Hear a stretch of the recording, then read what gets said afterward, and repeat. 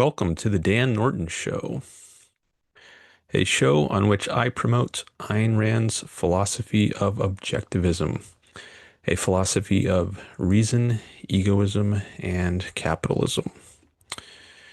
It is Tuesday, December 23rd, 2025.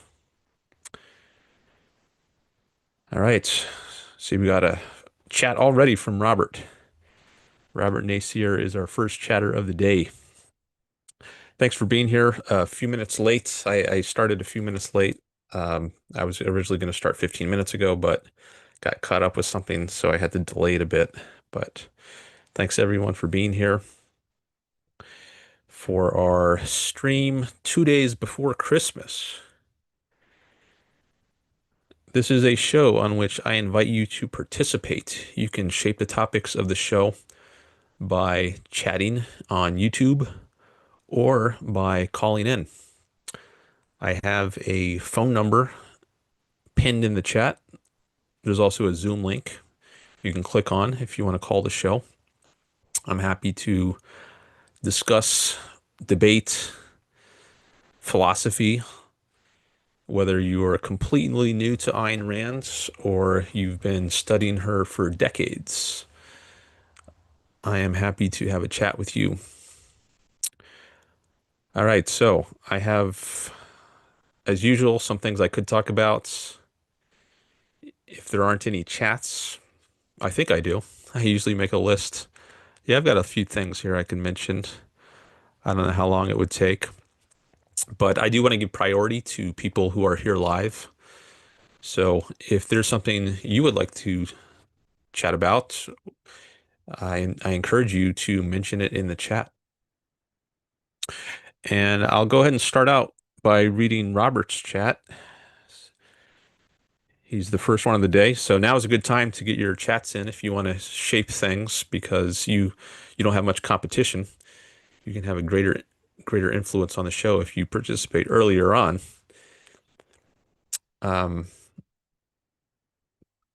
Florida Nick is here. Hello to you.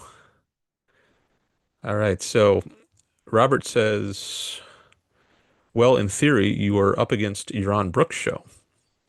But strangely enough, he hasn't shown up yet since he's an hour and a quarter late. I hope he's all right.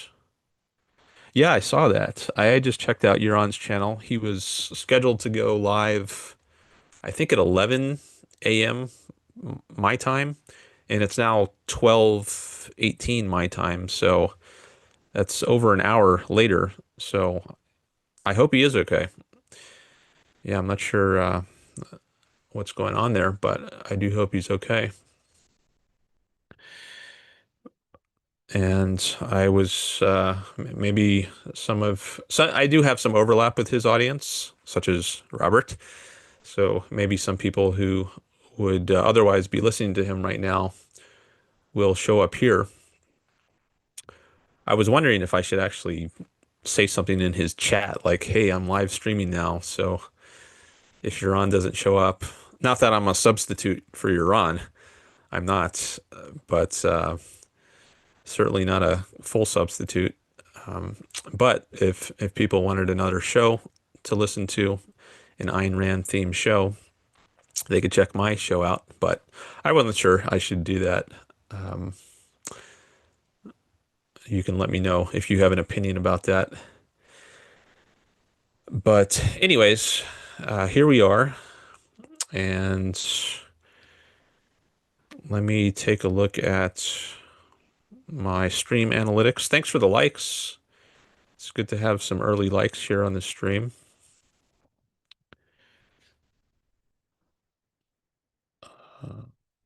I'm looking at Yaron's chat now. Yeah, it says he was.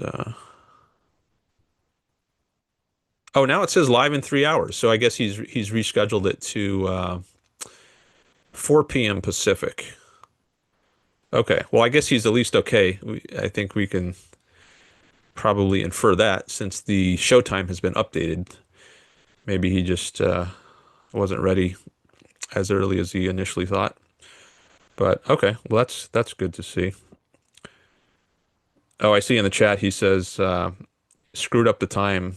Sorry, show is at 7 p.m. Eastern. All right. So that would be 4 p.m. my time, which is about 3 hours and 40 minutes from now. So sometimes my streams go pretty long, so it's possible that I will still be streaming when Yaron starts his stream. I've had streams go for close to 10 hours. That was my record length of a stream. It was 9 hours and 44 minutes, I think, was my longest stream. But um, I'm not trying to break my record, but it depends partly on you all. So if you all bring up topics in the chats that are really interesting and engaging, and we get into some good discussions, if people call in, then that will make it a longer show. Also, I can only talk for so long before I start to lose my voice or before it starts to become painful. So if other people are calling in and doing some of the talking, then that will help my own show last longer. Well, the Dan Norton show. Okay. Which Ayn Rand's philosophy. Oh, so I've got some sound coming from my monitor I need to silence. Okay, there we go.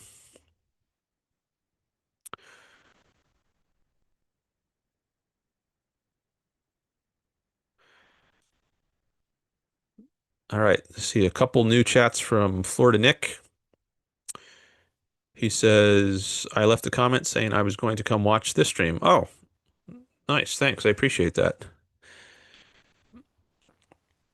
And let me see if I can find your chat. Oh, yeah, I see. You say, well, I guess now I can go watch Dan Norton. I appreciate that. Maybe I should share that on my screen. I think I'm going to do that.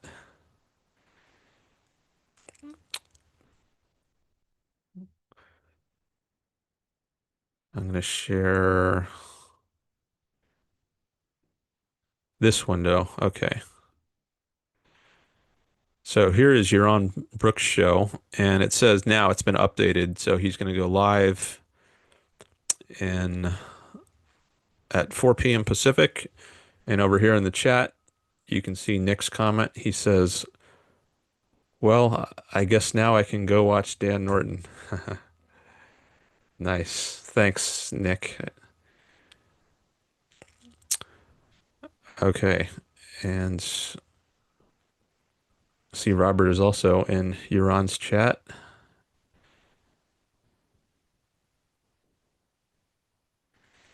Okay, let me come back to my chat.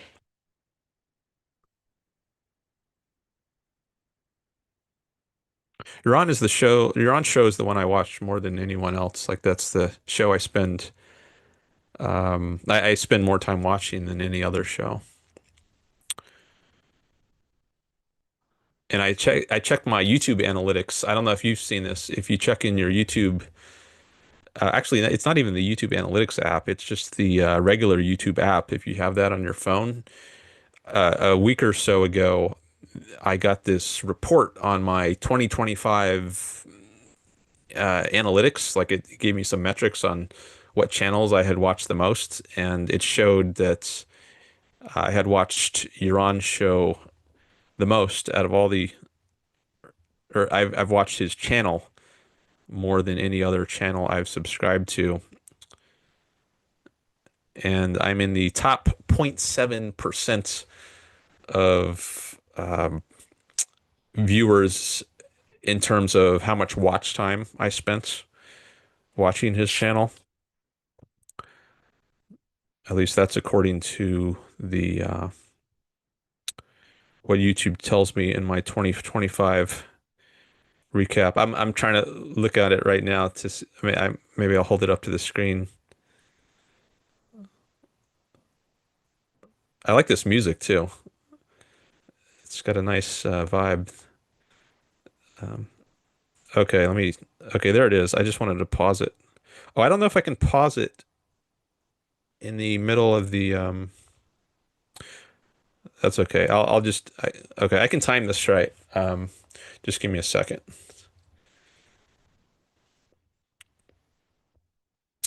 Robert says your on's now updated, so you've got 3 hours, 40 minutes before the clash.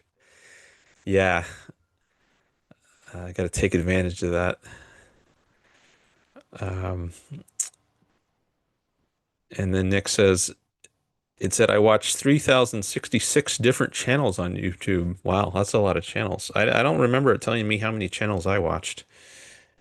Um, but let me see what this looks like if I try to show it on the screen.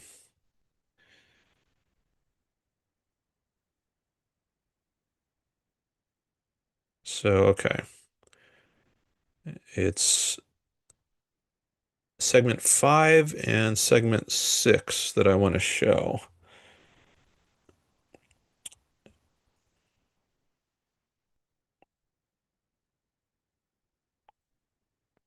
Okay, yeah. That'll just be like maybe 15, 10 or 15 seconds. Okay.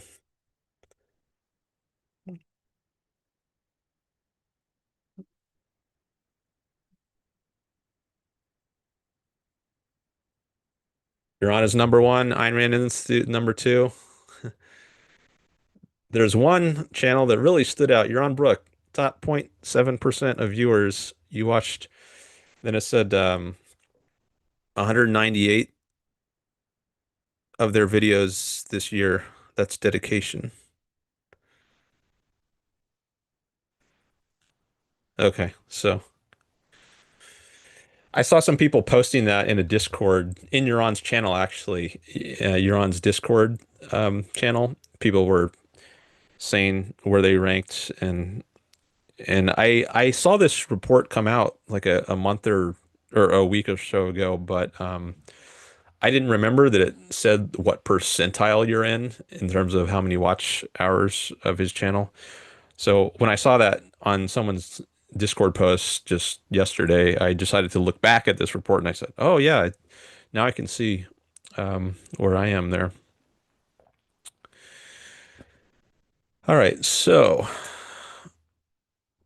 Strigata, a new person in the chat, it says, "Good day, sir. Hello to you."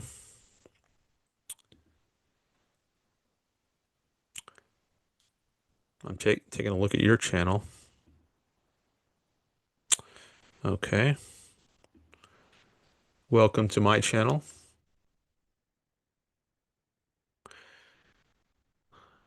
How did you hear about me? I'm curious. Strigata. How did you come across my channel?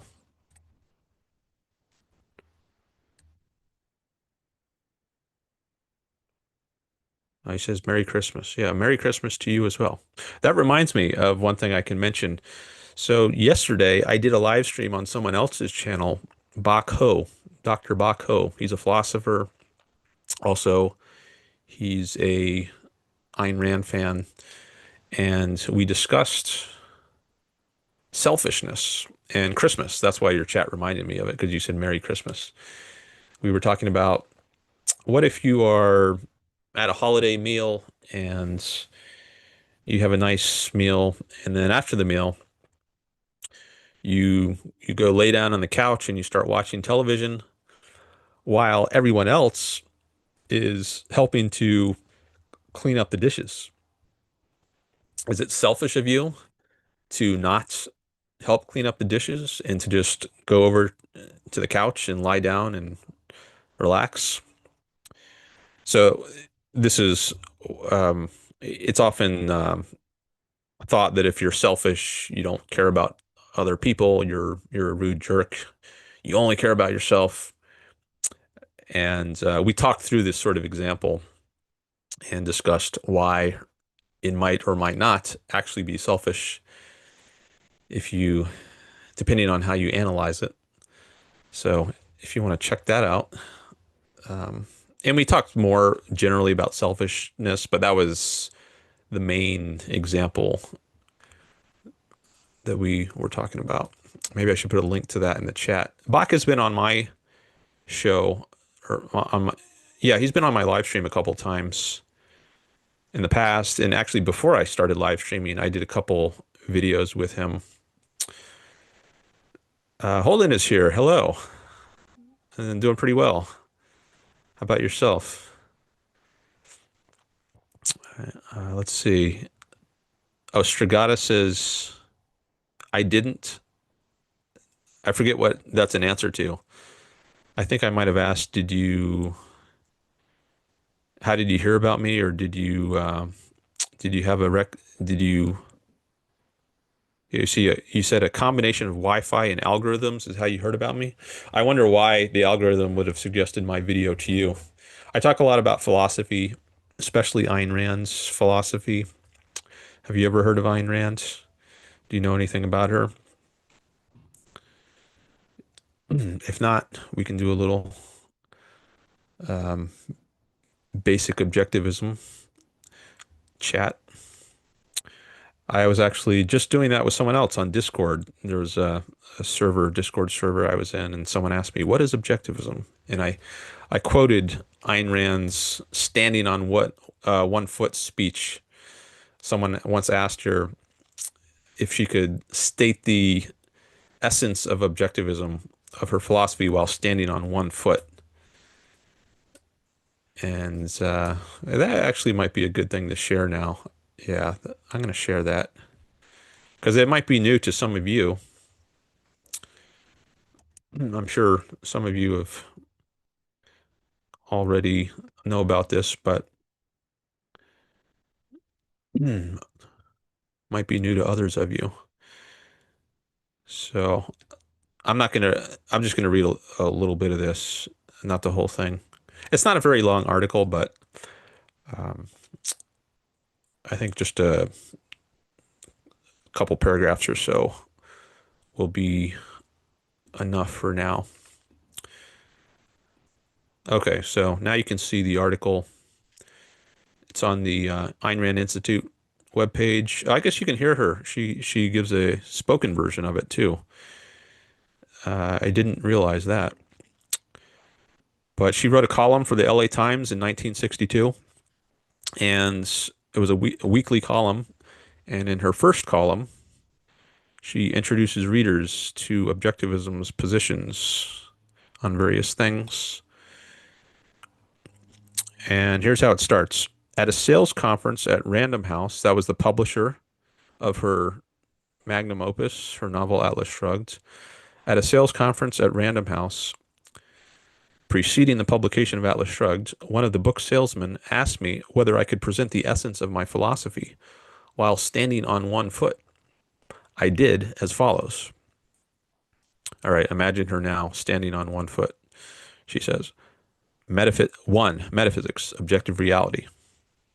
2, epistemology, reason. 3, ethics, self-interest. 4, politics, capitalism. If you want this translated into simple language, it would read 1, nature to be commanded must be obeyed. I think that's a quote from Francis Bacon, or maybe it's a paraphrase of Francis Bacon, a 16th century English philosopher. Or, wishing won't make it so. 2, you can't eat your cake and have it too. 3, man is an end in himself. 4, give me liberty or give me death. That's a quote from Patrick Henry, one of the American patriots at the time of the American Revolution. So I think this is a very good, succinct summary to give someone if you want to do a elevator speech on what objectivism is. I've used this many times. I mentioned it in one of my calls to Sam Cedar when he asked me what objectivism is. I didn't do it verbatim, but I had this in mind, and I even cited her mentioning that she said what objectivism is while standing on 1 foot once. So if you want to give someone a very brief summary in a nutshell of what objectivism is, I think is an excellent source. I'll actually drop a link to this in the chat. And if anyone here wants to dig into this further, we can talk about any of these elements: metaphysics, epistemology, ethics, politics.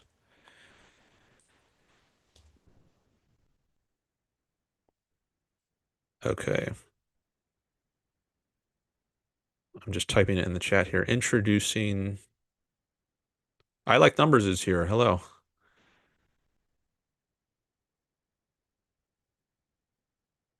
By Ayn Rand. Okay, so there's a link to that.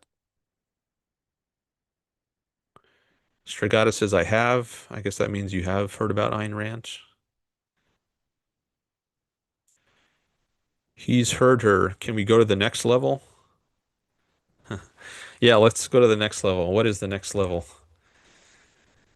Um, well, I guess that's going to vary from person to person. Some people have just read Ayn Rand recently, like Holden, actually. Holden started reading Ayn Rand just this year, but he's read a lot of Ayn Rand. He's read all of her novels, and he started reading her nonfiction. And I've had discussions with Holden over the last few months after he's read various of Ayn Rand's works. Most recently, he read For the New Intellectual. And I think next he's going to read The Virtue of Selfishness. So, but others of you have been reading Rand for decades. So I don't know how long you've been reading Ayn Rand. I Like Numbers. So I don't know what the next level is for you, or if there's some particular topic, but I'd be happy to engage with you, whatever level you're on, uh, if you'd like. So feel free to raise any comments, any questions. That's a big feature of my show. You all can shape the topics. You can shape what level we discuss things at. So take advantage of that and let me know in the chat if there's a specific thing you want me to discuss, or if you want to call in, you can also do that. I Like Numbers. I wonder how you got that name also, by the way. I'd like to know how people chose their usernames, especially if it's something like that. If it's not if it's not like Dan Norton, right? Where it's just a regular name. But if you chose some other words that have like common nouns, adjectives, that sort of thing, I am curious sometimes how people come up with their names. Like Strigata, that's another one. I wonder what that means. So maybe you're a mathematician or you like math. Maybe that's why you like numbers. Oh, you say you're a math nerd. Okay. All right. Well, that would explain that. You say you're an atheist, but you're not against all religious people. Okay. I wonder what that means. Are you in favor of religious people? And what does it mean to be in favor or against religious people? You can be against someone in the sense that you disagree with their ideas, but maybe not in the sense that you're going to be hostile towards them. You can be a polite disagreeer. Ayn Rand said she's an intransigent atheist, but not a militant one. So maybe that's a way of saying she wasn't hostile again towards theists, but she was definitely not a theist. Okay, you say you don't think you have to shun religious people. I can get value from them. Yeah, I agree with that. People can have lots of value to offer, even if they don't agree with you on everything. And the way you relate to someone might vary. So you might think there's a limit on how close you can be to someone if they are religious. Like maybe if your atheism or your secularism is a very important part of your identity, you might think, okay, well, I can be friendly with someone, but I'm not going to marry. I'm not going to have as my that person is not going to be my soulmate, the closest person of all people to me. But I can have a cordial, friendly relationship with the person. Maybe they won't be my very, very best friends, but still, I can have a good relationship. Um, so I think there are degrees here. It doesn't have to be all or nothing either. They don't necessarily have the potential to be the closest acquaintance person that you know, but it also doesn't mean uh, you have no, you should have nothing to do with them. So there's a range, I would say. Michael is here. Looks like a new person. Let me take a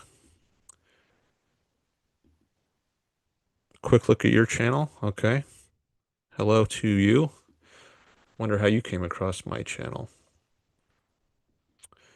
Just the algorithm again, like it was for Strigata.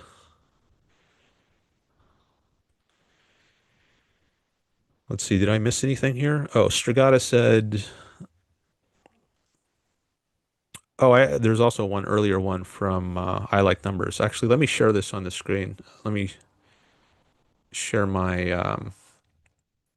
I forgot I was still sharing it. It looks like the Introducing Objectivism article was still up there. But let me share the chat window now.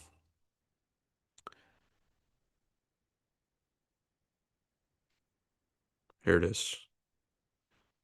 Okay, and let me expand that.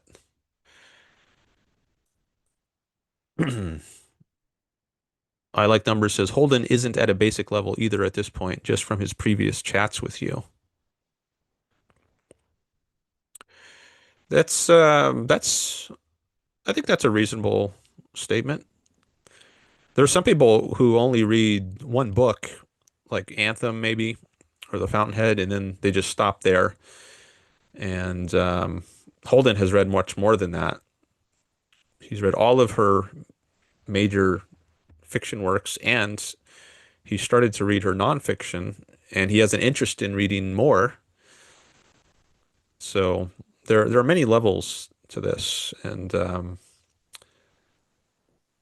Holden has certainly gone much further, much deeper into Ayn Rand than many people who read Ayn Rand. And we've had some lengthy conversations. As you mentioned, you allude to his previous chats with me, and that also is an indication of the strength of his interest, that he doesn't just read it and then forget about it and it never enters his mind again, but he's actually interested in coming on my stream and discussing it. And he's listened to Yaron Brook for quite a while, and he said he read Free Market Revolution. And he is an economics major. So if you all don't know Holden, he's an economics major, and he's debated Charlie Kirk, and he has started reading Ayn Rand in the last few months, and he's been on my stream. I don't know how many times. I think over at least 5 times, and it's always good to have a chat with him. All right, we got some more new people. We got in a lot of new people today. This is great to see. Ben Thorpe is in the chat, and Objective Ethics. Thank you all for coming by my stream. I wonder how it is that I'm getting so many new viewers today. I got to check out the channel of these new people coming by. Taking a quick look at Objective Ethics now. Okay. And actually, who was the other one? Ben Thorpe, aka Abel. I'm going to take a quick look at your channel. All right. Okay. Nice. Welcome to my channel. Let me minimize. I've got another window open that's getting in the way. I like number says it's partially because Yaron changed his start time from 2 p.m. to 7 p.m. Yeah, I thought about maybe that's why I'm getting more new people than usual. But I wonder, are these people, are you all coming from the Yaron Brook show? Like Ben Thorpe and Objective Ethics? Are you regular watchers of the Yaron Brook show and you somehow found out about my show? Sometimes I recognize people's handles here, the at names, but I don't recognize some of these. So I wonder if some of you are new both to my show as well as, well, maybe you don't even know about your own show, but maybe you didn't know about either of our shows until today. I'd be curious to know. Michael says my video was in your video was in my recommendations. Yeah, I wonder. Sometimes I can see what videos recommend my videos. Okay, yeah. So Ben says he has no idea who Yaron Brook is. He's another objectivist podcaster. So he promotes Ayn Rand's philosophy, which is what I do here. This is Ayn Rand on my backgrounds. Um, so he's probably the largest objectivist podcaster out there, at least the largest single individual podcaster. There's also the Ayn Rand Institute, but that's an entire organization. Um, the Yaron Brook show, yeah, I showed that earlier on my screen. Let me go back to my. Oh, hold on just a second. I just gotta turn my camera off for a minute and my mic. I'll be right back.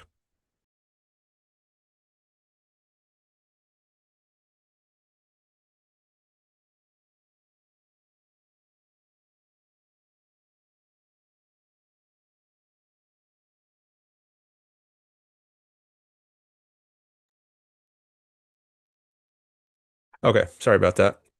Someone was knocking on my door, and I just had to deal with that for a few seconds. Okay, where was I? Let me reshare my chat. Okay. Yeah, I was just gonna take a quick look at my analytics. All right, great to see you. We got some more likes, up to 8 likes now, and 13 viewers. That's great to see. Those are good numbers for my channel. So thanks everyone for being here. I actually want to take a look at my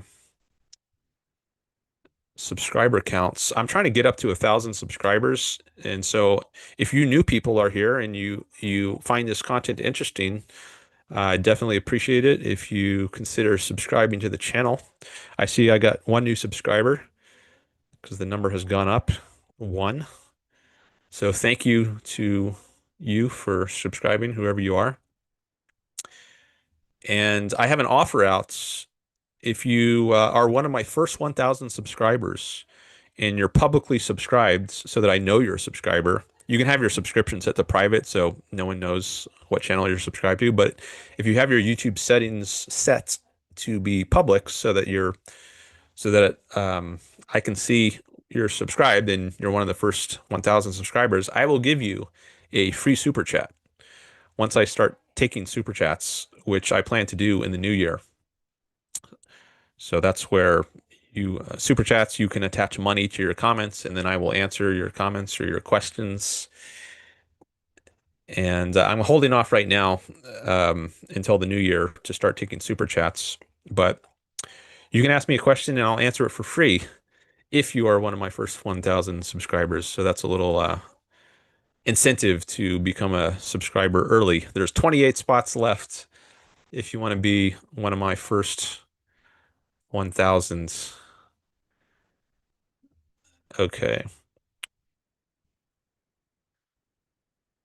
And oh, Ben says, yeah, Ben Thorpe says he subscribed and liked. Thank you. I appreciate that, Ben. Um, that's a cool promo, he says. Yeah, I thought it's a good idea. Probably better for keeping the tax forms clean. Says I like numbers. Yeah, it has something to do with that. Or at least something, yeah, something in the ballpark of that. It just makes my finances simpler if I hold off on taking the super chats until 2026.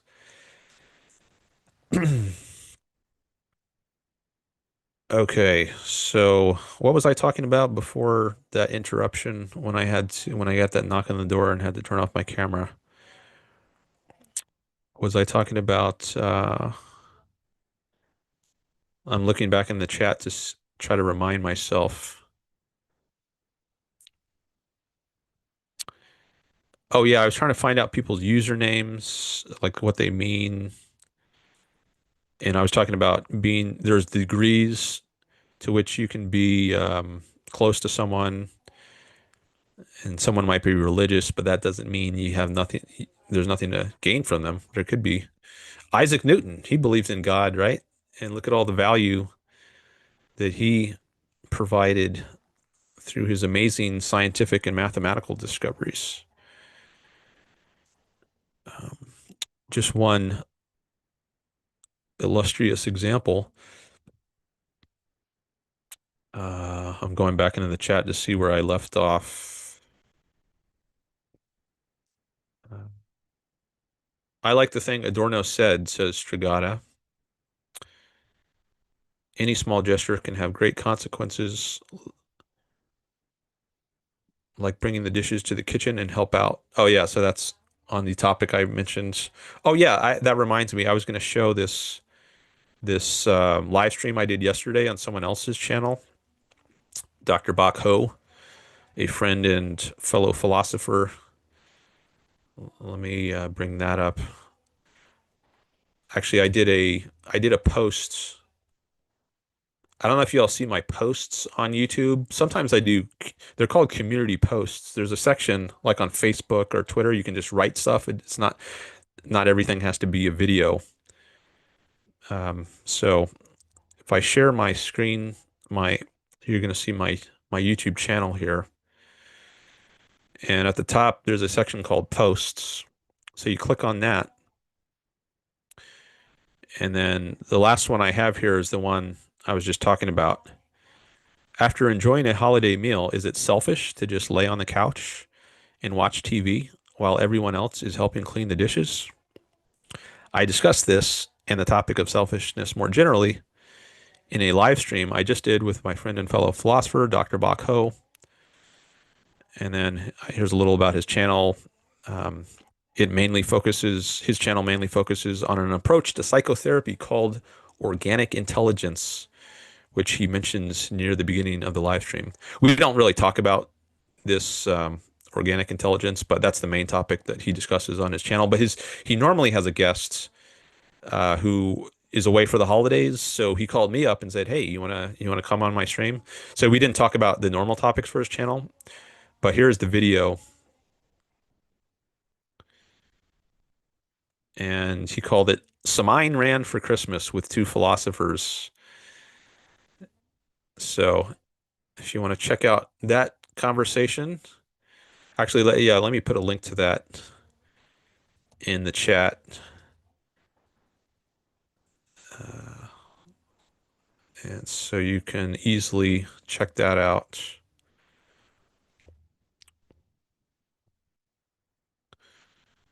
My live stream yesterday with Dr. Bakho. And I'll put the title as well. Some Ayn Rand for Christmas with Two Philosophers. I like that title.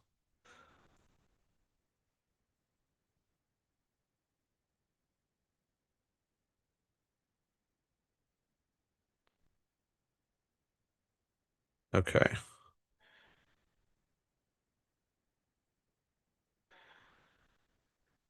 Okay.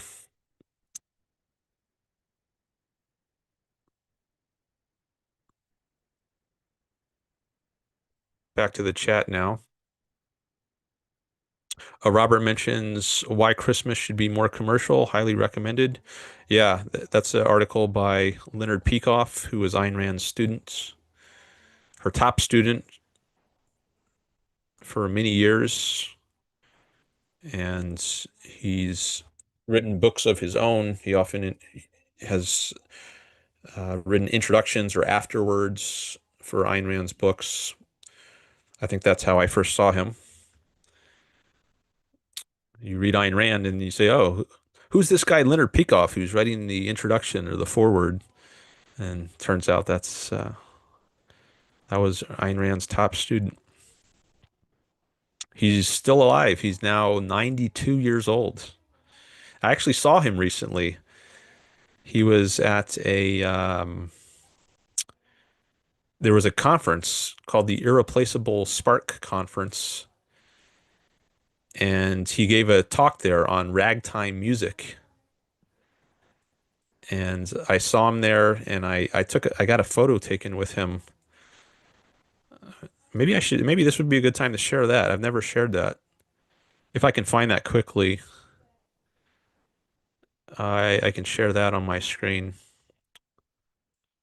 Let's see, that was October 25th and 26th. So um, I'm just trying to think. If I know the date, I should be able to find it pretty quickly in my camera roll. Where's my Photos app? Here it is. Okay, I found the app. Now I just need to find the photo. Okay, let me scroll back to October 20. I forget the exact date. Somewhere it was around the October 27th. Okay, here it is.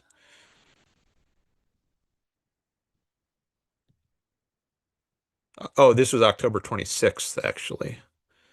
Okay. All right. Let me see if I can share this. All right. Zoom, share. Oh, I might have to. Oh, no. Here it is. Okay, but let me just check one thing before I share that. Oh, yeah. I was at, I was on your, Robert and Amy's stream as well. Robert Nacier in the chat. He also has a live stream, and they did a live stream from the conference, from the Irreplaceable Spark conference. And I was invited to be in the background there. So I just saw it. There's a photo from that. Um, Maybe I could share that as well if Robert is okay with that. I mean, it was on his channel, so I'm not sure why he wouldn't be okay with it. But anyways, let me just show my photo with Leonard Peikoff for now.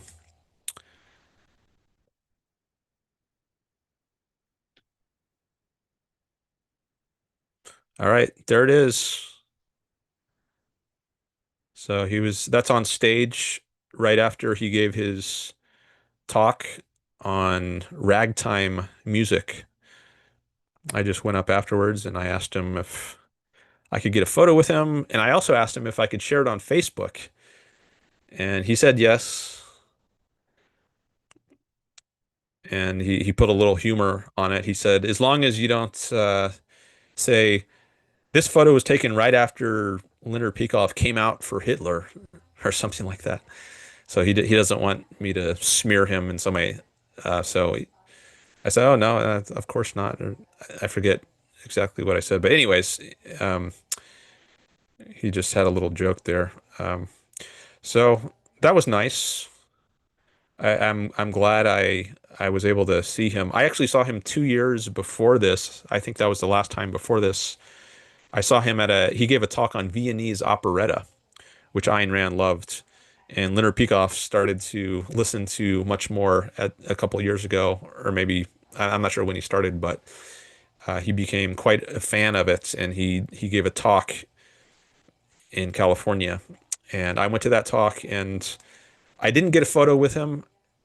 at that time, but I thought, maybe I should have because I don't know if that's going to be my last opportunity to see him in person. So I was glad that there turned out to be another opportunity just a couple months ago when he again gave a talk in California.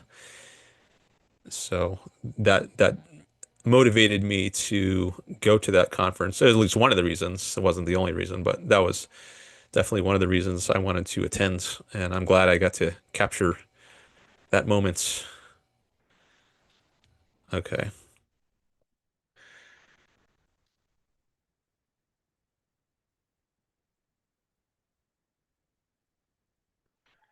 All right, let me come back to the chat.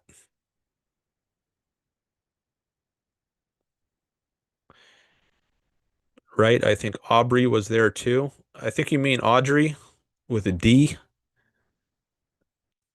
Um, yeah, there was an Audrey there.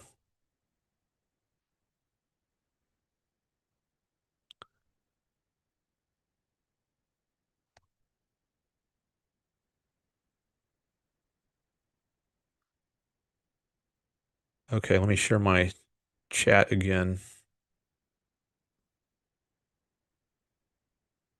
Were you able to see that picture of Leonard Peikoff? I hope so. I didn't see anyone mention anything in the chat about it. I assume you were able to see that because it showed it for me. I guess I can test that on my end. I can just rewind.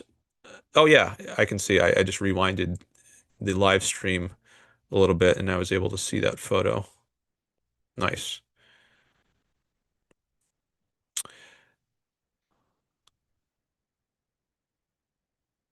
Okay, let me share the chat window again. I like numbers confirms, says yeah. All right. Well, I'm glad to see so many chats. And if there are too many chats for me to keep up with, I see that as a good thing because I really like the engagement and it's good for my channel.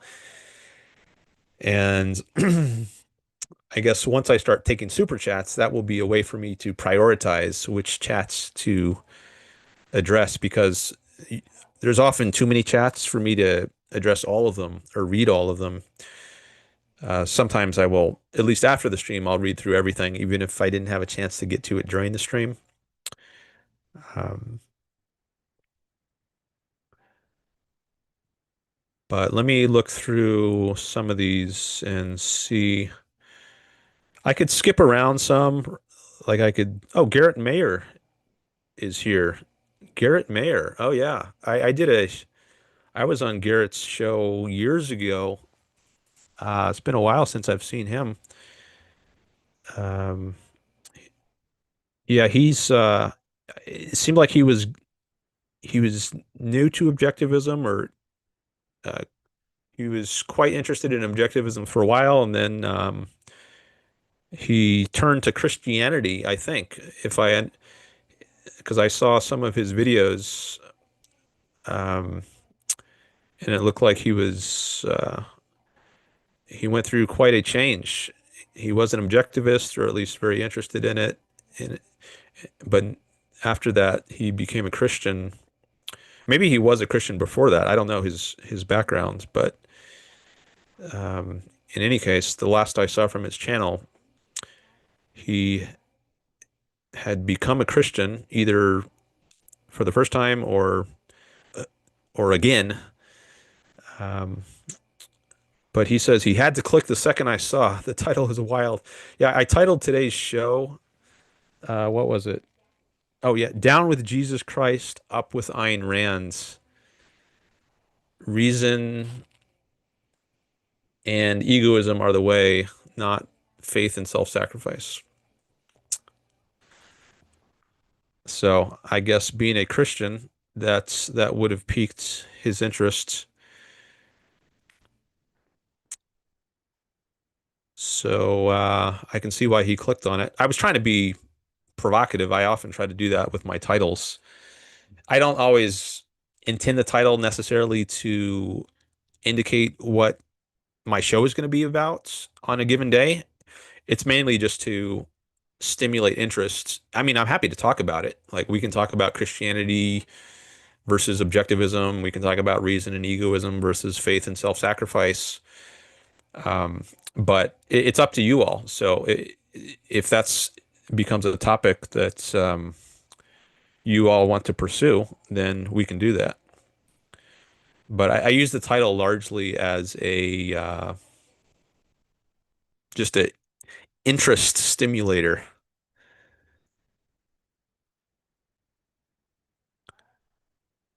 Okay,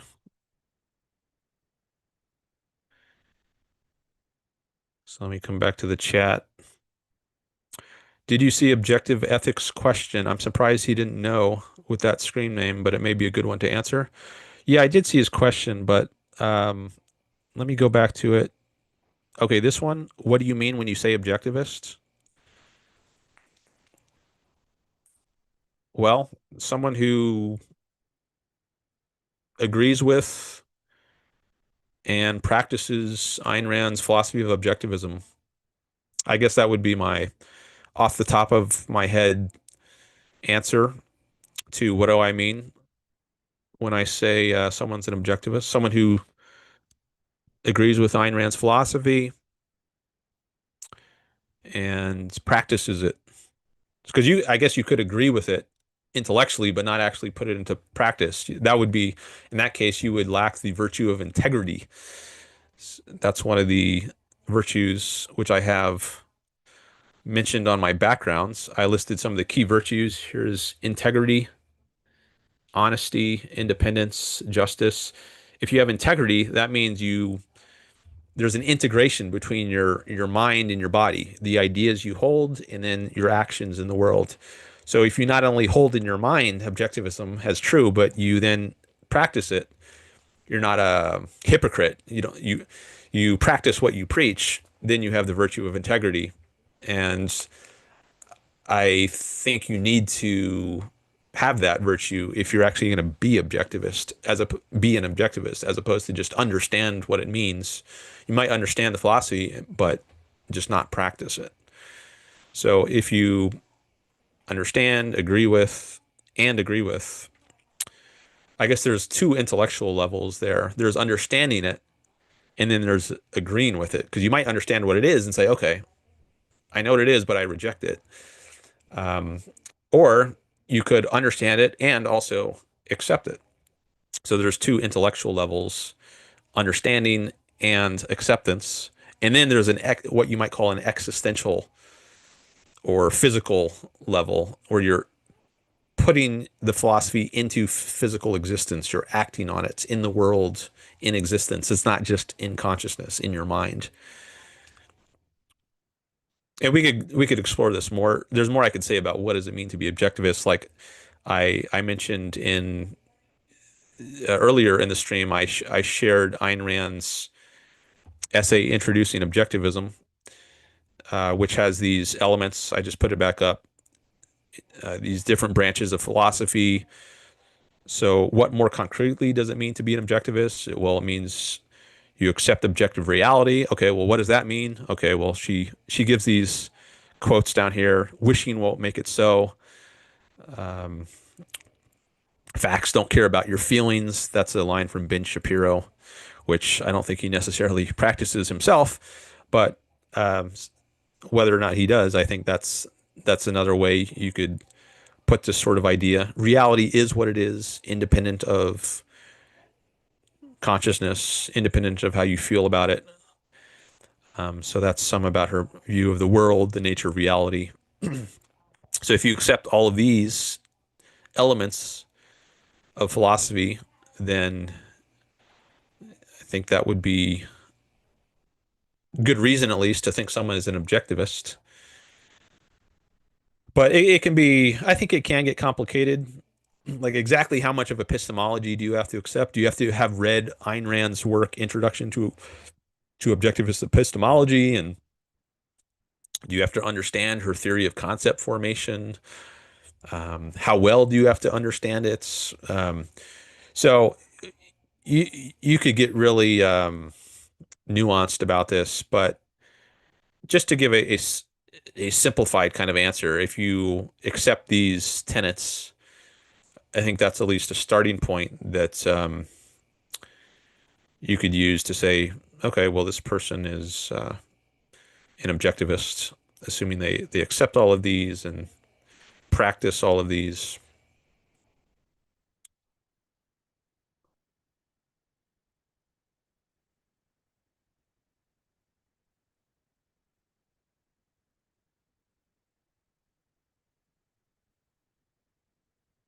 I have never read Ayn Rand's, so can you give a brief explanation? Okay, well, I just did that. If you, I actually put that link. There's a link to that article which I put in the chat. So if you read that article, introducing objectivism, here's the link to it. If you scroll up in the chat, that's the article. That will give you a brief intro to the philosophy.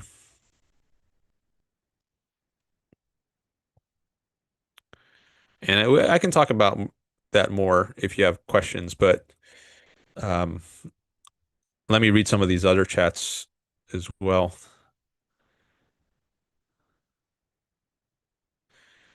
So I don't know if I should just go to the end here or I don't remember where I last left off.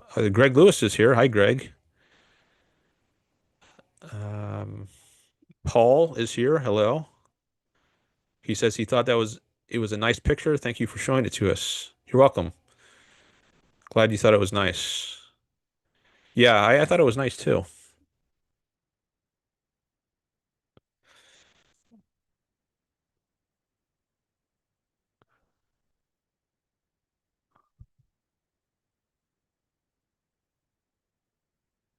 Okay, so where do I want to go here? Hedonism is no fun. That's a quote from Richard Bach, which Robert gives in the chat. I don't know who Richard Bach is, but apparently he said hedonism is no fun.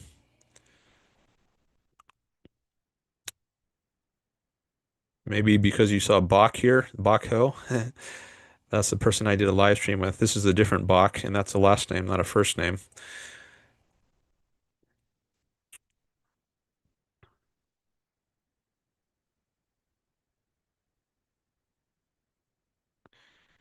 All right, so um, Merry Christmas. Yeah, Merry Christmas, Greg.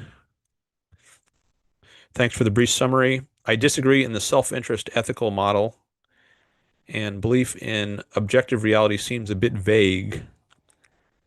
Okay. Ayn Rand has a lot to say about self-interest. She has a book titled The Virtue of Selfishness, and the subtitle is A New Concept of Egoism. So, what she means by self-interest or selfishness or egoism might be very different than what you have in mind by the term. So, she offers a new understanding of that term. And the conventional idea of selfishness is that you're a rude jerk. You don't care about other people. You lie, you cheat, you steal, stab other people in the back, step over others, violate their rights in order to get what you want. But Ayn Rand completely rejects that caricature, she would say, of what selfishness or self-interest or egoism actually is. She would say acting in that sort of brutish way is actually self-destructive. It's not in your self-interest to act like that. And she has a lot to say about that. So I can see why you would disagree with it. I would disagree with it if what she meant is that sort of brutish idea of selfishness or self-interest.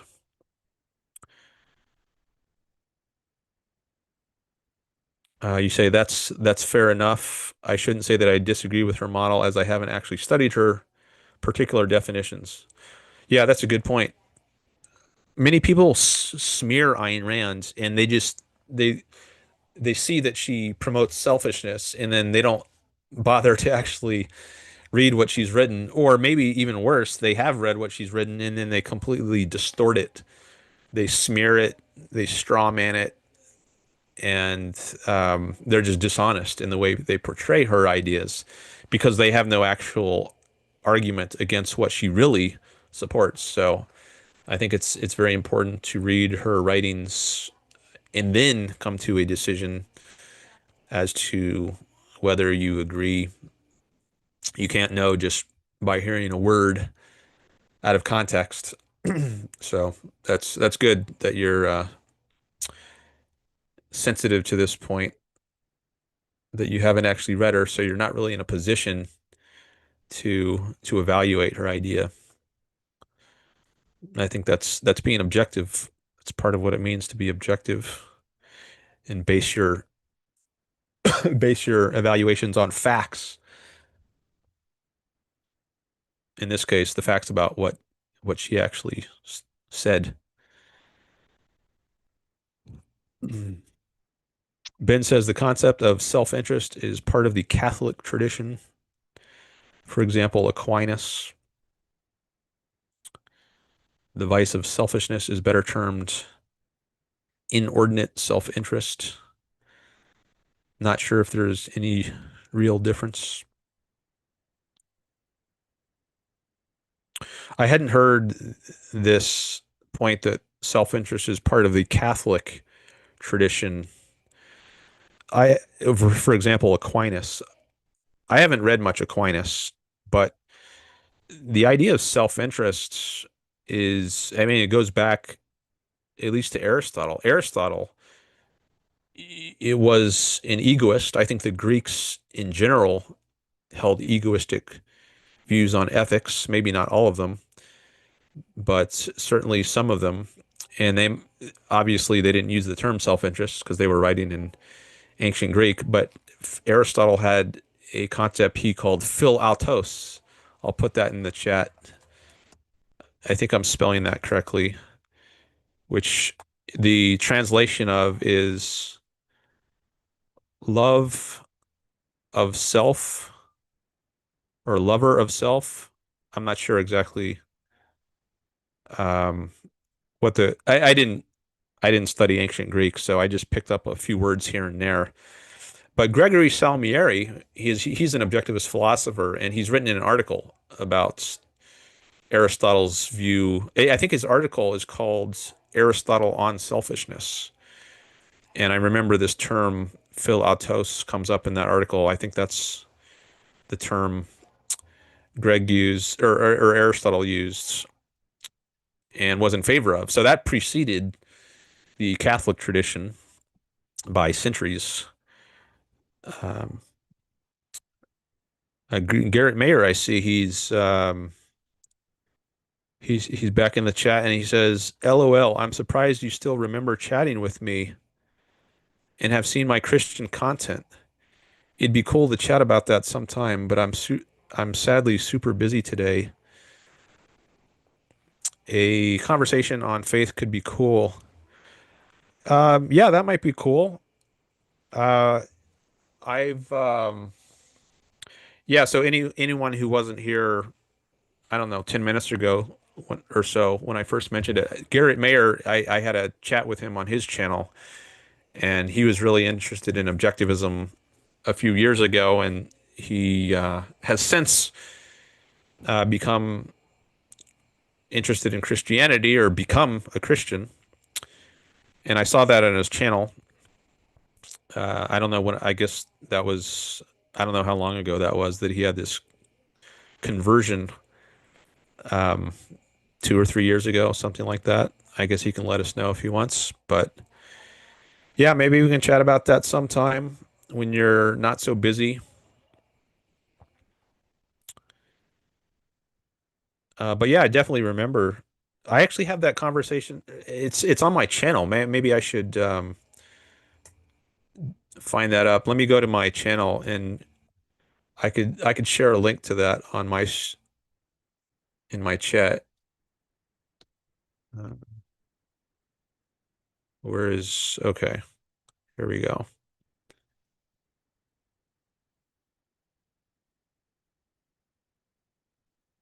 All right, got another subscriber. We're up to 973 now. Thank you. whoever that was. I think that's the highest I've ever been, 973. So that's great. Good to see.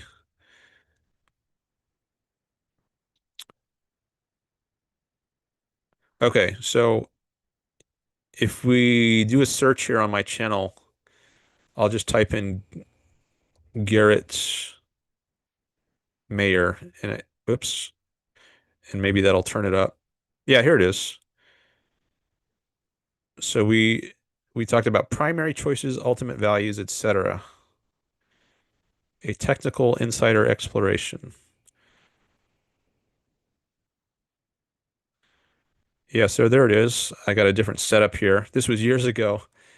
I got all my books here in the background, and here's Garrett. So I'll put a link to this. Actually, here, let me when was this chat? At least 3 years ago.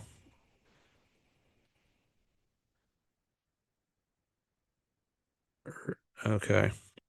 Oh, recorded on April 15th, 2020. So that was over 5 years ago.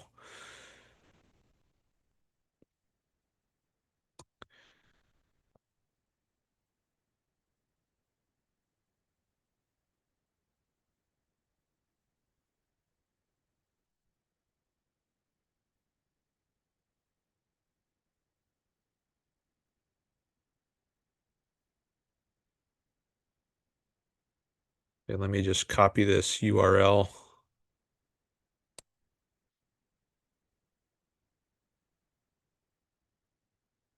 Okay, so that link is now in the chat if you want to check that out.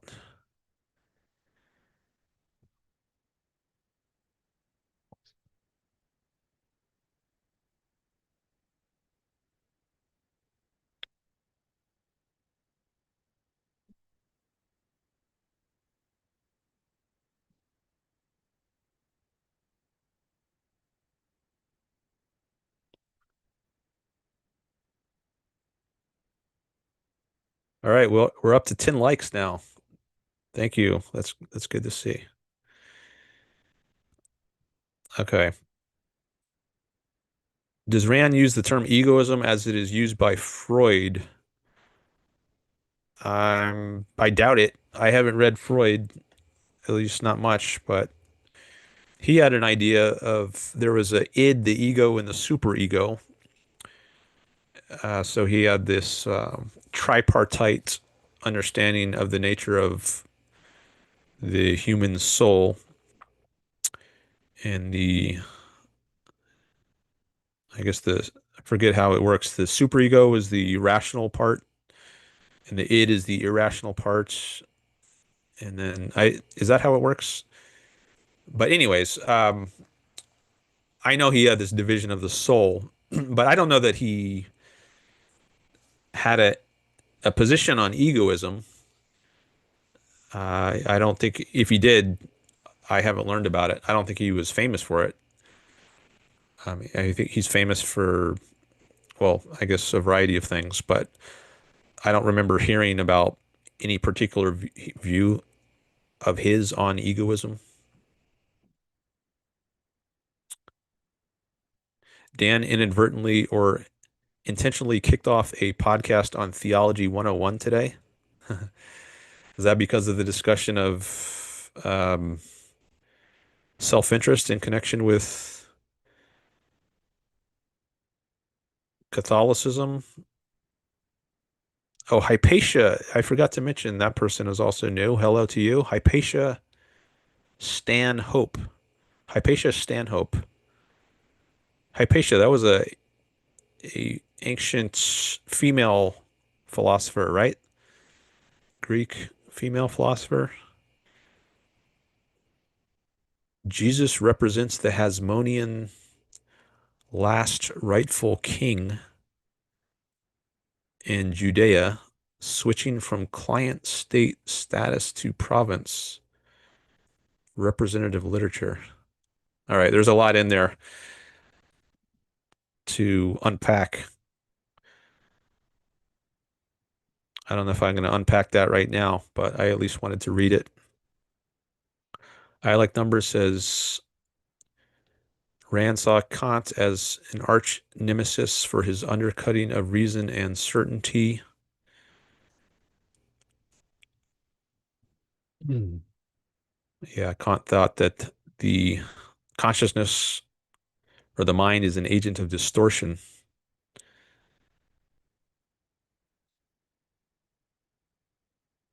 I'm jumping around a bit here. Oh, here's another new person. Exit 1254 says Alex O'Connor. By the way, welcome. Welcome to the channel. Alex O'Connor stated that he is an ethical emotivist. I asked ChatGPT to define it and compare it to objectivism. It seems very counter to objectivist ethics. Yeah, that's my understanding. Ethical emotivism is the idea that moral statements have no cognitive meaning. They're just emotional, emotive outbursts. So it's sometimes called the boo hooray theory. If you say something like murder is immoral, that amounts to saying murder boo.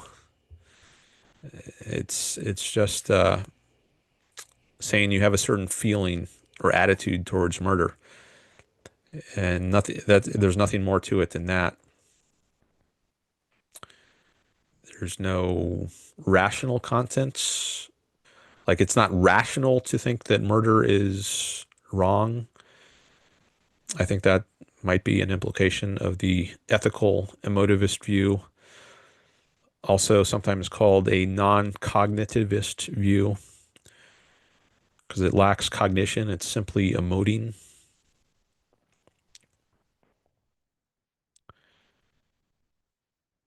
He,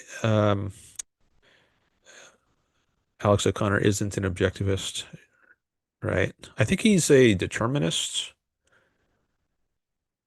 So that's one element of objectivism that he would certainly disagree with. If he is a determinist, which I think he is, he's objectivism rejects determinism and holds that human beings have free will and that free will is not compatible with determinism. There are some people who are called compatibilists who think you can both be a determinist and accept free will, but I think Ayn Rand rejects that. I certainly do. And there may well be other reasons, other areas of disagreement between Alex O'Connor and, well, this point on ethical emotivism, that's one point of another point of disagreement. So he's a big YouTuber in the philosophy space, if you don't know who Alex O'Connor is. I need to get my water out. Hold on a second.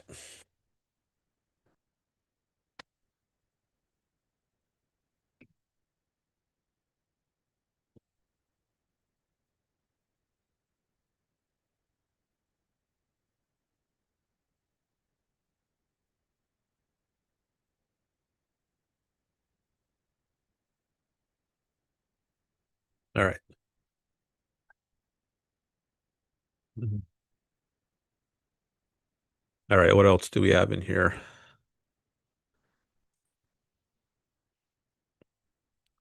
Actually, let me check out some of these channels of the new people. I like to take a quick look.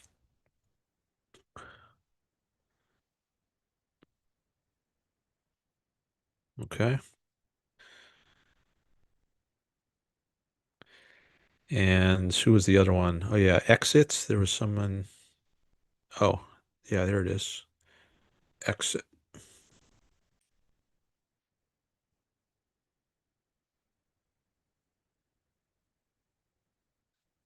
Okay.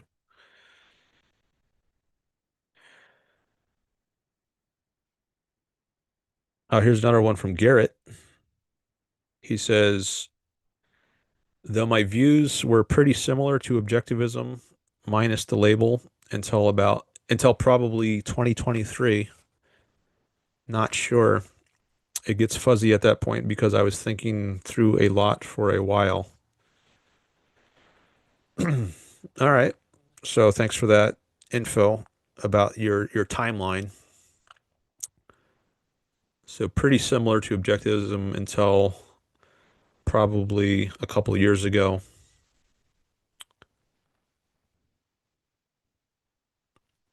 Oh, Hypatia of Alexandria. Okay, so that was the female philosopher that you're named after. Greg says your title is drawing a different cross-section of podcast viewers than usual. This is a good thing, I think. Yeah, that's a good point. I didn't even it didn't even occur to me that maybe it was the title that has brought in a bunch of new people. Yeah, maybe that's why. Maybe it was a more catchy, provocative title than normal. Actually, I want to take a look at my analytics. I can see how many people have come by the stream.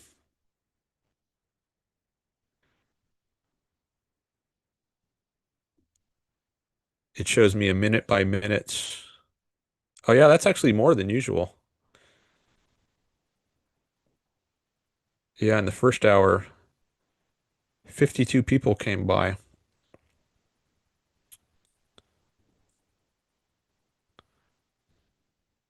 I can show you that. This is my YouTube studio. So it shows me hour by hour how many people come by. So you see there's a big spike when I start live streaming. And when I started at 12:15 p.m. Pacific, there were 52 people in that hour. So actually in the first 45 minutes, because I started at 12:15. And that's more than usual. So that's good to see. And we're now into the second hour, and we already got 17. And this shows minute by minute how many people are coming in. So these are good numbers. Thanks everyone for being here. I appreciate it. And thanks also for your chats and to the new subscribers.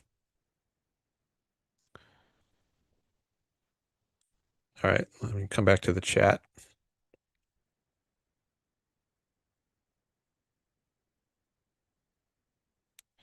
We got another new person here, Chess Ice. Hello to you.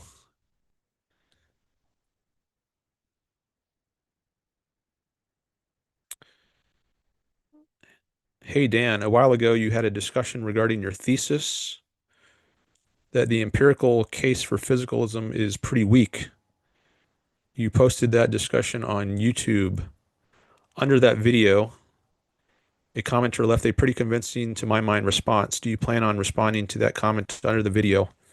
I left a comment there as well, so it should pop up in the notifications. Yeah, I saw that.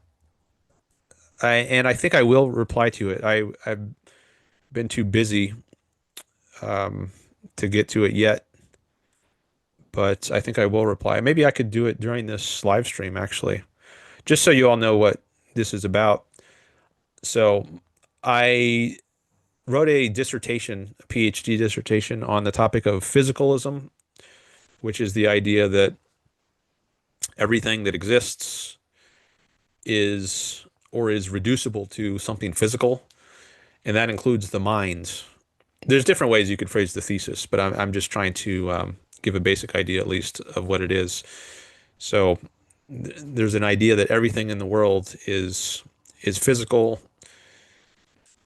and and that includes the mind. So consciousness is something physical, or the mind is something physical. And many philosophers think that science supports this view. And so my dissertation was challenging those arguments that appeal to science that allegedly show that consciousness is physical. So I gave a presentation on this, on some of the key ideas in my dissertation on the Ayn Rand Center UK channel a couple years or so ago. And then I eventually also posted that presentation on my channel.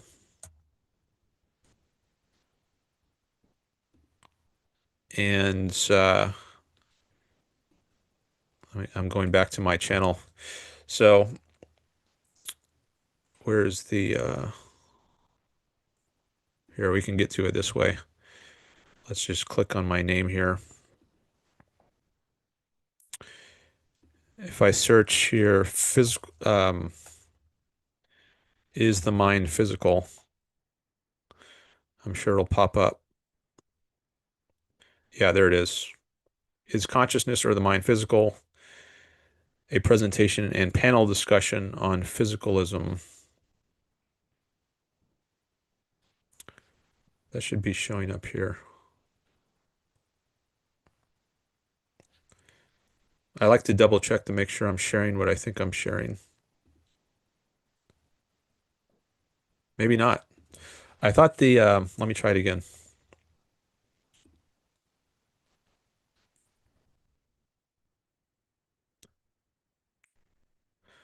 That's my YouTube studio view,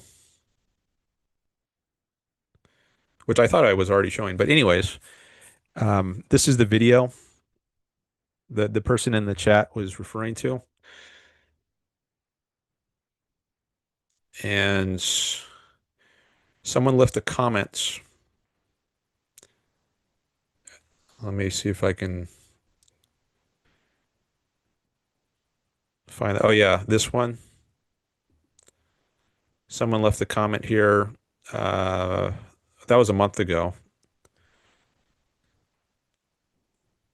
But just 4 hours ago, this person, which I guess is the same person in my chat here, asked if I'm going to respond to this person's comment. I think maybe I had intended to, and I just forgot about it, and I never got back to it. So you reminded me of it. But maybe I can talk about that some on stream, and or also put a comment here in the chat. But maybe I should just leave this screen open as a reminder in case I don't discuss it during the live stream.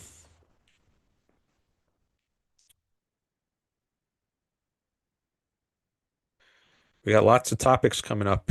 That's good.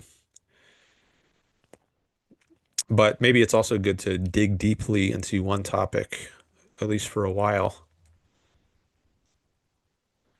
Chess ice, yeah, he says it is showing. I guess that's your. I left a comment there as well. Maybe you like cold stuff because here you have ice in your name, and your the name that shows up here was Max Cooler. Um,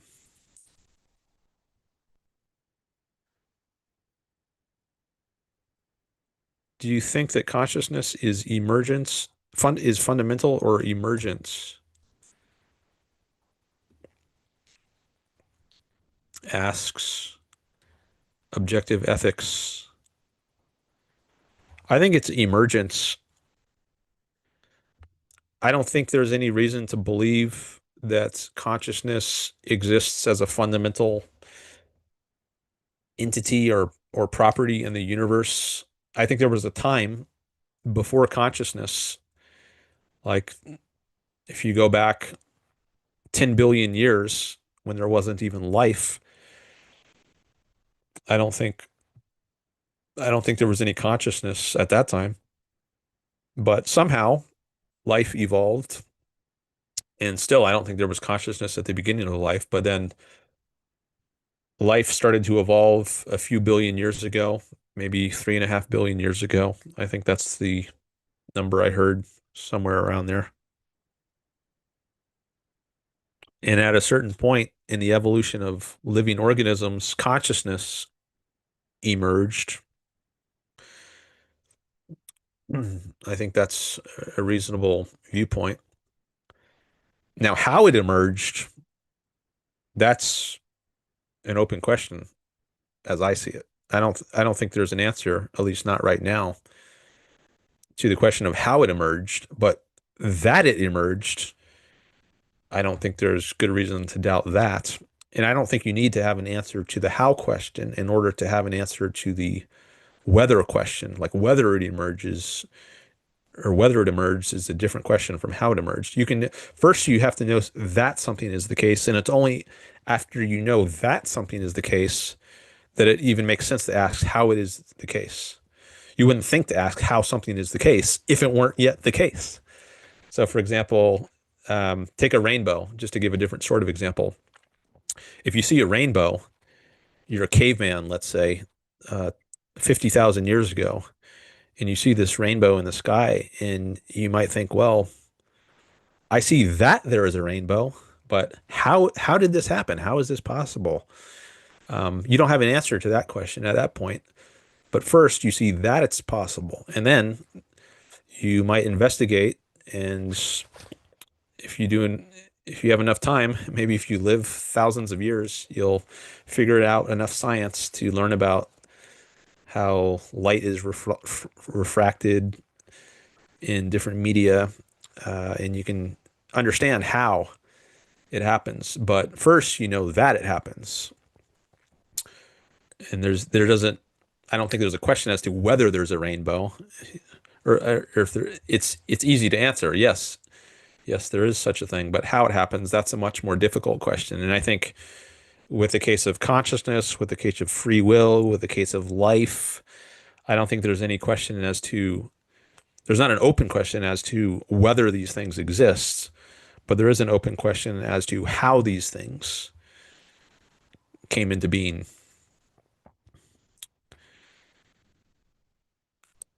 Uh, objective ethics says, I agree, the hard problem of consciousness has not and probably will not be solved, but scientific understanding has answered many incredible questions. So anything is possible. Uh, Interesting channel. Best of luck in your future endeavors, brother. Thank you. Appreciate it.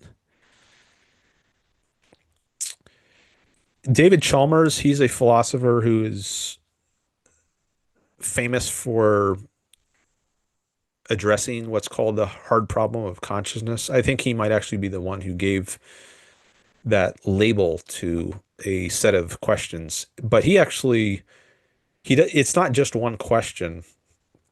It's sometimes called the hard question or the hard problem of consciousness. There's at least two questions, one of which is, why does consciousness exist? Another of which is, how does it exist? How did it come to be? And I think we actually have an answer to the why question. So I think of consciousness as, why does it exist? Well, because it's a survival tool. It was selected for by natural selection. It's a product of evolution. And Ayn Rand said something along these lines, not that it was a product of evolution, but that consciousness is a tool of survival. Consciousness, for those organisms which possess it, is their basic tool of survival. And there's different forms of consciousness. There's the sensory perceptual level, which we have in common with animals. And then there's the distinctively human level of consciousness, where we have abstract concepts and language. But in every case, consciousness aids the survival. It's a survival tool. So imagine how well you would survive if you didn't have your organs of consciousness, if you didn't have eyes, if you didn't have ears, right? If you were blinded or deaf, it would be much harder for you to survive. If you didn't have a mind, right? Think of all the amazing knowledge right now that was required for us to have our modern civilization, the technology we're using right now to have this live stream over hundreds or thousands of miles. We're all separated, but through the use of their minds, humans like Einstein and Isaac Newton, all these scientists have discovered this amazing knowledge, which has enabled human beings to become the masters of the universe and invent this incredible technology. So we can survive much better thanks to our consciousness. So it's a tool of survival. And I think that's the answer to the why question. Why do we have consciousness? because it's a survival tool and it was naturally selected for. Now, Chalmers, I don't think he takes that view. And I think he at least in his work, The Conscious Mind from 1996, that was his big breakout book. I think he argues for a view that's sort of like epiphenomenalism. Like there is consciousness, but it doesn't have any causal efficacy. It's, I think he has a pretty nuanced position. So I'm not sure that's exactly his view, or even if it was then, maybe it's changed since then. But anyways, I don't think I do know that in his book, The Conscious Mind, he argues that you can't appeal to evolution to explain why consciousness exists. But I don't find that argument persuasive. I think we do have an answer to the why question as to why consciousness exists. It's because it helps us survive. But what I agree with him on is that we don't have an answer to the how question. How is it that consciousness comes to be from non-conscious matter? See, we got a new person in the chat, Matt G.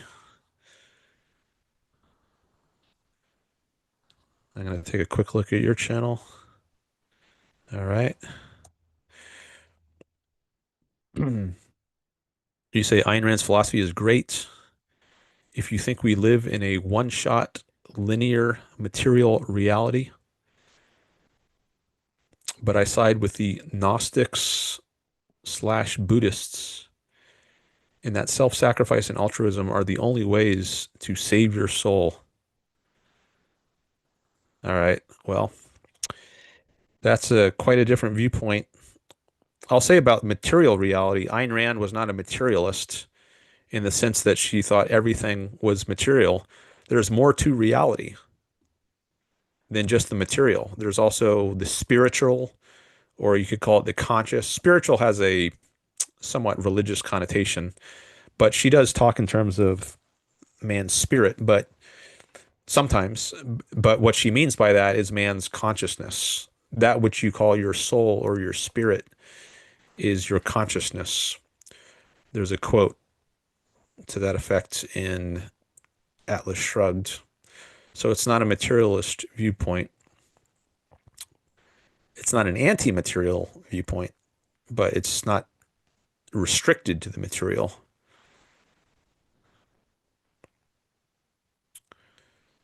As for self-sacrifice and altruism, she definitely opposes those. Maybe we can talk more about that.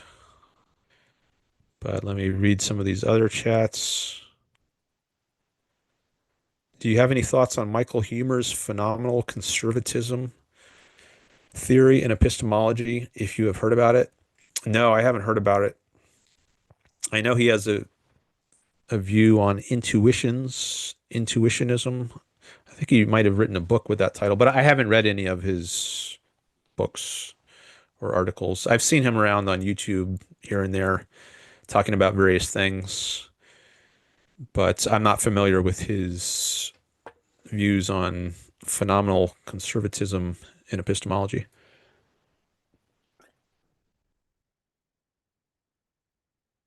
Oh, is that? I wonder if that has something to do with the idea that you should take something at face value if it like appearances should be taken at face value unless you have evidence to the contrary. I heard him say something like that in some video recently, um, but I'm not sure if that's what you have in mind here.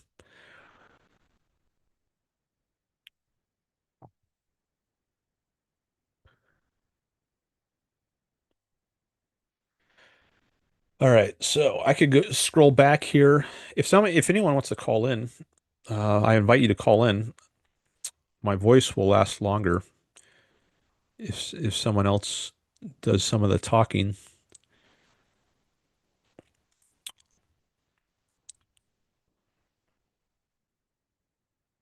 or I could just talk less often. I could allow more moments of silence and just read things silently.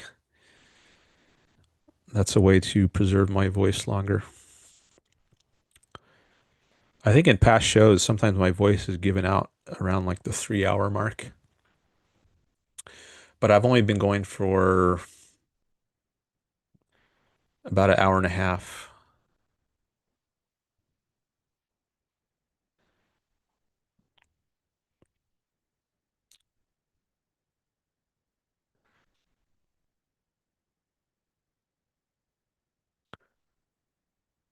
All right, see some more likes on the stream. Thank you.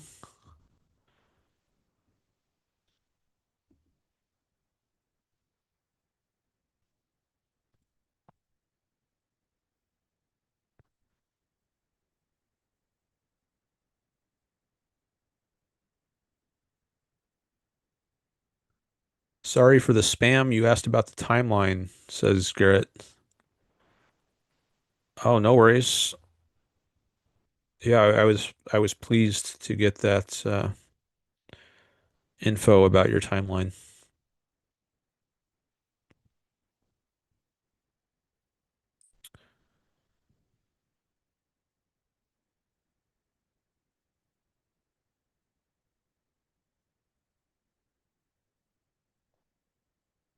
Alex O'Connor debated Craig Biddle a couple of times at their Level Up conference. Yeah, I saw those debates. They had one debate on ethics,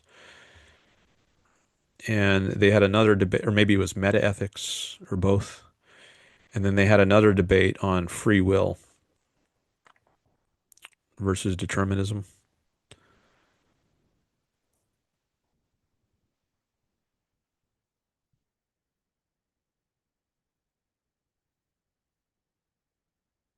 You really enjoyed that discussion? Good.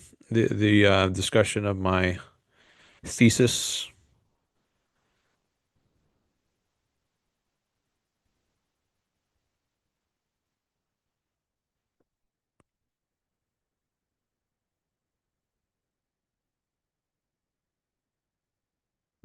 What are your opinions on free will?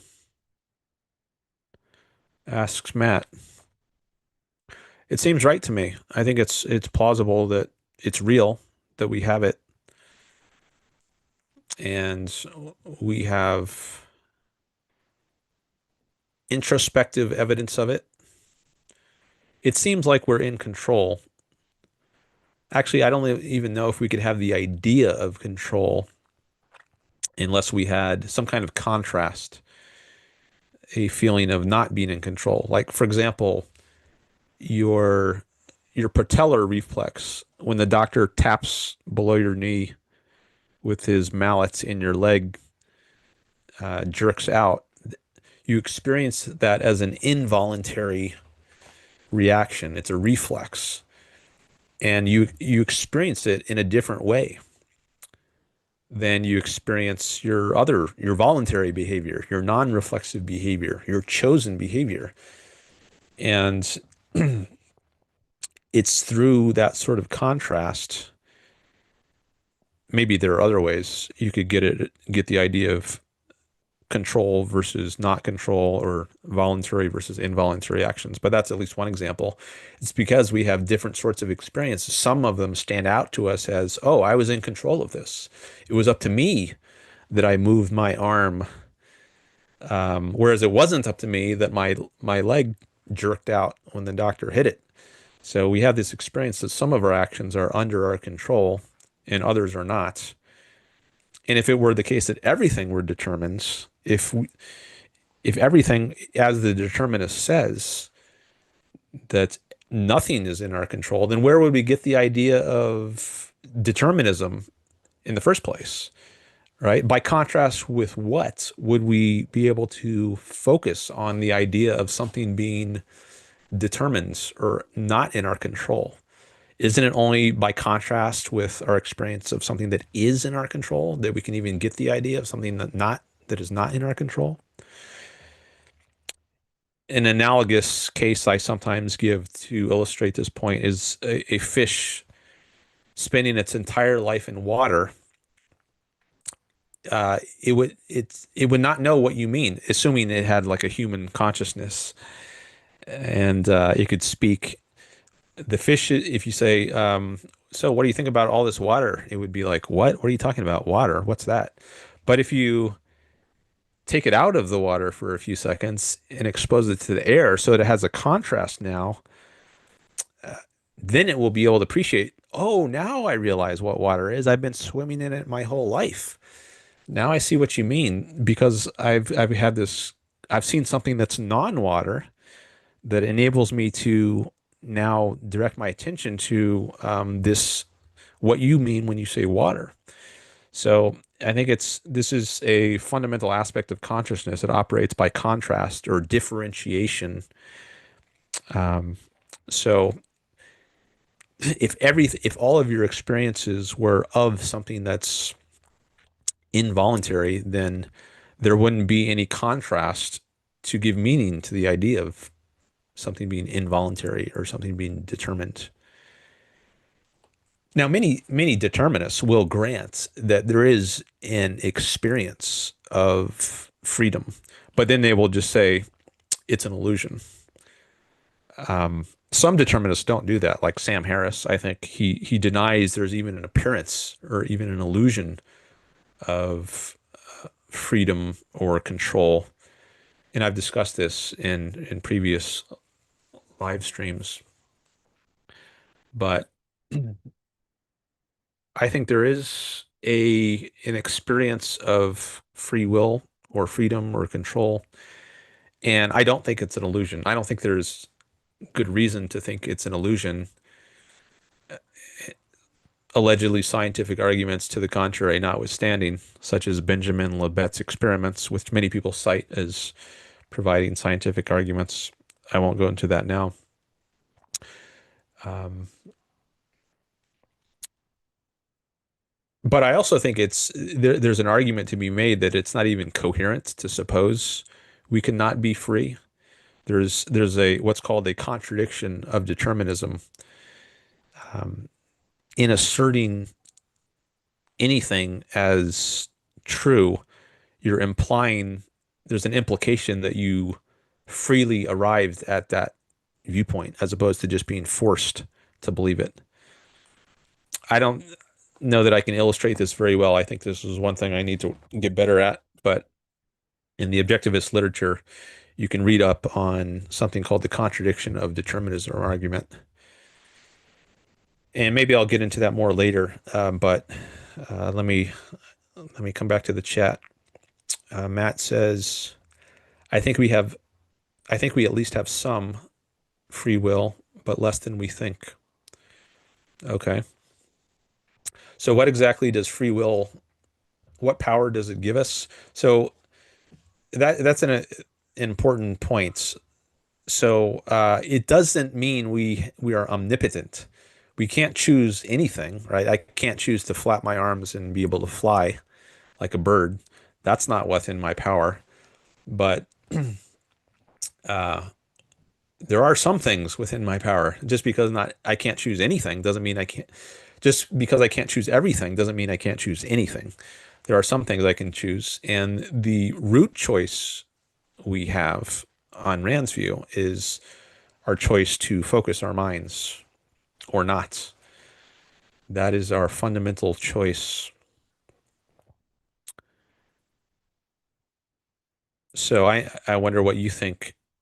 Like, what things do you say we at least have some free will, but less than we think? I wonder if you want to flesh that out more. Like, what kinds of things do people normally think we have control over, but you in fact think we don't have control over? Or what are some of the things you think we do have free will control over?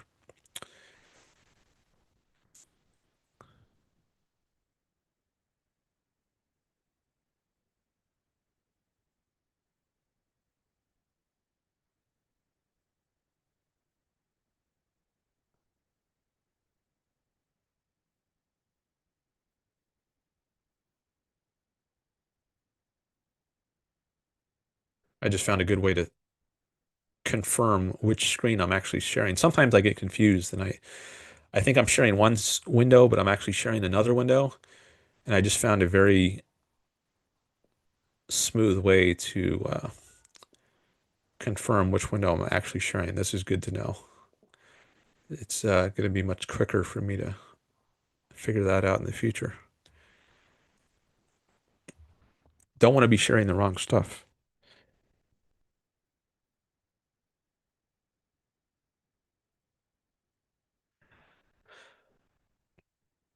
All right. What else?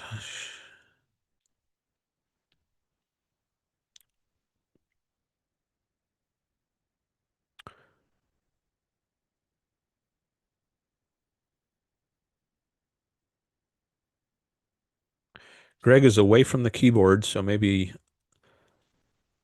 I won't talk about his chats right now. I guess he could still be listening, even if he's away from the keyboard.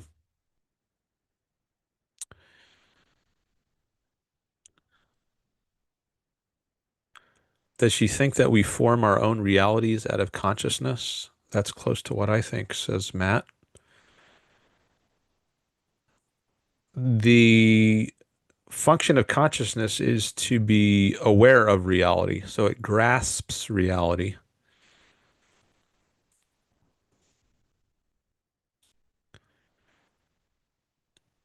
It can also create fiction, for example. So, and Ayn Rand was a novelist, so she wrote fiction. It's not a literal reality that she's creating, but it's a fictional reality. But I think just to keep it simple, the basic function of consciousness is to grasp reality or to give us, I was going to say give us awareness of reality, but awareness and consciousness, those are synonyms. At least that's how I think of them, and I think that's how Rand's thought of them. This is an axiomatic concept, meaning you can't really break it down into more fundamental concepts. You can give synonyms, cognition, awareness, consciousness, but you can't really define it in terms of something more fundamental.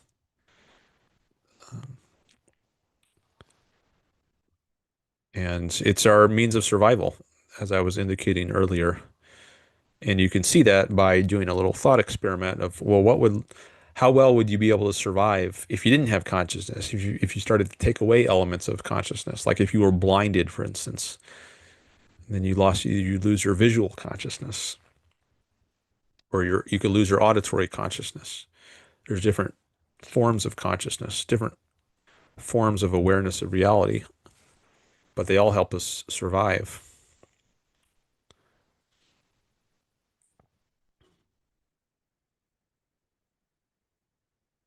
I'm not a philosopher though, and I haven't read her stuff in a long time. Okay.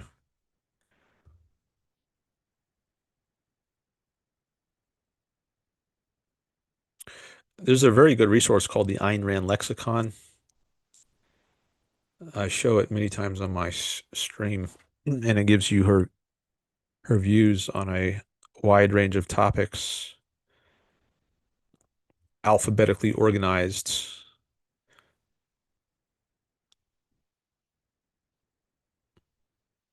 Hmm. There's this drawing icon on my screen. I don't think you can see it, but I think it might be a feature of Zoom that I never use. I don't know why it's here, but it was in the way. I just dragged it to a different part of the screen. I was gonna go. Oh yeah, I was gonna go to the Ayn Rand lexicon.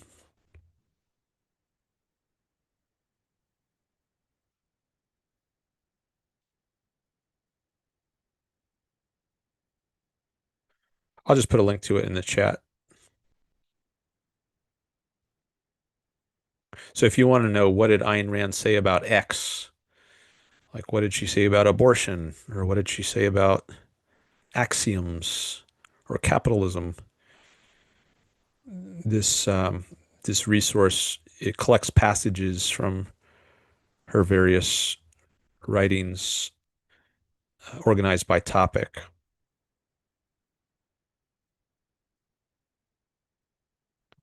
Okay, I just put that link in the chat.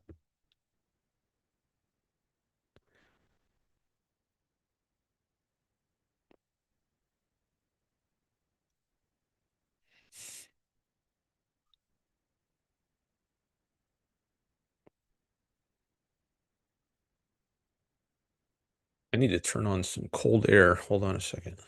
Getting a little hot in here.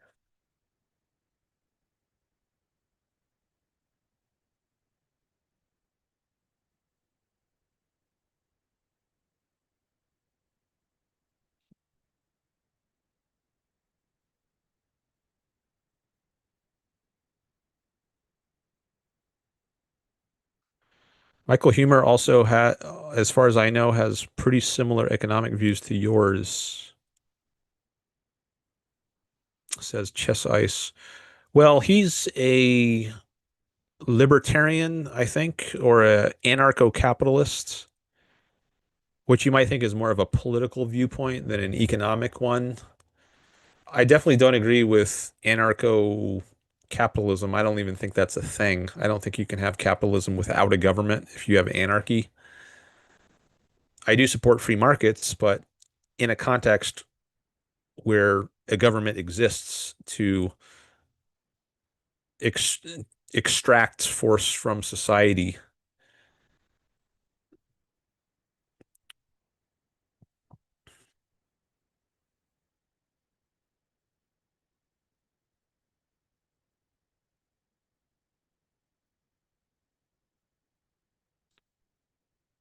All right, I've got a lot more chats I haven't read yet. I don't know. I've been jumping around a bit, and I could do more jumping arounds.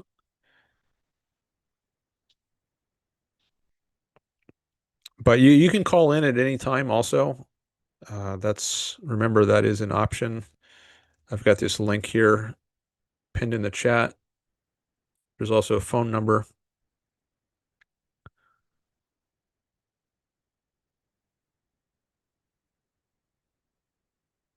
I think I might need to pause a little more often, or I'm going to lose my voice. It's starting to feel a bit strained.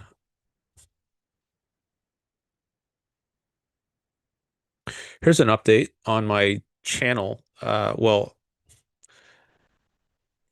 as far as future content goes, I've been getting in touch with some people who do debates and seeing if they want to debate me.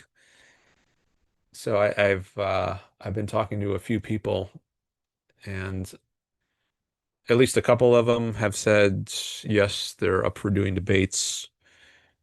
Um, so maybe in the next several weeks, I'll start doing some of those. It's been a while since I've done scheduled debates. Like sometimes people will just randomly call into my stream and debate, but it's been a while since I've arranged and pre-scheduled debates that aren't just like spontaneous events.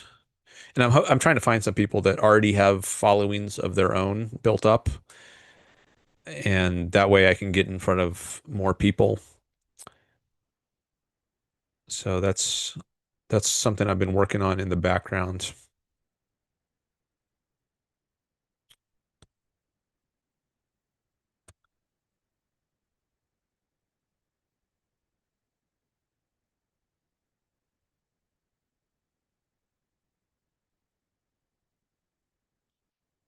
I'm looking at my list of topics, things I could talk about.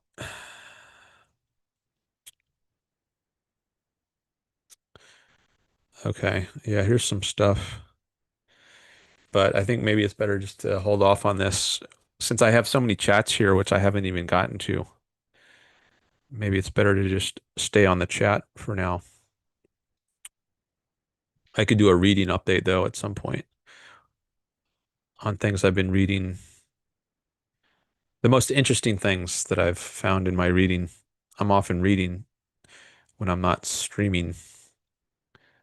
So I often like to report on things I've read about since the last stream.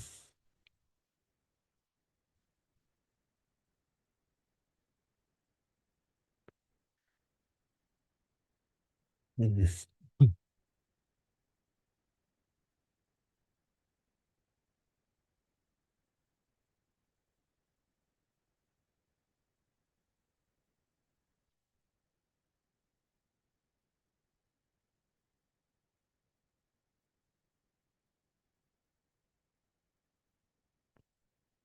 Oh, it looks like this thing I was dragging before to get it out of the way is a some kind of drawing tool in Zoom.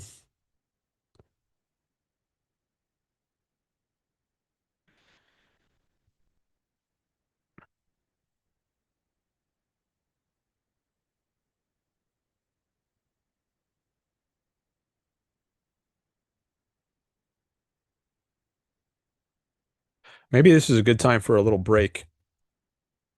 I'd like to give my voice a rest, and it's been almost 2 hours now. So how about I break for, let's say, f at least 5 minutes, maybe 5 to 10 minutes, and then I'll come back and I will look at some more of the chats, and maybe I can also do a reading update or take calls if anyone wants to call in, or if there are any new chats. I encourage you to keep putting new chats and I can engage with those as well. But let me take a little break. I'll just turn off my mic and camera. Let me rename myself in Zoom so that when I turn off my camera, which I'll do right now, the uh, the name that shows up in the middle of the screen will instead be a break message. I'll say on break for a few minutes.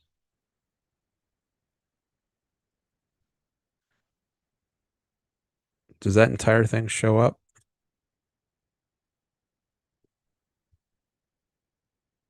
Let me go over to test that.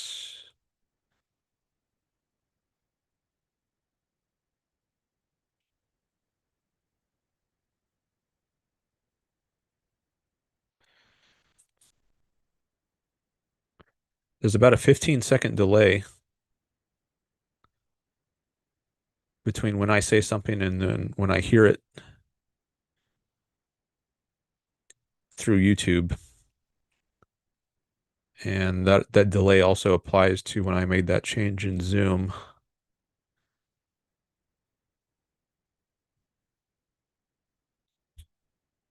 Okay. And let me also add that to the chat.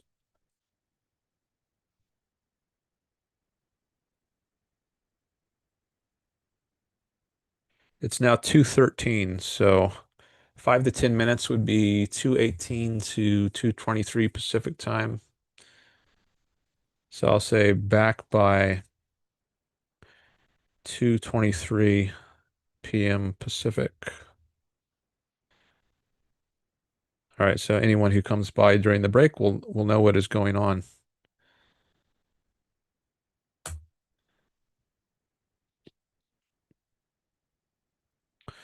Okay, have a nice break. I will see you in a bit.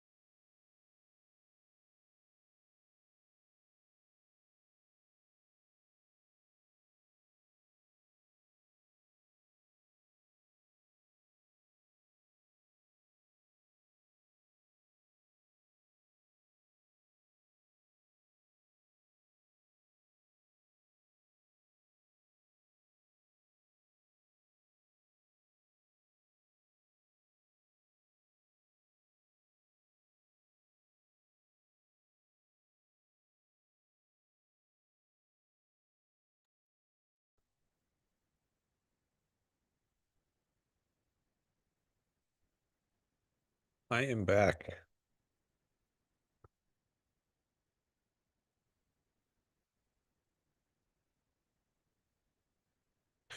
I got another subscriber up to 974 now. That's great. Thank you. That is the highest I have ever been. I actually was up to 973 before today, but sometimes I lose subscribers, so it goes back down to like 972, 971, and then it climbs back up.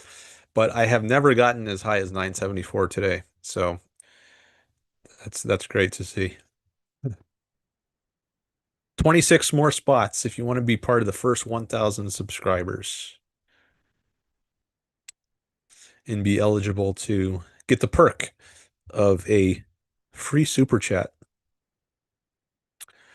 once I start taking them in the new year, which is only 8 days away.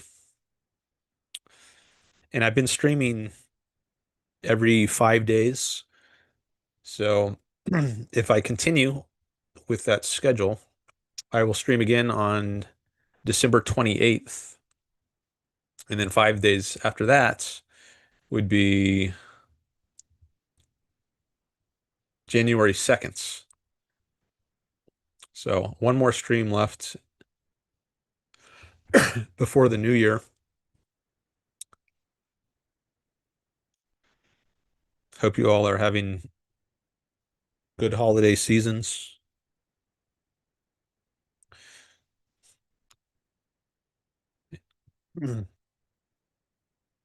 Maybe a lot of you are on breaks, vacations now. So thanks for joining me if you are as part of your holiday break. Or even, thanks for joining even if you're not on holiday break. Maybe some of you are still working.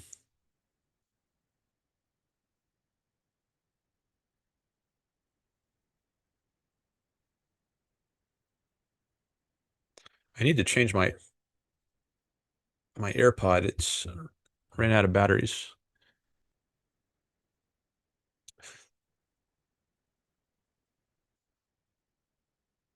Not that I'm listening to anything right now, though. But if someone calls in, then I will need it.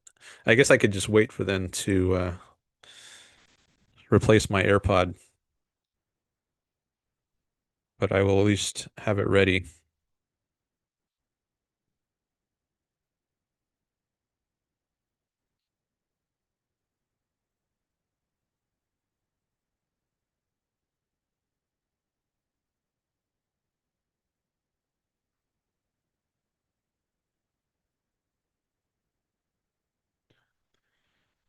All right. So what's next? I could either go through some of these chats. That's one option. Some more of the chats I haven't gotten to. Or I could tell you some about slavery. I've been reading about slavery recently. The Atlantic slave trade. I could take a poll. Maybe I should do that. I'll put a poll in the chat on what I should do next.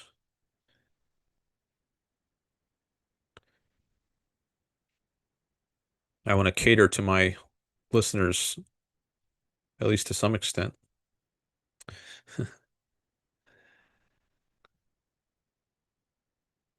Uh, where's my, oh yeah, I need to share my chat window here. All right, so I'm going to create a poll that says, should I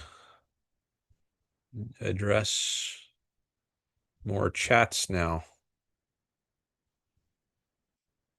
The alternative is talk about my slavery readings, which will involve, oh, I'll pull up a Wikipedia page that I was reading because there's some interesting facts there. And YouTube gives these options of yes and no, but I can add other options. I can't change this no, but what I can do is say no, talk about slavery readings, or I'll just say slavery instead. Talk about slavery instead. Or maybe I should say, make it more specific, the slave trade, because it's really just the passage from Africa to the or to the Americas. That's a few characters too long.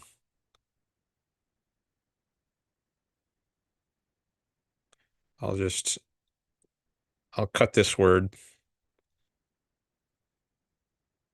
See, I can't say that. If you just say no, then you might that might mean you don't want either of these, either the chats or the slave trade. So, um, but if I say it's either going to be going over more chats or talking about the slave trade, then I guess just ignore this no that YouTube has and either choose yes or no, talk about the slave trade.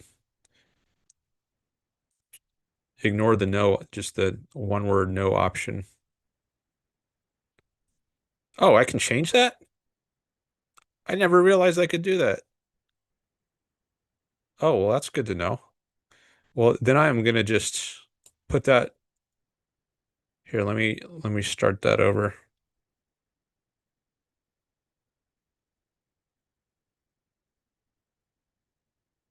I guess I can change that one too.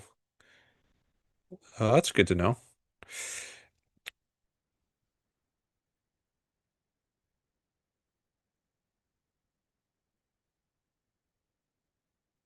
Okay, so now you don't have to ignore this option. I can just change it to that.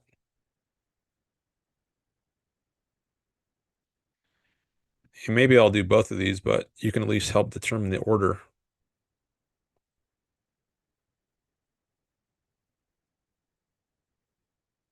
Okay, I just put that poll in the chat so you can vote on it now.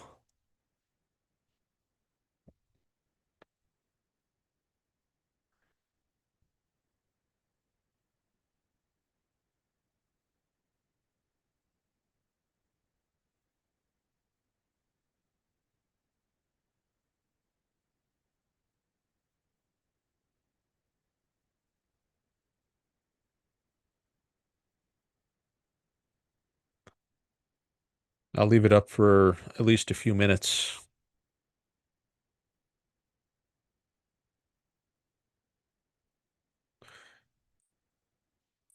And this is an anonymous poll. I don't know who's voting for what. I can only see what it shows here on the screen. So you see the same thing I do. I don't have any more information.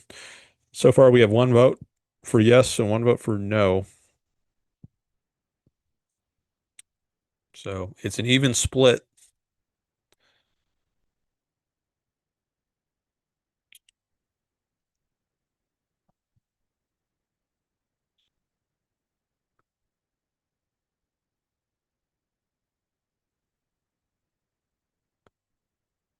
You can break the tie. Anyone want to break the tie?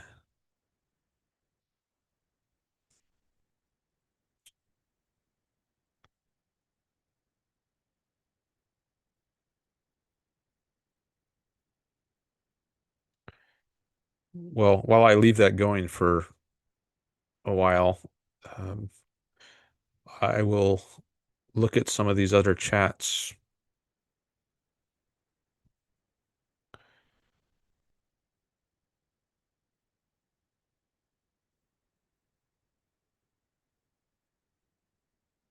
We got another vote for yes. Address more chats. Okay. And it says right now there are 7 people watching. So there are at least 3 more people other than me who haven't voted. I can't vote myself. So if there are 6 people other than me, then 3 more people can vote.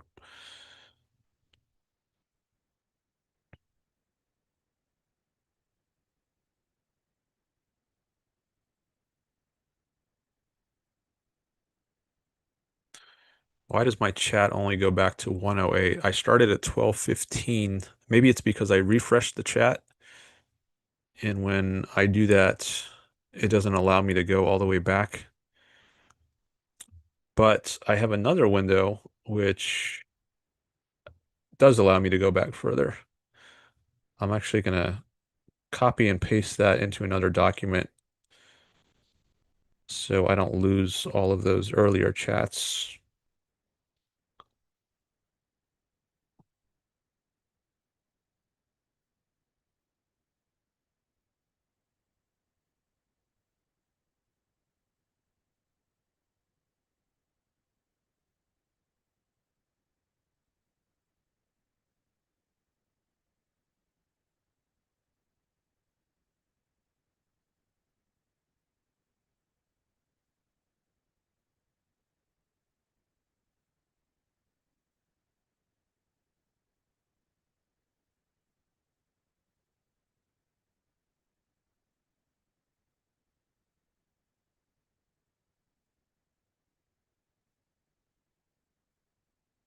And I'll paste those into a comments below the video after the live stream.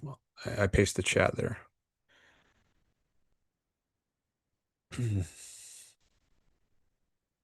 All right, well, I guess I'll just go through some more of the chats now. And if if the poll results change later, I can make a switch. But I'll go with the majority for now.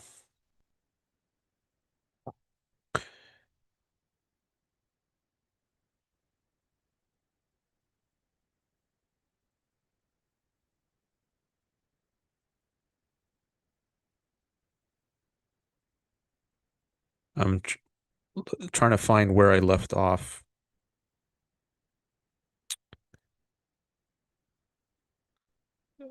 Well, I jumped around some, so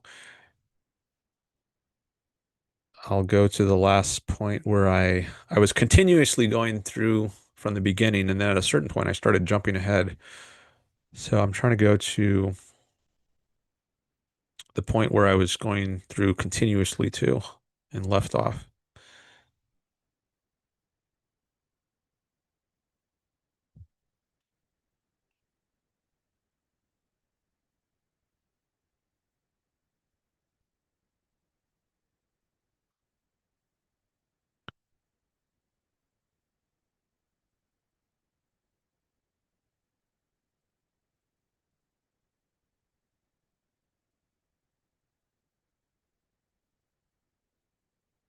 And I also want to give preference to people who are still here. That is preference to going over the chats of people who are still here. So if you let me know you're still here, I'll more likely address your chats. I I see one here from Strigata from 12:40 p.m. Pacific. I think that might have been the last one I was up to, starting from the beginning. It says, most religious persons I know are really nice people because or despite their beliefs, I don't know.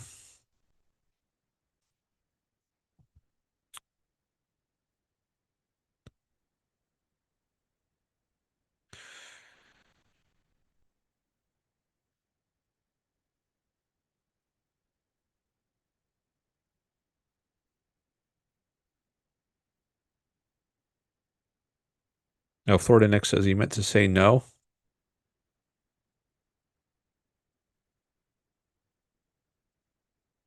but you said yes. Is that what you said yes, but you meant to say no? So now the poll says we've got three yeses and one no. So if one of those yeses is Florida Nick because he meant to say no, but he can't change his vote, I don't know if you can change your vote, but if you can't change your vote, then I guess that means we have two yeses and two nos, so it'd still be evenly tied.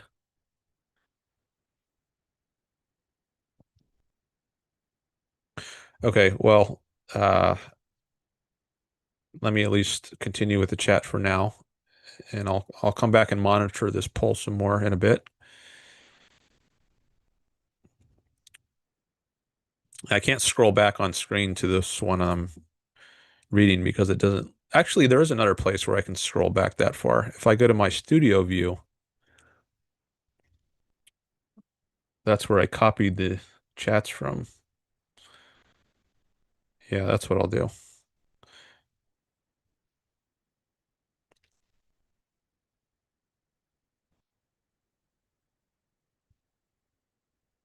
See, I scrolled all the way to the top right now. I can't go past 1:08 p.m. But if I stop that and share this other window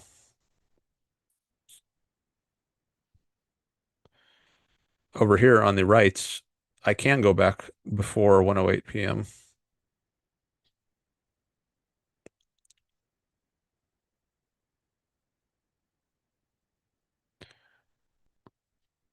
There was one at 12:40. That was the one I was reading a couple minutes ago.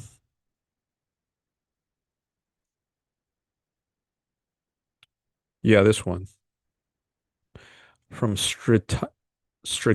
Most religious persons I know are really nice people. Because or despite their beliefs, I don't know. I was thinking sometimes there are good or better aspects of religion. It's not all bad. Like take something like the golden rule, like treat others as you would have them treat you.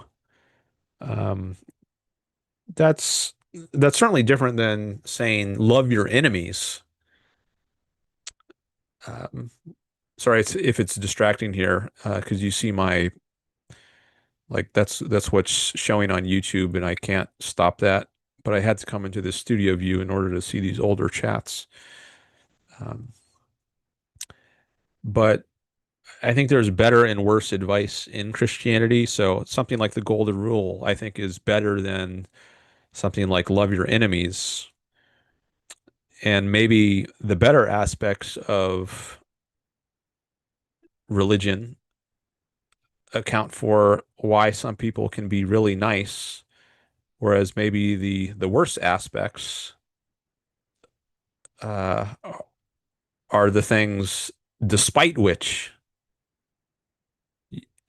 people might be really nice. Like maybe religion fosters malevolence. I guess if you are taught that you should sacrifice yourself for others, and it's your moral duty to do that, that might make you resentful towards others. You're like their moral slave. You feel you owe your life to them, and that can make you resentful and hostile towards others instead of having a benevolent attitude towards others. So I think religion can sour your relationships with others, but there might also be better elements in it, like the golden rule or Jesus's line, which is actually quoted in Leonard Peikoff's book, Objectivism, the Philosophy of Ayn Rand. What profited a man to gain the whole world and lose his soul? So I think that's something Jesus says somewhere. Like it's no good to be rich if you've sold out your soul, if you're a sellout, if you've sold your soul. Um, um, and Jesus says that. So that would be an example of a better or good piece of advice in Christianity. It's not all about material things. Your soul also matters. So there could be some good elements in Christianity or religion that account for the goodness in religious people. When I have it on the studio view, it does this infinite looping thing, like every 15 seconds or so. I guess that's the delay between when I say something and when it is heard on YouTube. Um, like we can do a test here, see if the screen changes every 15 seconds. Okay, I think it just changed there. and it's now at 42 seconds. So maybe around 57 seconds, you'll see another iteration of the infinite loop. Uh, I don't understand exactly how this happens. But anyways, I don't want to I don't want to crash the stream because of this infinite looping thing. So maybe I'll just stop the screen share for a bit so it'll start back from ground zero, so to speak. Um, and maybe get through some more chats without the screen share.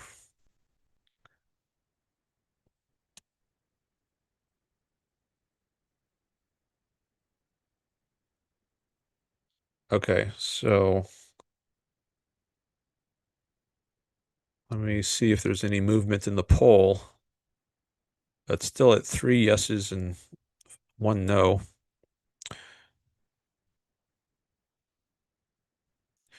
Oh, Robert is back in the chat. He says, if I treated others as I'd have them treat me, I'd end up in jail. And then a new person, Dr. Raz, says, Robert, what do you mean?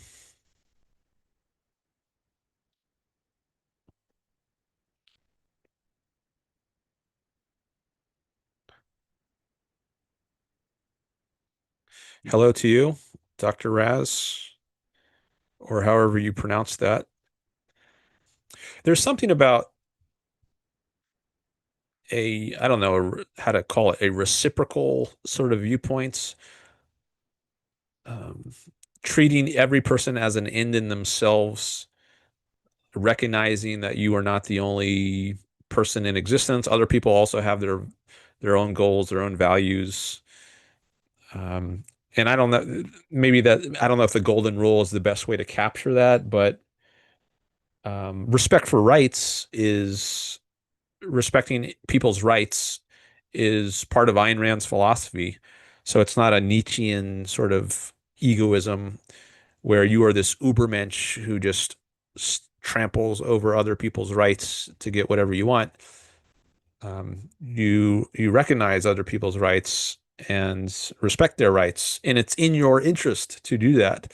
So there's a kind of equivalence of people that the concept of rights um, embodies or implements. Not sure exactly how to put it, but there's a kind of equality before the law, equality of rights, which Ayn Rand supports and which capitalism recognizes, capitalism as she understands it. Not equality of wealth or riches or income or opportunity even, but equality of rights. And uh, maybe the golden rule is showing some kind of cognizance of equality. Treat others how you would want to be treated, right? You don't want to be bashed over the head. You don't want to be robbed, raped, murdered. Well, other people don't want that either. So treat them the way you would want to be treated. Robert says he was just a bit, just being a bit cheeky. Obviously, what I would welcome in terms of behavior wouldn't necessarily be welcomed by others. Well, sometimes people they mention sadomasochism. Like, how does the golden rule apply to them? Like, if let's say you're a masochist and the way you want to be treated is to be abused, beaten. Well, does that mean you should now abuse and beat others because that's what you want? So, um, maybe there are limits on how far you can really push the golden rule and have it be consistent with a society that respects rights. But of course, sadomasochism, that's a consensual sort of activity. It's in the context of usually a sexual context, right? Like this is for some reason some people find this to be a turn on. and they give consent to it. It wasn't just some random person on the street who they don't know came up and decided to beat them, and that's what they wanted. No, I don't think that's what people really desire if they are masochists. So there's a consensual element, um, but also there's well, maybe that's enough on that for now.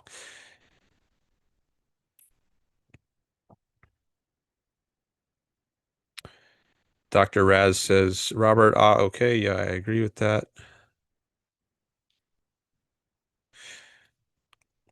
So and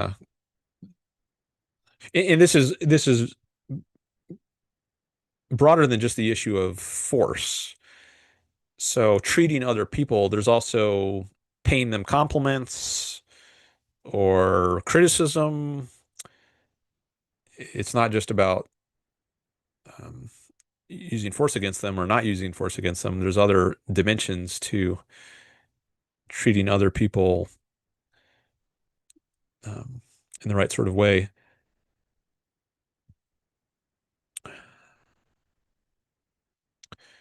That's why Jesus says to turn the other cheek, to set an example for others, says Matt.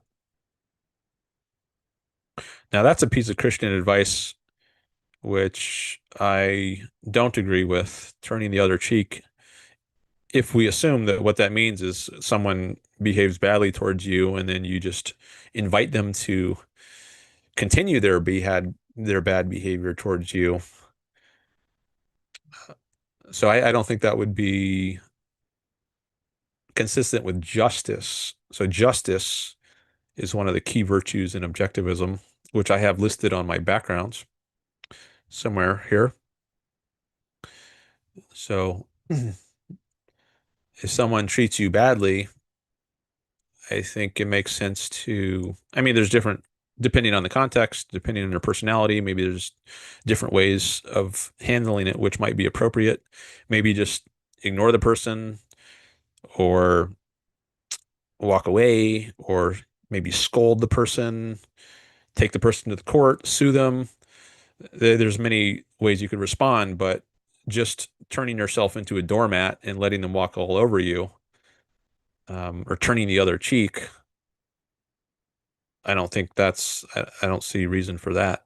That actually seems self-destructive, which is a lot of what Christianity is about, self-sacrifice. So, but Ayn Rand rejects that, and I follow her in rejecting that. Self-interest is the top value, not self-sacrifice, self-abnegation. Matt said he was responding to Robert, but misread his comment.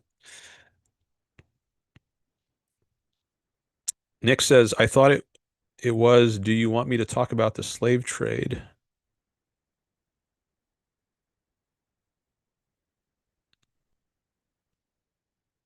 Oh, so you mean, so you meant to say no to that? No, you do not want me to talk about the slave trade? In which case you meant continue engaging with the chat, which I'm doing. Uh,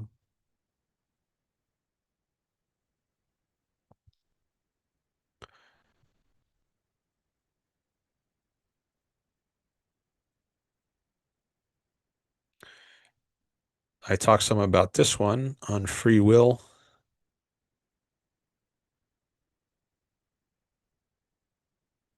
In this one, I talked about,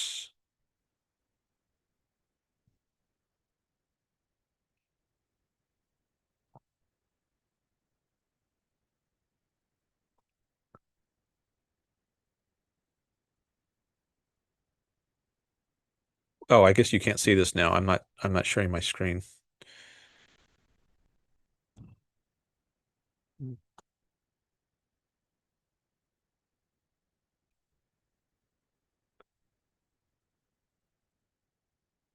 I'm up to 13 likes. Thank you.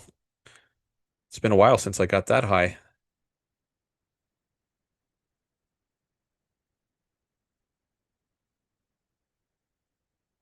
All right, I'm looking back at the chats from around 12:40.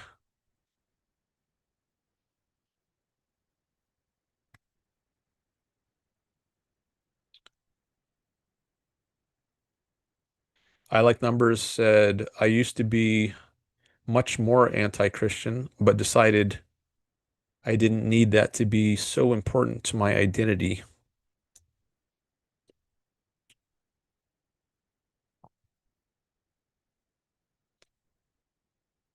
That was this one over here.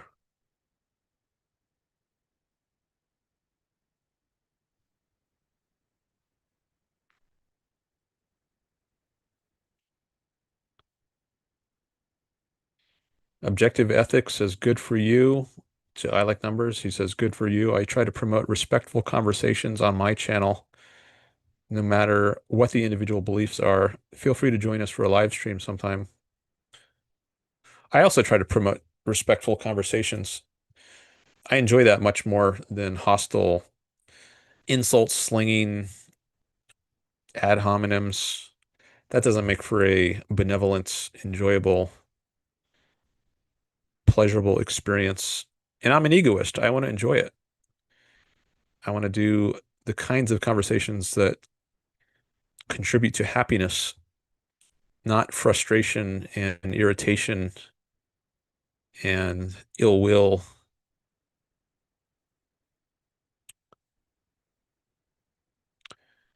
So this person, Objective Ethics, also has live streams. Maybe I'll check those out later. So Ben Thorpe is as a he's a Catholic. He says, as a Catholic, I'm interested in Ayn Rand, though I think capitalism has been proven to be bankrupt.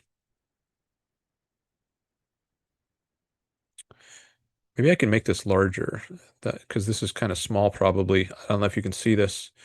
I guess if you can scroll on your end before 108, then it might not be necessary.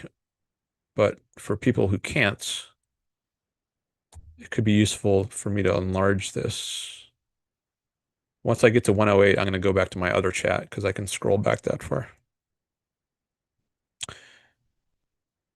So you say, as a Catholic, you're interested in Ayn Rand, though you think capitalism has been proven to be bankrupt. I wonder why you think that. What capitalism means is a controversial issue. Many people think we have capitalism today. I would say no, far from it. We have a huge amount of government intervention in people's lives. So all government should be doing in a capitalist society is basically three things: police, military, and courts. Period. But today it has these huge trillion-dollar programs like Social Security or hundreds of billions of dollars programs like Medicare, Medicaid, public education. There's so much government does, so many taxes, so many regulations, all the regulatory agencies, FDA, SEC, FAA, all the alphabet agencies. So we are a far cry from capitalism. Yet many people blame various problems in society today on capitalism, and then they cheer for someone who murders a healthcare CEO because our allegedly free market health care system has problems. But we are far from capitalist. There's never been pure capitalism, but I think we were much closer to it in important ways in the 19th century. I don't know if Ben Thorpe is still here, but there's some thoughts on his comment. Michael says anything with Jesus in the title gets in my recommendations. All right. Well, if you want to talk about Jesus, we can talk about Jesus. I don't know if you're still here, Michael, but if you let me know you are, as I said, I'm more likely to engage with people if I know they're still here.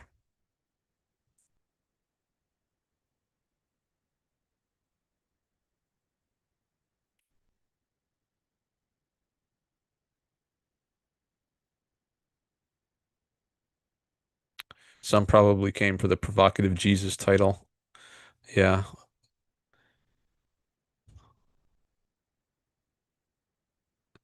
that incentivizes me to use more provocative titles.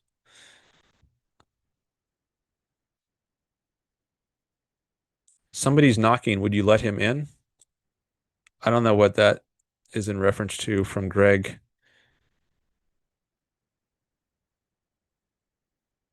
Oh, is that when someone interrupted me?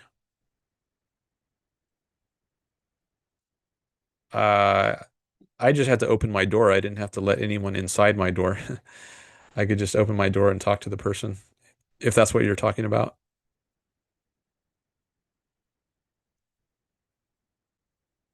Oh, I like numbers says I might, you aren't seeing all of them. You may need to switch from top chat to all chat. You mean live chat? Yeah, I know sometimes chats d don't appear if you have top chat selected, but I have it selected to live chat right now.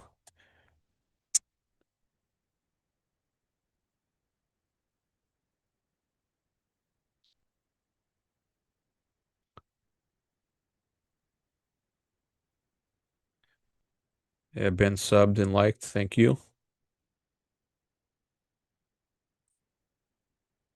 I guess these are thank you hands from Greg.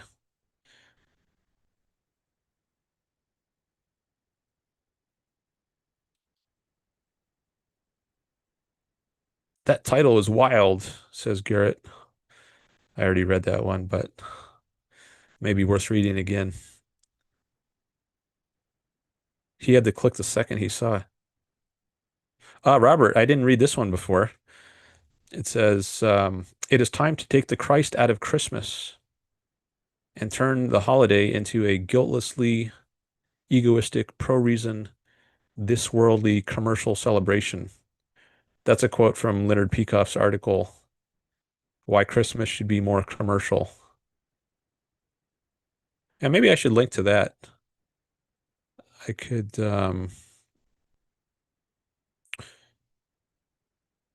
yeah, Robert mentions that down here from his essay, Why Christmas Should Be More Commercial. Well, I guess you can just, I'll leave you to Google that. I don't want to spend too much time doing other stuff here. I want to get through some more of these chats. Yeah, check out Leonard Peikoff's essay, Why Christmas Should Be More Commercial, in which he says, it's worth reading again, it is time to take the Christ out of Christmas and turn the holiday into a guiltlessly egoistic, pro-reason, this worldly commercial celebration.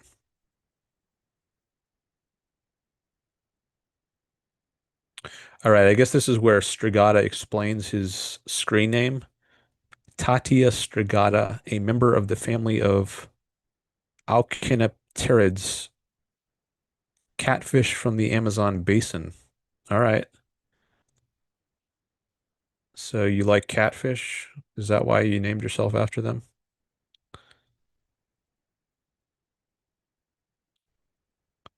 The nature of reality is the reason for the season. Says I like numbers.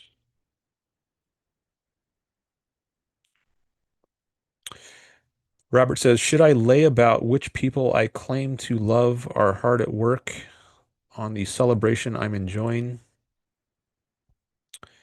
barring extenuating circumstances? For example, they've explicitly expressed that they want me to relax. Obviously, no.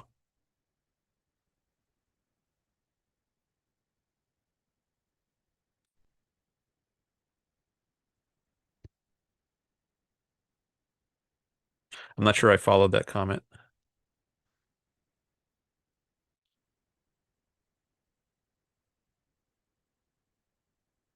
What do you mean layabouts? I don't understand that expression.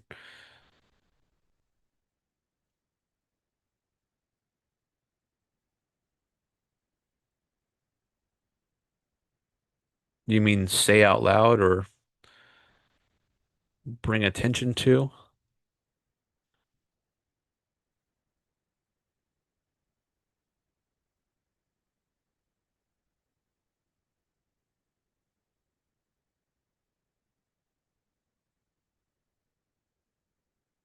I wonder if that's a in reaction to the example I was discussing with Bakho on his live stream about laying on the couch while other people are hard at work cleaning the dishes.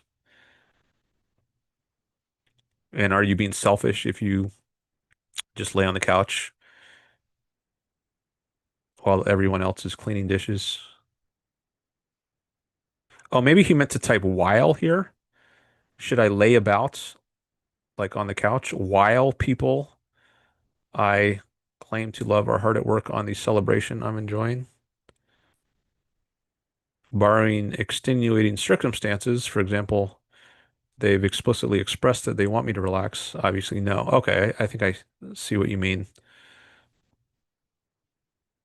I did say in that conversation with Bach, which I linked to earlier in the chat, that depending on the context, maybe it's appropriate. Maybe you were the one who paid for the whole holiday meal, and as a reward for that, other people said, "I'll do the dishes," right? In exchange, it's a kind of trade.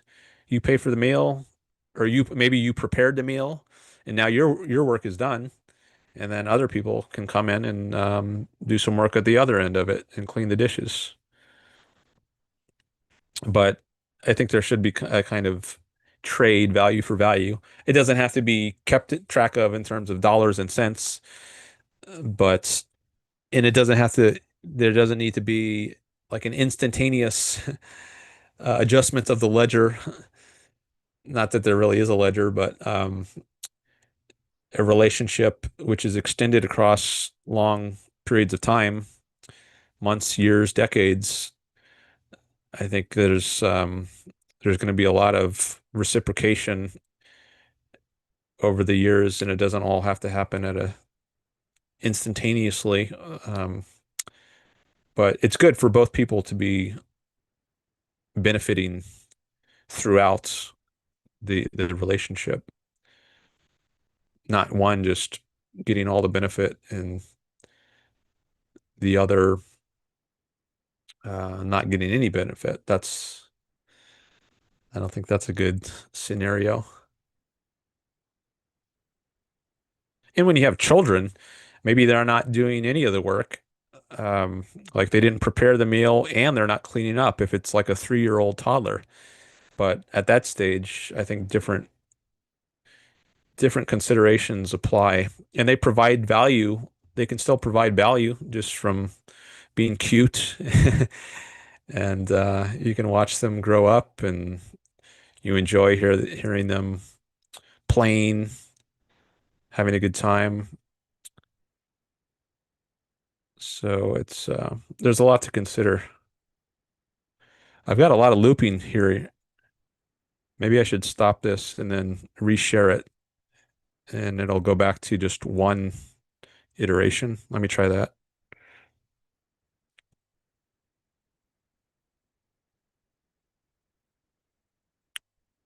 Oh, now it's still showing all the oh, I guess I have to refresh this. Oh no, maybe not. Yeah, now it's back to no looping, but the looping is going to start. Yeah, there it just started.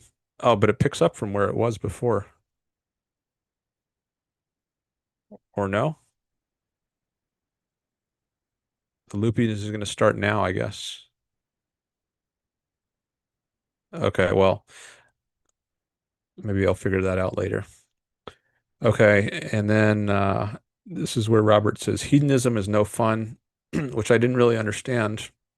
Maybe that's because if you just lie on the couch and you're not reciprocating at all, that's a form of hedonism. Maybe that's what gave rise to this comment.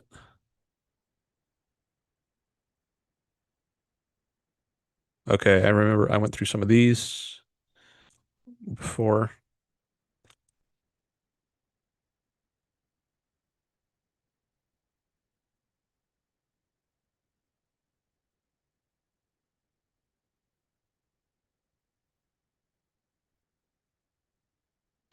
Here's one I did not read from I Like Numbers.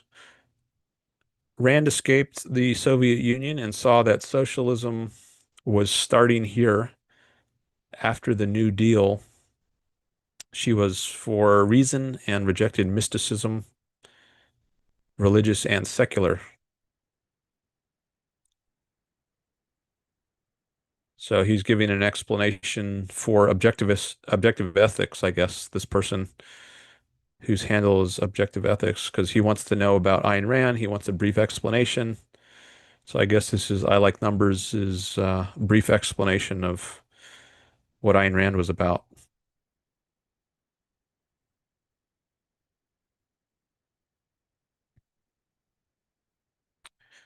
Objective ethics says, I am a moral realist. I will be debating an atheist on my model for objective morality sometime in January. I would definitely recommend checking out Ayn Rand's if you're interested in the topic of ethics and especially what makes for an objective ethics. That's a core part of her philosophy. And she wrote an essay called The Objectivist Ethics, which is actually free online. It's the first essay in her book, The Virtue of Selfishness.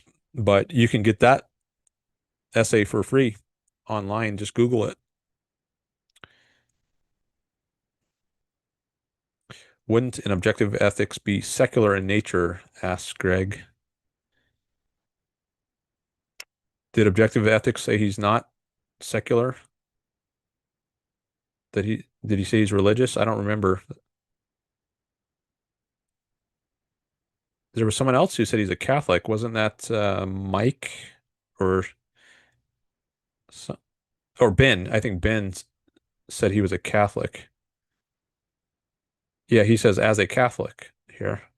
I don't remember objective ethics saying he's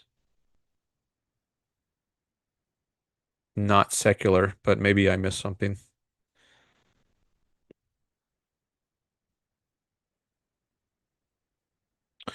All right, now I'm up to 109, so I can shift back to the other screen, I think.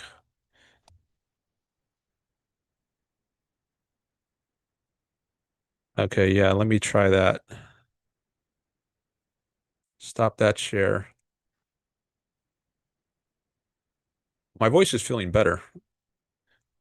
I'm glad I took that break. And maybe my pace of talking is a bit slower now. All right, so now I can go to this screen, which might be easier to see. I guess I can make this bigger too. You can let me know if you have a preference on the size. Maybe I should take a poll on that. I could well, okay, that's the size it's been most of the stream. I'm going to stop this poll now.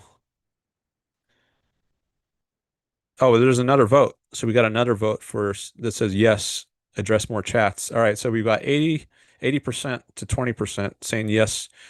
All right, so I'm not going to do the slave trade. Maybe I'll get to that later, but for now, I'll keep going on the chats. So thanks for your feedback on that.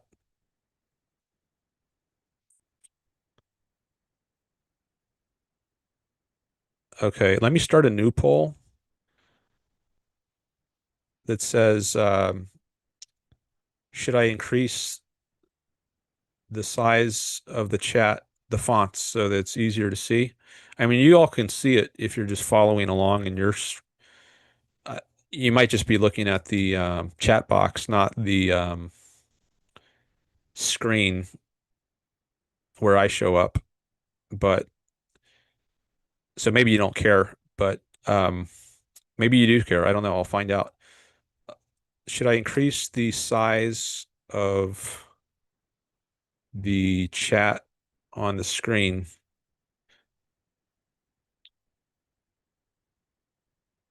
just to show you? Like I can make it this big, or I can make it even bigger. See how big that is?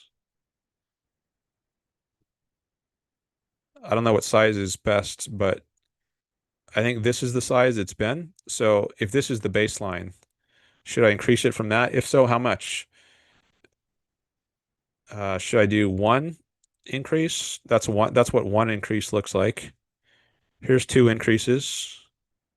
Here's three. And maybe I'll just do those options. So I'll make option one. Now that I know I can retitle this, I think this is, yeah, I think this is how it's been most of the stream. The first option is going to be no. I'm certainly not going to make it smaller. I could make it, we can make it a lot smaller too. That's super tiny, especially if you're on a phone. That's it's probably impossible to read that. Look how small that is. Oh, that's actually as small as it goes. I can't go any smaller than that. Okay, I think this is where it was most of the stream. Either that or here. Oh, let's say here. Let's use this as the baseline. So should I increase the size of the chat on the screen? One option is no. The next option is going to be yes. Increase by one level. And then I'm going to add another option that says yes, increase by two levels. And then one more option, which is yes, increase by three levels. And I can't add any more options. YouTube only gives me four spots. So, all right, start the poll.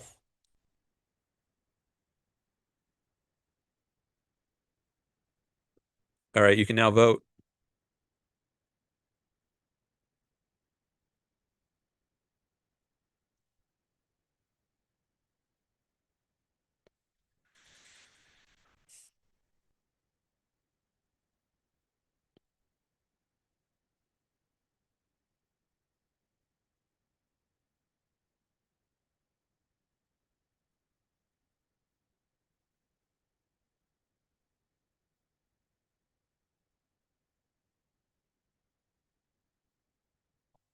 All right, so I'm going to go back up to these chats. I was looking at this one.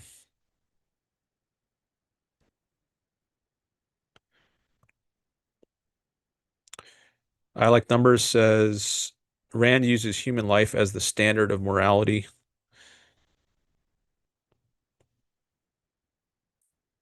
right? That which furthers human life as a rational being is the good. That which takes away from it is the evil, including evasion and not facing reality.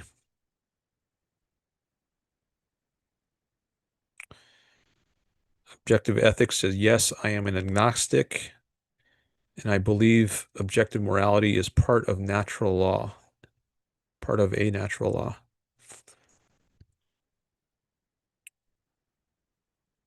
No gods needed besides morality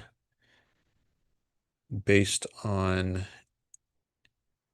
any religion is not objective as it is always stance dependent. Ah, yes, stance dependent. That's a term often used to describe what is thought to be non-objective morality. Maybe I'll explain some of these terms more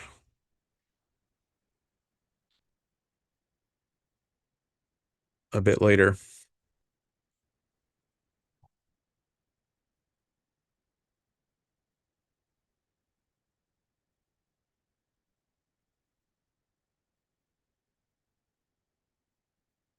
Why agnostic? Asked Greg. Riding the fence, so to speak, rather than decisive on such a matter, then.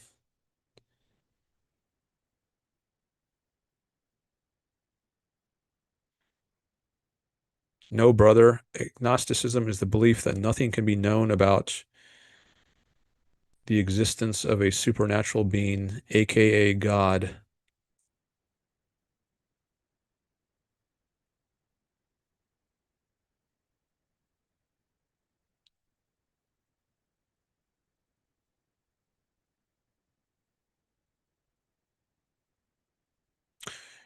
Nothing can be known about it. I don't know if that's how I would formulate it. It might be that something can be known, but we just don't know it yet.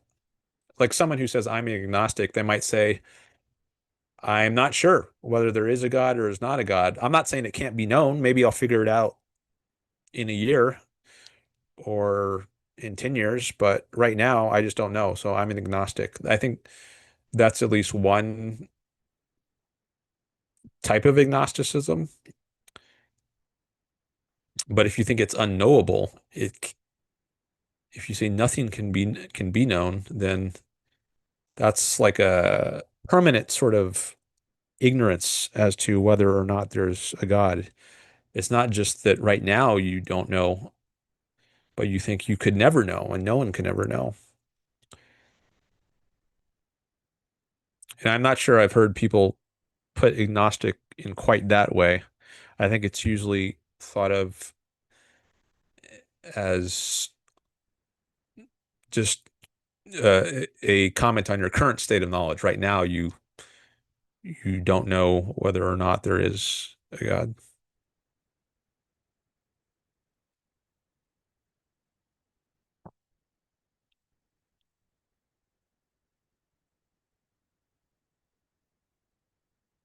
Greg says, I'm not sure that the gent that added the a prefix to Gnosticism had that in mind. Yes, that's fair enough. I shouldn't say that I disagree with her model as I haven't actually studied her particular definitions. I think I read that one before. All right, I'm up to 114. This one. I want to jump ahead, see what's going on. Do we have any new chats? Looks like there are a few here that I haven't seen yet. From Florida Nick. Oh, he says, I meant talk about the slave trade, but I'm not too particular about whether whatever you talk about, I'm fine with either one. Okay. Thanks for clarifying. Maybe I'll get to the slave trade later. I think I'll stick with chats for now.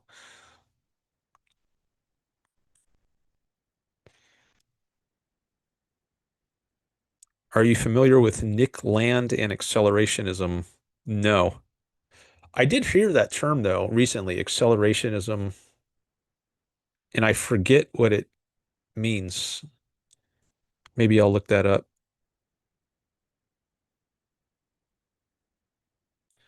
Nick says I'm indifferent since I mostly just listen and you read the chats out anyway.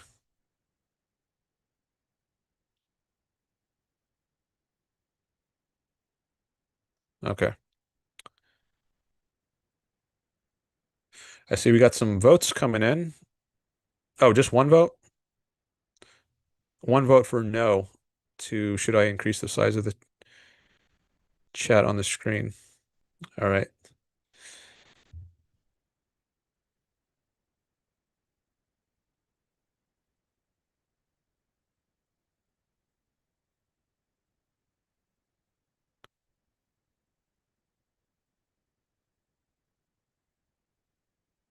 I'm rewinding a bit to see the change in the chat size in the replay.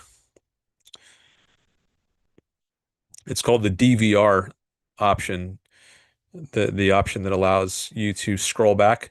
You know, when you watch a live stream, it doesn't always allow you to scroll back. There's a setting called the DVR, digital video recording, I guess, which if you have it turned on, which I always do, it allows you to scroll back during a live stream, but some live streams you can't do that.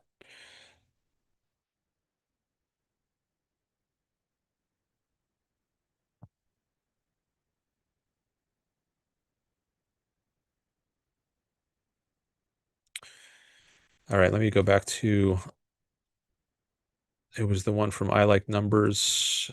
Uh, oh yeah, this one.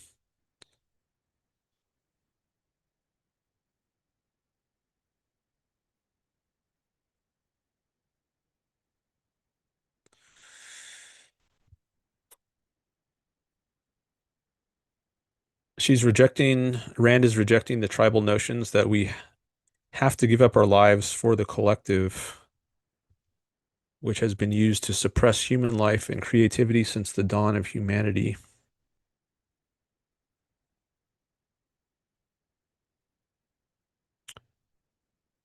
Actually, I want to check out my chat list. I haven't done that yet. I can see a list of all the chatters if I click up here where it says top fans. I guess that shows you how many points you have.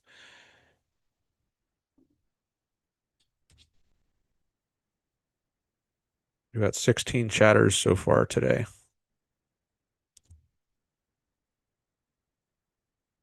There's a bug in my room flying around. Um,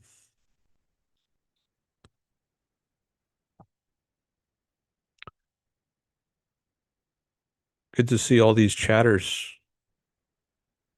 And they're all civil too. That's good.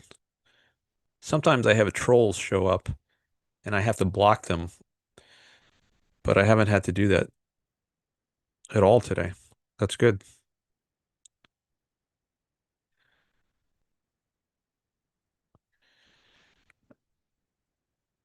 Okay. Oh, I read this one before.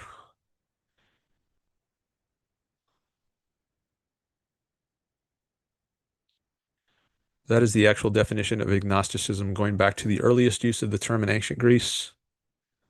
I studied theology in college, including seminary. That's from Objective Ethics.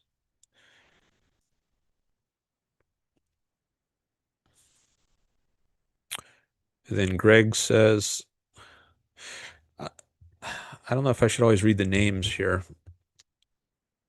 You can see them, but I guess if you're just listening and not looking at the screen, you're not going to know whose chat I'm reading. So maybe it is good to read the names. Greg says Thomas Huxley added the A to Gnosticism to distinguish between those that claim they can know. Gnosis, that's a Greek word, which I think means something like knowledge. So if A is the negating prefix, then to lack knowledge would be agnosticism. I think that's the etymology of it. Okay, I read this one before from Garrett. Yeah, you can contact me, Garrett, if you hear this later, if you want to set it up, or you could just call in spontaneously. You can email me. Um, it's up to you.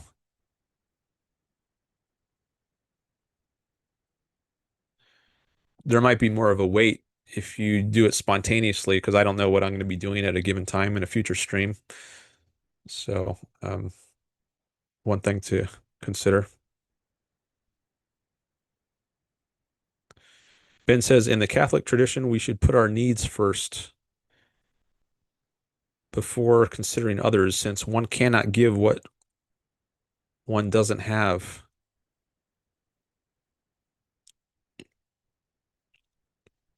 You should put your needs first, but only so that you can then give things away. But then if the only reason to put your needs first is so that you can help others, then maybe your needs shouldn't really come first. They're not the fundamental or primary consideration. You only benefit yourself insofar as it's necessary in order to be able to benefit others, but it's the others that you're living for. That's your reason for existing. And Ayn Rand rejects that. So you are an end in yourself. You exist for your own sake, or you should, on Rand's view. That's what being an egoist is. You don't pursue values yourself just so that you can help others. Um, it's the reverse. You should only help others because doing so somehow contributes to your well-being. Like maybe I'm helping others right now, helping them understand or learn more about Ayn Rand, but I'm doing that because it contributes to my well-being. I enjoy doing this and I want the world to be more aware of and aligned with Ayn Rand's ideas. So I get something out of doing this. And if I didn't, I wouldn't continue doing it.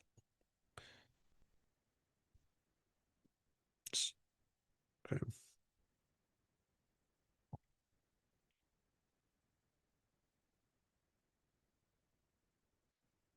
I like numbers says it's similar to rational long-term self-interest versus range of the moment whim worship that isn't really self-interested in the long run.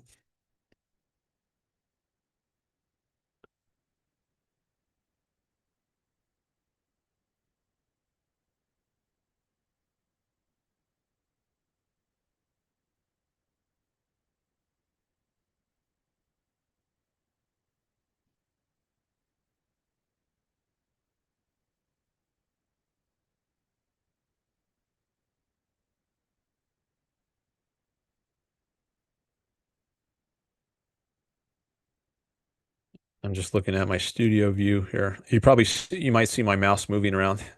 It's going in circles now, but you don't see what I'm pointing at because you're looking at a different screen than the one I'm looking at now.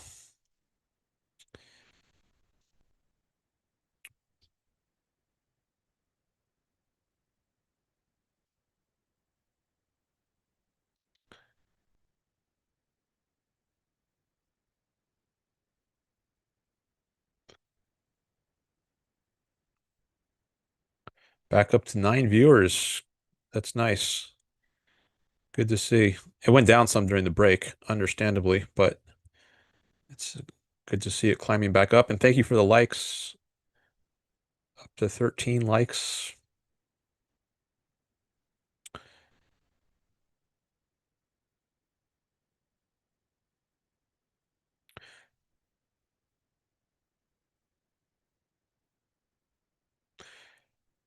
It sounds like this Rand lady is reworking Kant's universalism in his ethics model of the categorical imperative. Kant had an idea that if you can universalize some behavior, then that's reason to think it's a behavior worth acting on. Like you can't lie. If everyone were a liar, then you couldn't trust anyone. Lying only works because sometimes people tell the truth. If everyone lied all the time, then you can never believe anything anyone says. But if people generally tell the truth and then you lie, then someone might be inclined to believe you because typically they're getting reliable information. Um, so Kant thought that you should only engage in a sort of behavior which could be universalized. Like you couldn't universally lie, everyone lying with everything they say. Um, I'm not sure why you couldn't do that. I guess it's metaphysically possible to do that, but it wouldn't make for a very good society. Um, whereas he thought you could always tell the truth. That's not like lying, where social interactions would just be chaotic and um, impossible if everyone were always lying. But if everyone were always telling the truth, then maybe things would go okay. Although you might think, well, sometimes you shouldn't tell the truth. Like classic example, Nazis ask if you're hiding any Jews in the attic. And this is a sort of case that I think Kantians try to deal with or struggle to deal with. But I don't think it's just because you can universalize some behavior, that doesn't mean it's a good behavior to act on. Leonard Peikoff once gave an example. This is Ayn Rand's student. He said, suppose it's possible for whenever you buy a new book, you inscribe in the front cover, to Kant with love. I think that was the example he gave. Now it's possible everyone could always do this with every book they ever bought, but does that give us any reason to act in this sort of way and inscribe this message in the front cover of every book? That seems kind of senseless and silly, right? So just because you can universalize some behavior, doesn't mean it's a good behavior to universalize.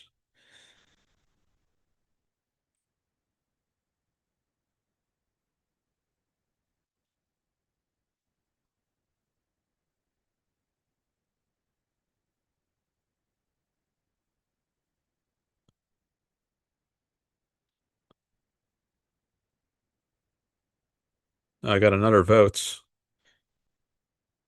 on the poll. I guess it was for no because it's still 100%. Okay.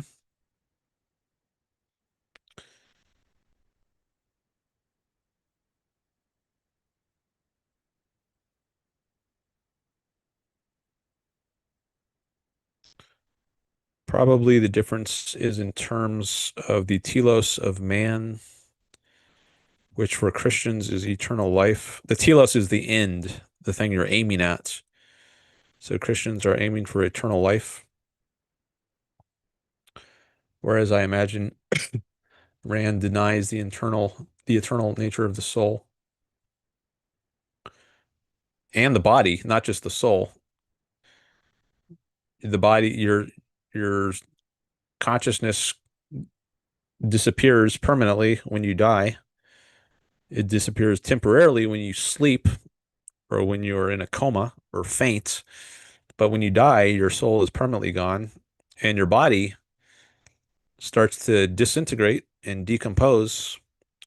So both the mind or soul or spirit or consciousness, there's different terms you could use. Both that's the mental thing and the physical thing, the body, they both are temporal, not eternal. They only last for a certain amount of time. Now, maybe as technology gets better, we can extend our lifespans,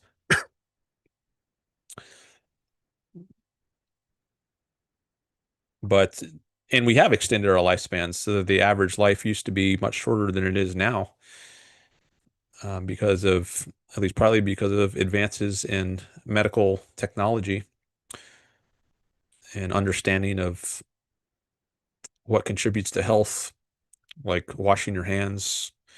We now know about germs, these microorganisms that cause diseases. Maybe science will advance so much that eventually death will become an option. I mean, maybe there's no way to make death impossible. Like you could always choose to end your life if you wanted to, but maybe it'll get to a point where it's not inevitable and you could choose to just keep living as long as you wanted to. Assuming, there's not something like out of your control that ends your life, like you get hit by a meteor.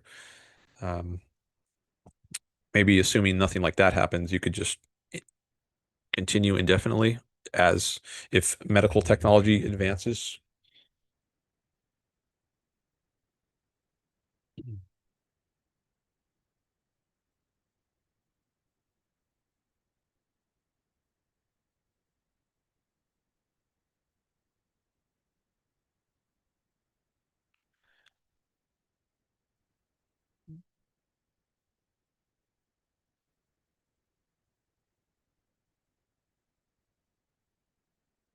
I don't know much about the Judean Wars, the Roman Judean Wars, which Hypatia is mentioning.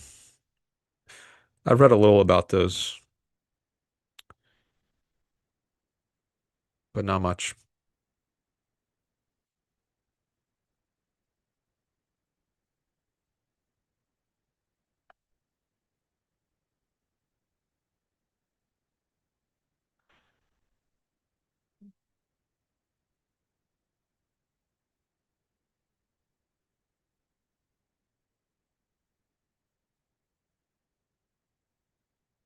Okay, I addressed this topic of universalism some already. I don't know if this guy is still here.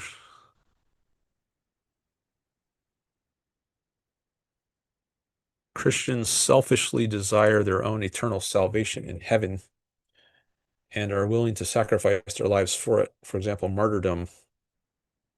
Yeah, there is an element of selfishness in that Christians sacrifice themselves or undergo things they wouldn't otherwise go in this life, this earthly life, for the sake of something they believe they will obtain by means of their earthly sacrifices in the next life. And you might think they're therefore egoistically motivated, whereas Kant, he says to be motivated by self-interested considerations, I guess it doesn't matter. I don't know if he addresses the case of heaven or the afterlife in particular, but I think on his view, uh, that would disqualify a Christian as being moral. If they are motivated by benefits in the afterlife, a blissful afterlife in heaven, if that's what's motivating them, then I think Kant might say, well, that deprives their action of moral worth. It's only if they're acting from duty, um, just doing their duty because it's their duty, not because they get some reward. It's only if they do that that they're acting in a moral way on Kant's view. So I think his view is actually worse than Christianity, because Christianity at least allows some elements of egoism, even if the benefits only occur in an alleged afterlife,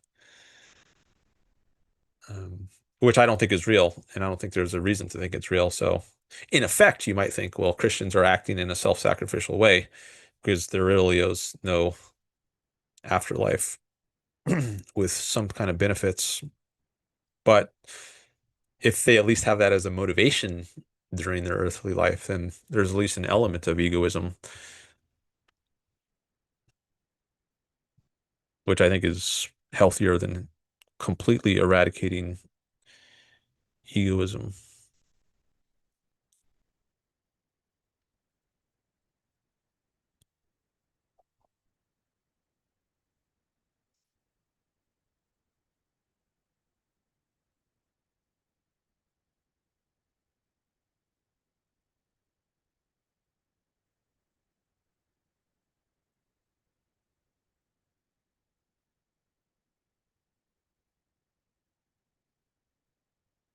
Oh, here's one from Garrett I didn't see before. So he was an objectivist and then he converted to being a Christian, or at least he was interested in objectivism. And he says the conversion was pretty recent. I started going to church again on Easter 2024, but the thinking and conversion process arguably started in summer of 2023. It's hard to put timelines on it.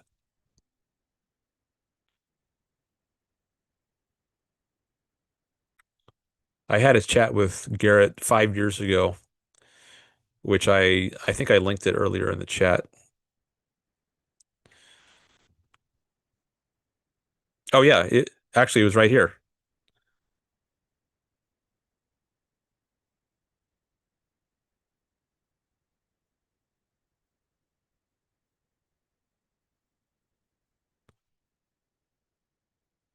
This brother mentioned virtue. I agree that the virtues are paramount as objective morality is a necessary consideration for all virtues.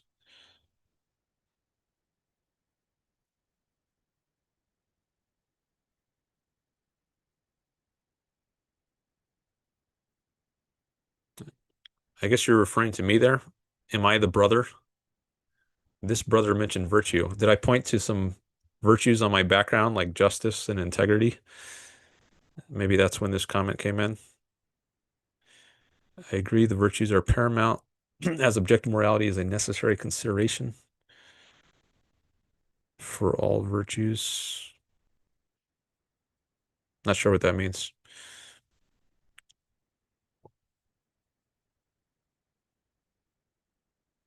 Here's another one from Garrett. But let me read this one first from I Like Numbers. Rand saw virtues as the means of achieving values, starting with rationality, using our minds to figure out the problems we face.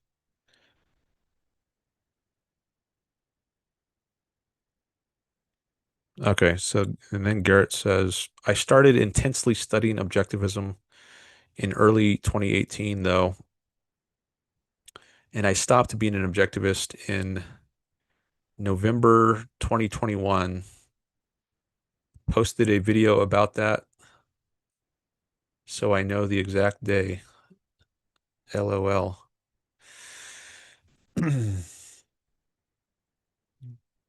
Okay, so I'm getting more details on the timeline. That's good. I guess that was about a year and a half after I had my chat with him. I Like Numbers asked Garrett, what was the issue? Like, why did he stop being an objectivist? I guess that's the question here.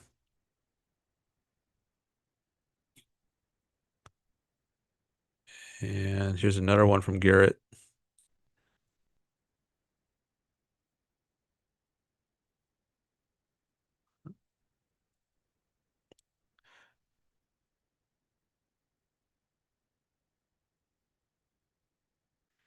Garrett says, though my views were pretty similar to objectivism, minus the label. Oh, I read this one before. Until about probably 2023. It gets fuzzy at that point. Okay.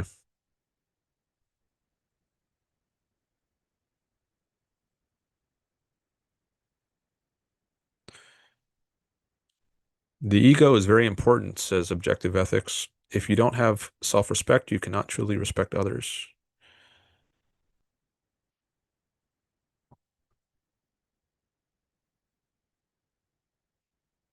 To say I love you, you must first be able to say the I. That or something like it is a quote from one of Ayn Rand's novels, which this comment reminded me of. If you don't first value yourself, you can't value others.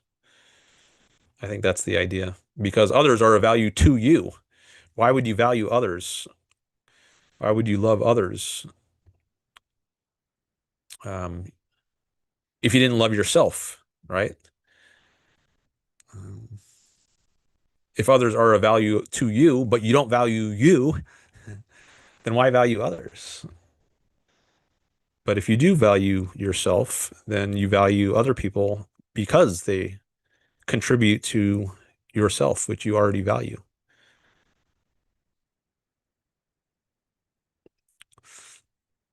I don't know if that was clear, but it'll suffice for now.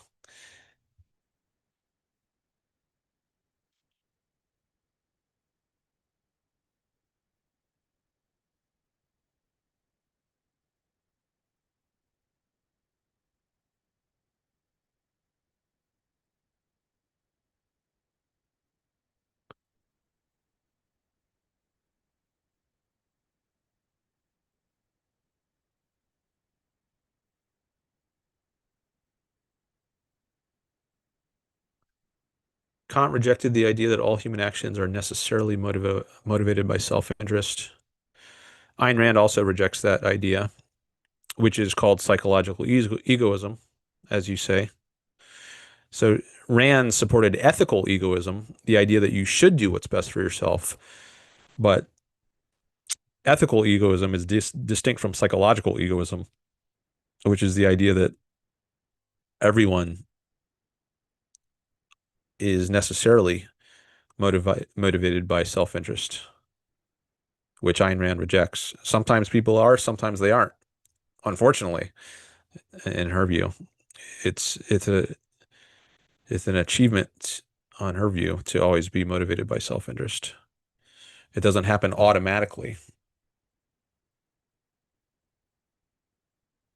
One example I sometimes give is you're on a diet and then let's say you're in danger of having a heart attack and your doctor recommends that you avoid very foods that are very high in fat, like cheesecake, and you're confronted with this cheesecake and you have a choice and you're tempted by it, perhaps, but um, your self-interest, like to do the self-interested thing would be to not eat the cheesecake because that's gonna because you're at risk for a heart attack. But sometimes people they they cave in to their immediate desires through weakness of will. It's sometimes called that, and they eat the cheesecake anyways, and then maybe they end up having a heart attack. And that would be a case where someone is not acting on their self-interest. And they might even say, I didn't have the strength of will to do what was in my self-interest. I know it would have been better for me in the long run to do this, yet I caved into my desire. And that was not a self-interested thing. That was a destructive thing. And I recognize that and I feel guilty for that. Now, I think that's a real phenomenon. And that's an example that sometimes I use to show that psychological egoism is false.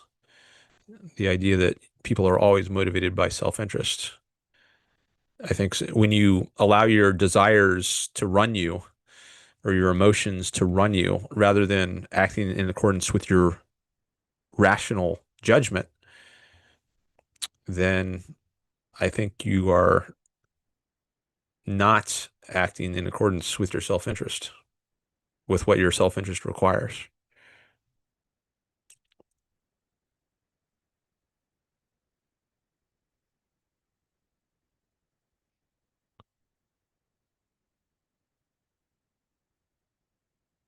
I see a new person in the chat, Andrew Selby Photography. Hello. Man, how far behind is he on the chat? I'm at least an hour behind, but I'm catching up at a quicker rate than I was before. How many? Let's see if let me highlight this so I remember where I was.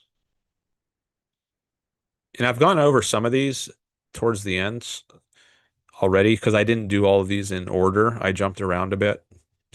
So maybe there's only like one or two dozen more that I haven't read yet, and then I'll be caught up. You say, when I tell a child to not jump up on the table, are they acting with egoism by listening to me so they don't get hurt?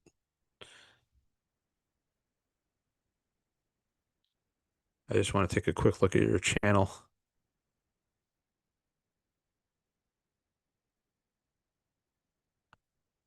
Okay.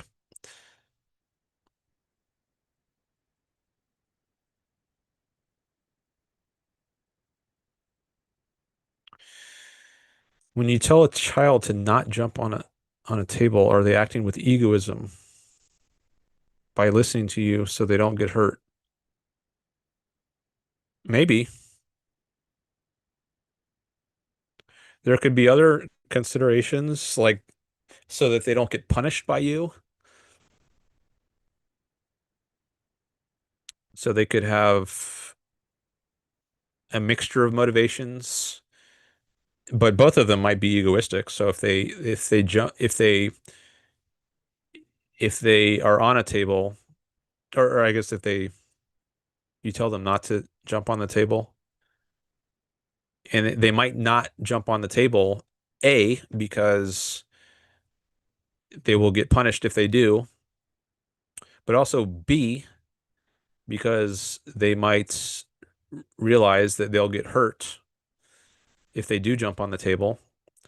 So that, but both of those are self-interested reasons. One is more fundamental, like the basic reason, which you hope they learn on their own so that you don't have to be around to instruct them, is that they shouldn't jump on the table so that they don't get hurt. I mean, it might be maybe it's possible for them to jump on a table in a context where they have good reason to think they're not going to be hurt. Maybe it's a very sturdy table. Maybe they're a gymnast and they've got great balance. Maybe they're doing a show. Maybe they're performing at a bar or something. I don't know. Jumping on a pool table. I don't know. I'm trying to think of a context where someone might uh, rationally jump on a table. Um, but in any case, I think you could say, yeah, they are acting egoistically if they listen to you. Um, Assuming, I mean, they understand your reasoning for it. Like, I don't think it's good to just obey for the sake of obeying. You don't want a child to just mindlessly follow orders. You want them to understand your reasoning for what you're saying. So if you accompany your instruction not to jump on the table with the explanation, don't do that because there's a good chance you're gonna fall and injure yourself. So you give the reasoning, appeal to the child's reason, then they're not just mindlessly following orders. And I think that's the egoistic thing to do.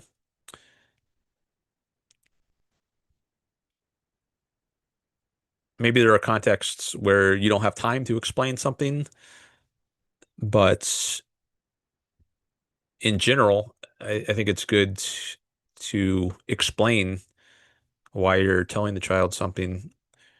And then if the child acts accordingly, then it seems like they are acting in a self-interested or egoistic way.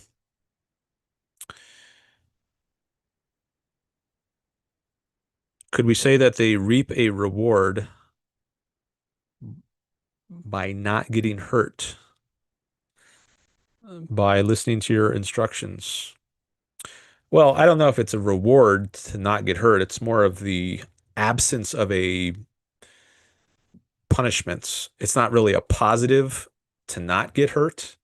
It's more of the absence of a negative. So the absence of pain is not the same as the presence of pleasure. It's not a positive. It's just the lack of a negative.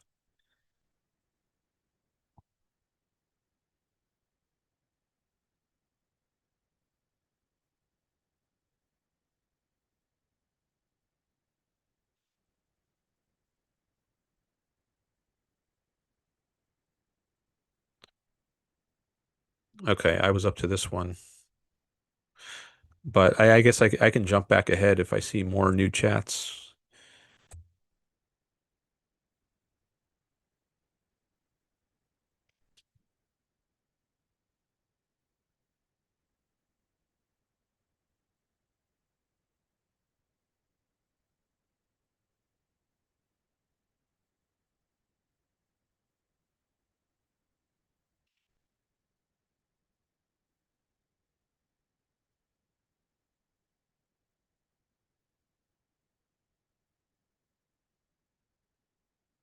All right. Mm.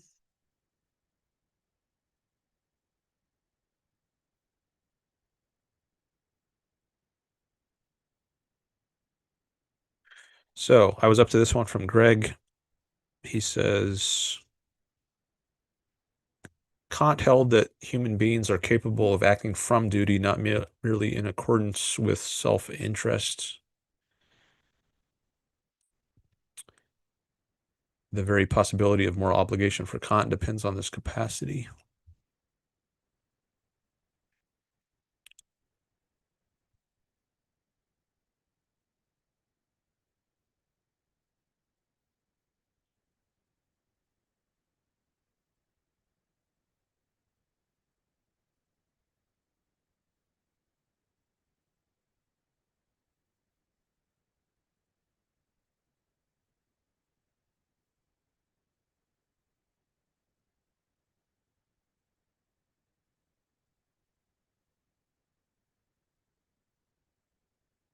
Okay, I discussed this issue of universal law some.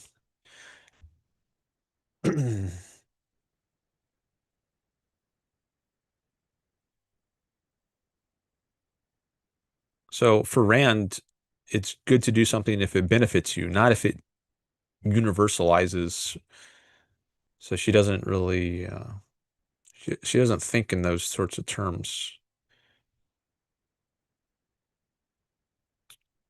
as I understand her.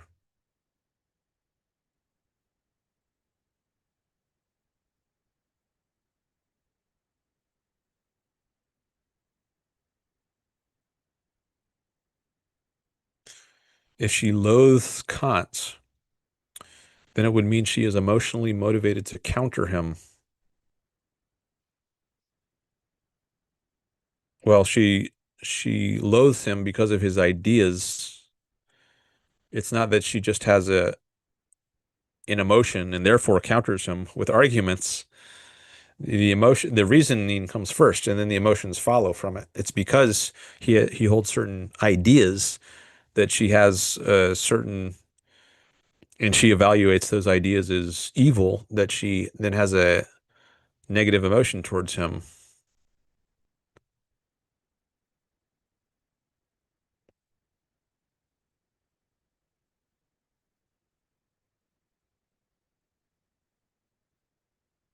Okay, I addressed this earlier.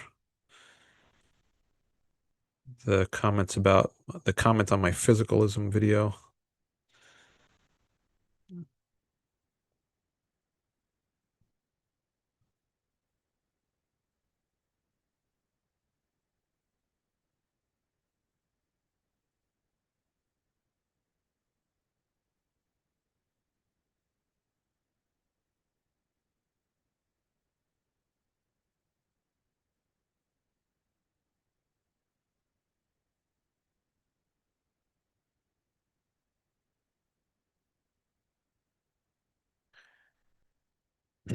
Chelsea or Chess Ice says he finds Michael Huemer's phenomenal conservatism theory and epistemology pretty plausible as an account of basic non-inferential knowledge.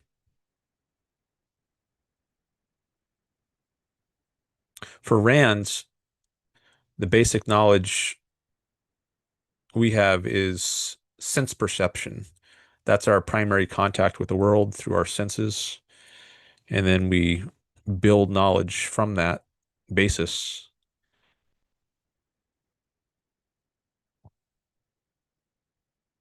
So I see a laptop in front of me right now.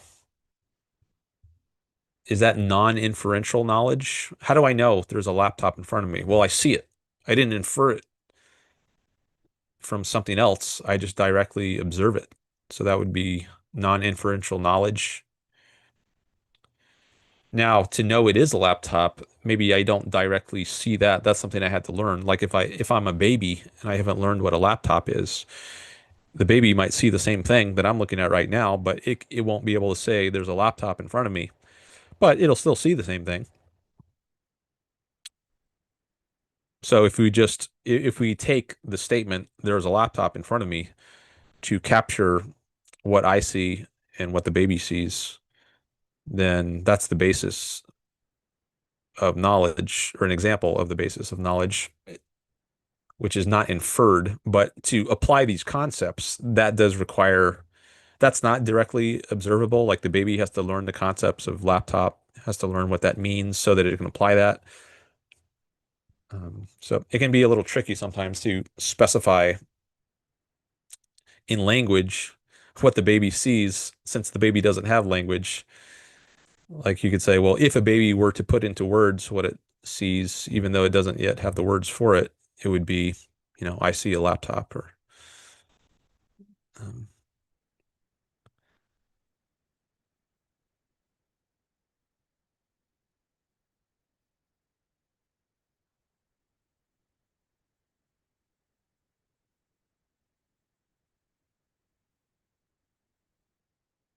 okay, I read some of these.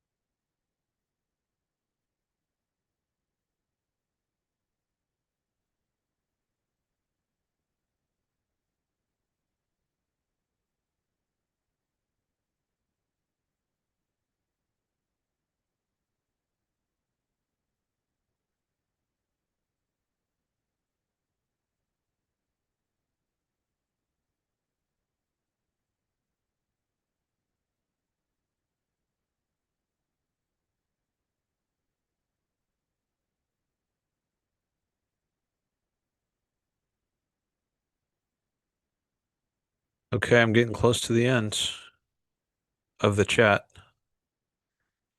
Right, there was this mention of accelerationism, the meaning of which I forgot. Agosti is here. Hello. He says, greetings from Italy. Family visit for Christmas. Wishing you the best.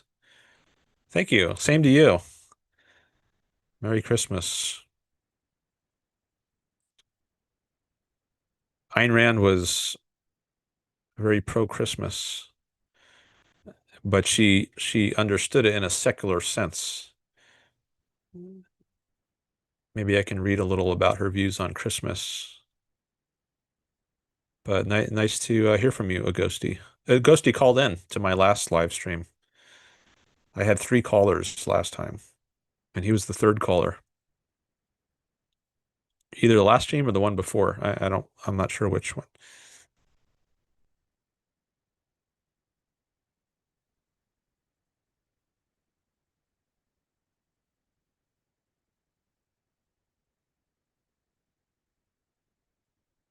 Oh, this is I don't think I read this one yet. From Andrew. He says, I guess what I'm getting at is that we follow the instructions of God because we trust him, that his instructions are there for our benefit, just like a child listening to their parents. Oh, okay. So you were going somewhere with that example. You're connecting it to a religious context, or you are connecting it to a religious context by bringing in God. So I guess that is how people sometimes think of God. He's just as a parent instructs his child, God instructs parents, and he hands down the commandments for all humans to follow. So God treats you like children, which I guess is really other people treating you like children because I don't think there is a God. I'm an atheist, and God was invented by people.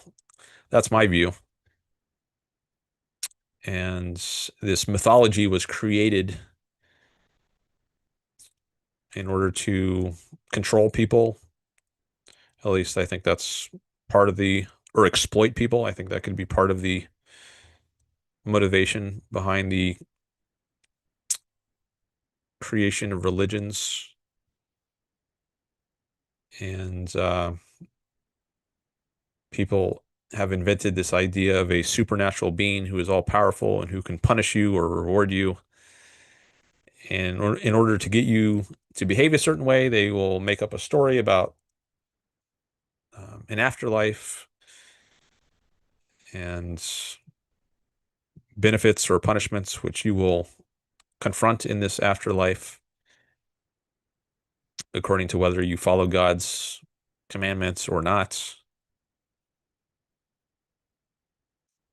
And there's not a earthly reason to do what someone is telling you, like sacrifice for the sake of others. You can't see in your life the benefits of doing that. So people will have to say, you'll benefit in another life and in the afterlife. And that's the way they will motivate you to do what you wouldn't otherwise do.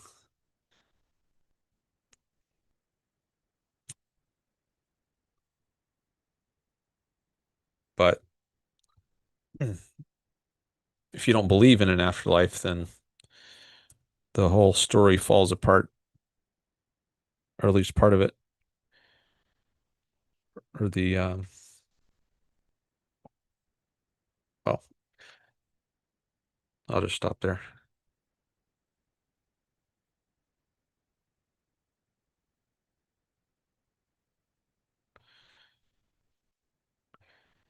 And this has to be taken on faith. Now, some people, I mean, religious people will often argue that argue for God. They'll say there's evidence for God. I don't think there is. I don't think the arguments are good. But that's we could talk about that if you want. We could discuss or debate the existence of God. Why do you trust him? Well, first you have to assume that there is a him to trust, right? So for me, as an atheist, I don't confront the question of whether I should trust God because I don't even believe there is a God to be trusted. So first I would have to be convinced that God exists, and then it would be another question as to whether I should trust this God. But I'm not even at the stage where I think there is a God. So this question is premature for me, or this issue.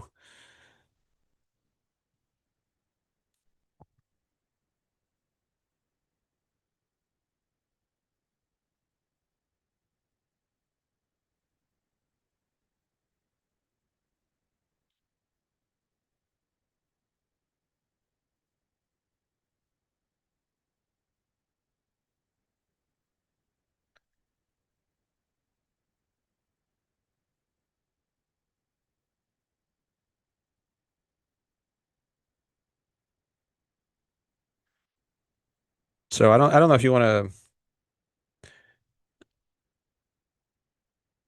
dig into this further, but I just see you put in a new chat. What would convince you of God? That's what Andrew asks. Well, first, you need to give a clear, the term God needs to be given a clear meaning. So what do you mean by God? If I don't even know what you mean by it, then I don't even, the question of what would convince me of it is premature because I don't yet know what it is. What is God? Is he an omnipotent being? With the many times people will assign these omni qualities. He's omnipotent, omnipresent, um, omnibenevolence. The Christian God, you say? Okay, yeah. Well, I don't think anything could convince me of the Christian God because I think that God has a contradictory nature. And omnipotence is one example of a contradictory quality or a quality that implies contradictions.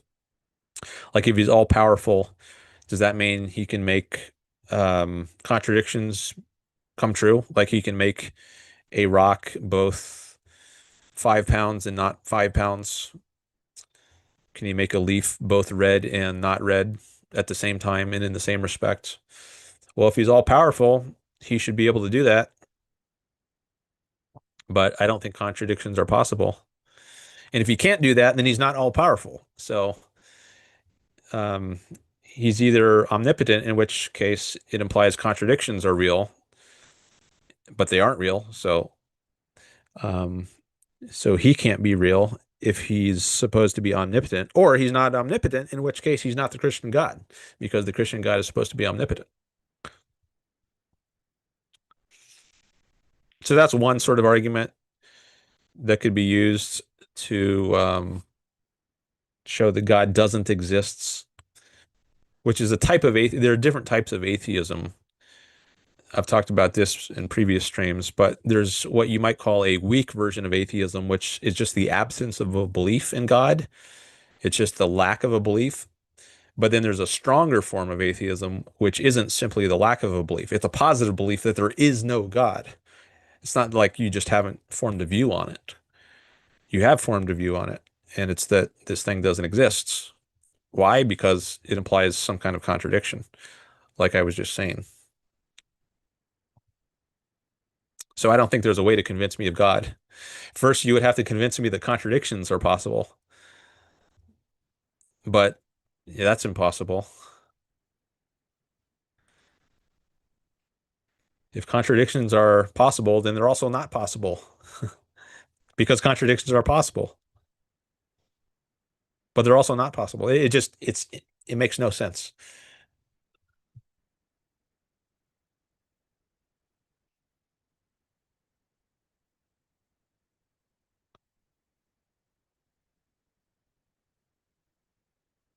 Matt says religions have twisted the concept of God to control people, but I think the esoteric teachings of Jesus rebel against the God you are talking about.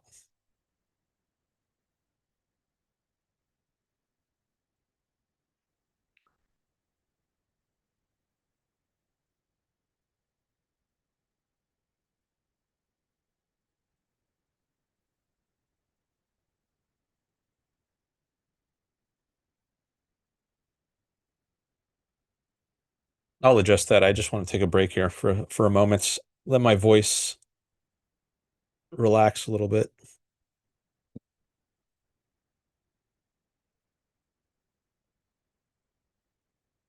If you want to call in, that will help my voice last longer. Just want to remind you.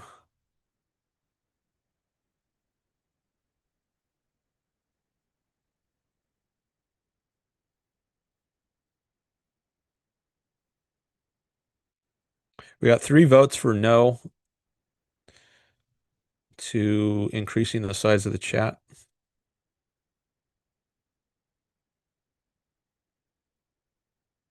I would have guessed I would get some yeses. It's a little surprising. I wonder why you're all voting for no, or at least the 3 people who voted.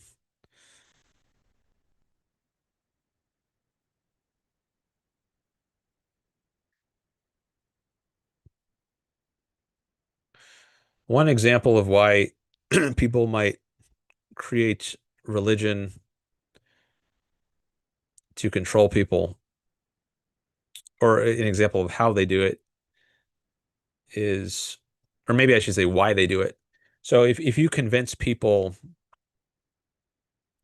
to bring sacrifices to the temple, like if you convince people, let's say you're a priest and you don't want to be a field worker, an agriculture worker, you don't want to be a farmer. That's too much work. You want other people to do the work and just bring you some of their crops. So you can make up this story and say, hey, um, the God is going to be there. There's a God who's controls the rain God, and he's going to be angry if you don't sacrifice some of your crops by bringing them to the temple here, or bringing some goats to the temple to sacrifice. And so then you scare people into bringing some of their hard work, the efforts, the results of their hard work to the temple to be sacrificed so that the gods don't inflict some kind of punishment on them, a plague of locusts or a drought, whatever it is. And then the priests can skim off, some of the offerings that are brought to the temple. Maybe they'll eat some of the crops, eat some of the goat meat or whatever, and they can just live as parasites on the other people by selling them this lie about gods. And so that's why I think some people promote religion. Um, Maybe some priests do this now. Maybe they live off of tithings to the church, but secretly in their own minds, they might say, I don't believe any of this stuff. I have a video on my channel called Altruism as a Tool of Exploitation. Maybe I should show that in the or link it in the chat.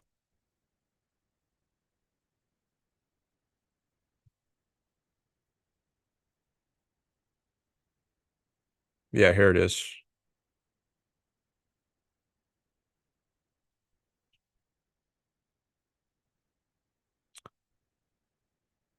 This one. Bring us your sacrifices. That's what I put on the thumbnail, and it has these primitive looking statues in the image, and I titled it Altruism as a Tool of Explanation of Exploitation. Excerpt from the Selfishness Project. That's what I called my when I first started my channel, it was focused on the topic of selfishness. And this conversation was maybe 2 or 3 hours long, but I just cut out a section where I discussed the sort of thing I was talking about how altruism is like the idea you should live for others can be used to exploit people, and religion goes uh, hand in hand with that. There's no earthly reason for sacrificing for others, but if you sell people a lie that they're going to benefit in the afterlife, which is what religion does, then you can end up benefiting other people like the priests at the temple who live off of your sacrifices. So in effect, you're acting in an altruistic way, at least during this life, maybe in the name of benefiting yourself in the next life. But so there is an element of egoism there. But at least as far as your earthly life is concerned, you're just living for the sake of others, or at least partly living for the sake of others. I'm just going to expand that a little more so you can see the picture. This is like some ancient temple that you would bring your offerings to, and then they get sacrificed, burned, or I don't know what exactly what happened.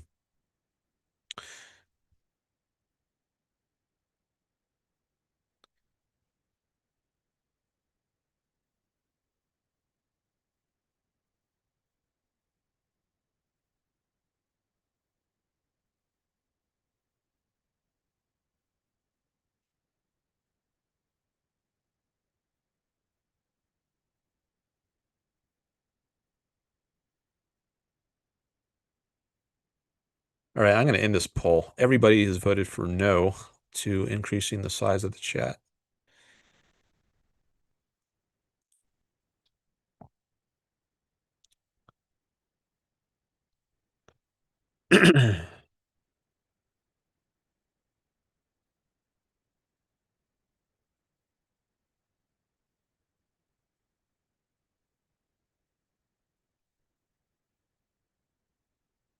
Andrew says, God has the power to do all things. Doing a contradiction isn't a thing.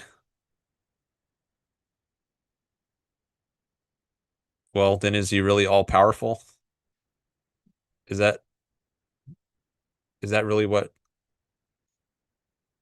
being omnipotent means? He can only do all things. What about miracles? Can he work miracles? Can he turn a woman into a pillar of salt? Is that a thing? Can he part the Red Sea? I've discussed how miracles involve contradictions. They contradict the identity of the things involved.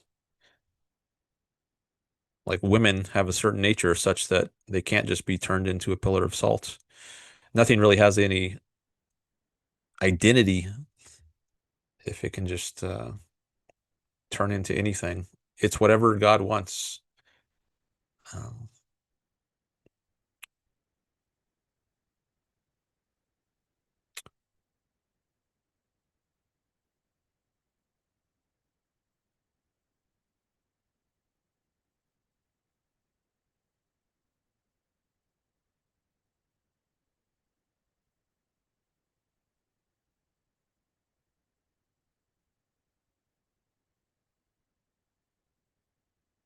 the esoteric teachings of Jesus rebel against the God you are talking about. Well, Jesus is supposed to be God, right? According to the Trinitarian doctrine, which I don't think makes sense. One of those things that has to be taken on faith. He's both God and man. He's holy God and holy man. and he's also the Holy Ghost, and he's three people, but he's really just one person.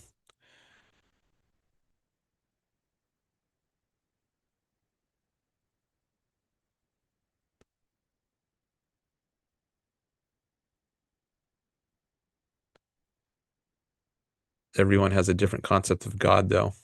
There are different concepts of God, like there are the Greek gods. You've got your polytheistic religions, and you've got your monotheistic religions. But I don't think that they're valid concepts. They're not concepts based on reality.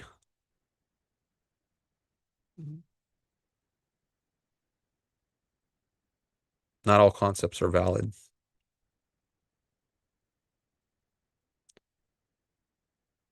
The Christian God has been well defined and agreed upon. Are you sure about that? Have there been any schisms in Christianity about the nature of God?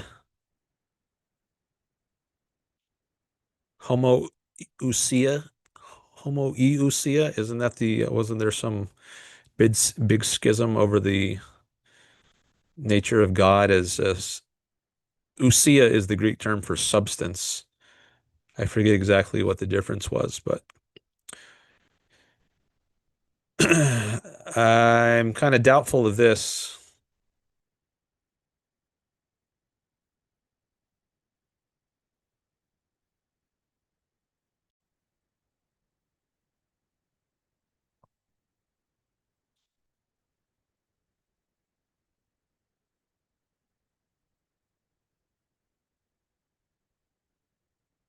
The Old Testament God and the God that Jesus speaks of seem to be two different characters.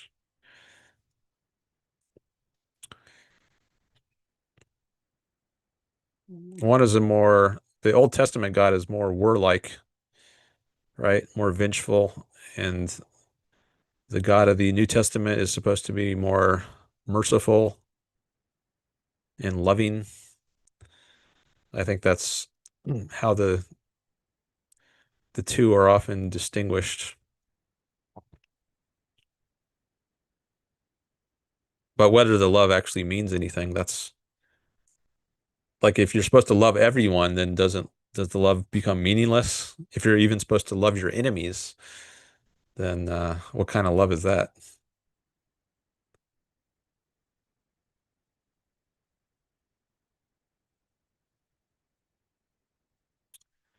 Matt says, yes, I am a heretic. LOL.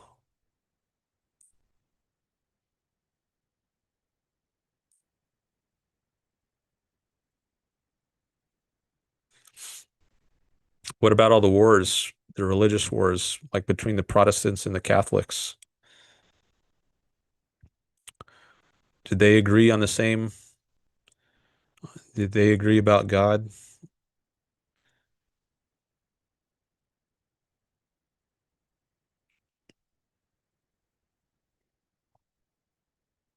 as they slaughtered each other by the thousands?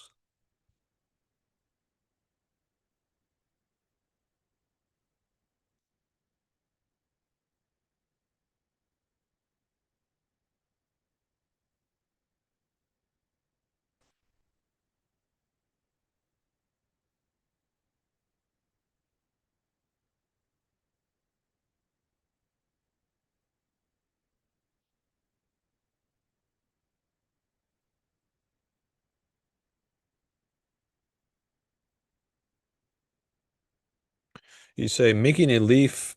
I'm just gonna, oh, actually, let me go ahead for a second. Oh, Simon is here. Hi, Simon. Yeah, I hope you're enjoying your holidays as well.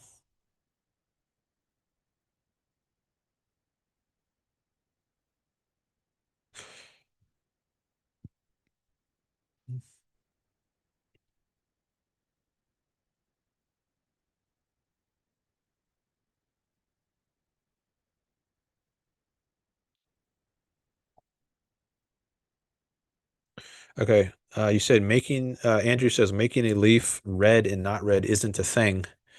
meaning it's just nonsense. Yeah, that's what a contradiction is. You aren't making an argument. You are saying words that don't mean anything. That doesn't affect the omnipotence of God. I'm giving an example of what omnipotence would mean. And I'm saying because it would mean something nonsensical, we have reason to think that God is unreal. Now, some people try to limit God's omnipotence and say, well, he can't um, make so-called logical contradictions real. Like he can't make things be A and non-A, but he can do things like work miracles, like he can turn a woman into a pillar of salt or part the Red Sea. But I think you can make a case that that also involves contradictions. Things have a certain nature, a certain identity that limits what they can do. A rock cannot just squirt water out of it. Its identity prevents that from happening. Its nature prevents that from happening. But if God is omnipotent and he can work miracles, then God can make a rock squirt water out of it when Moses speaks to it or taps it with a staff. So, on this view, things don't really have an identity. They're just whatever God wants them to be. So it's like wishing makes things so. It's like the opposite of Ben Shapiro's line, facts don't care about your feelings. There really are no facts. The facts are whatever your feelings want them to be on this omnipotence view. If God feels like making a rock, if he wants a rock to squirt water out of it, it will do so. So there's no facts um, in the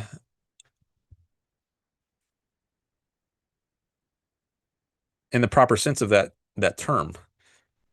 Um, that's used in this phrase, facts don't care about your feelings. The idea of that phrase is that reality has a identity regardless of what you think about it.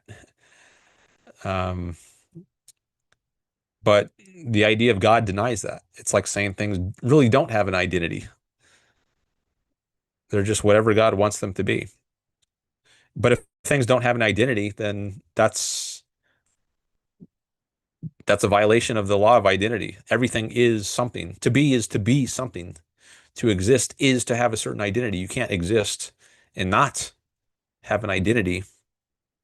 Like if I tell you I've got something in my pocket, okay, well, what's the identity of that thing?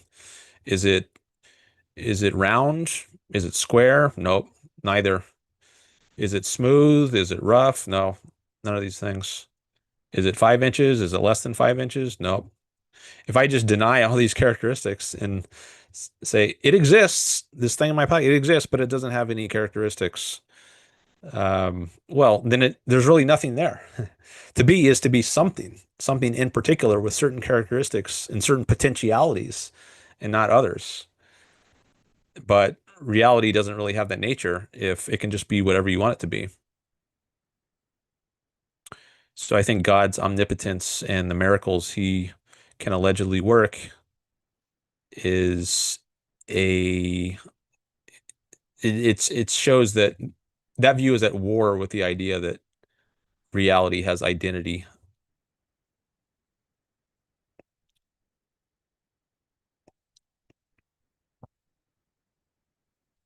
And that can't be wrong, right? It's like saying there is no A, right? As opposed to just A is A. Um, there's not even an A on one side of that is. And maybe in a sense there is, but in a sense there's not if it's just whatever you want it to be. Well, anyways, maybe I'll say more about that later, but I'll at least say that much now in reply to this comment.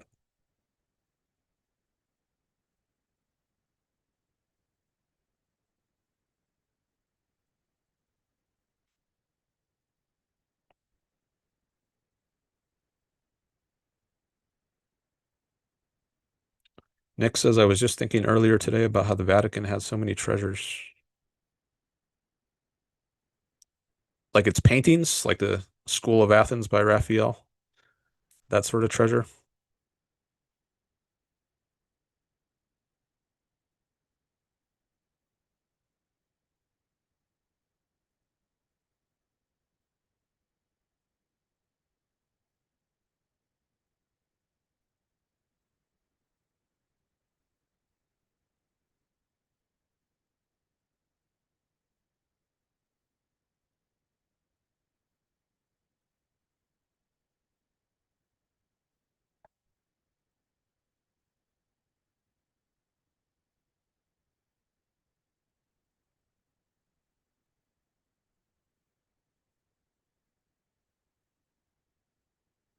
Doesn't a father start off being a scary person and then you learn that their wrath was there to teach you not to get hurt? I don't think a father has to be scary. There's motivation by love and motivation by fear. That's the distinction Ayn Rand gives. You can appeal to a child's values of positive things. Hey, look, if you do this, you will benefit in this sort of way. And if you act in this other way, you'll suffer in this sort of way.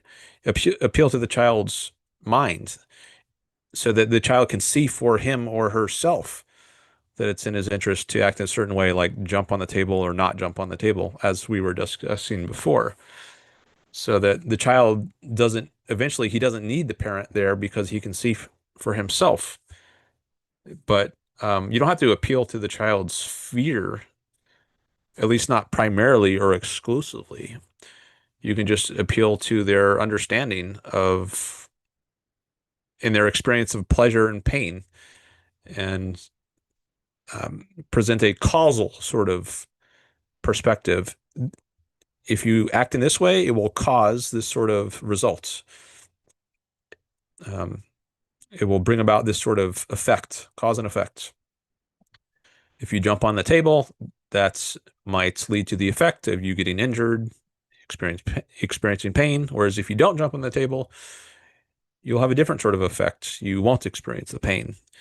And you don't have to be scary to point these sorts of things out.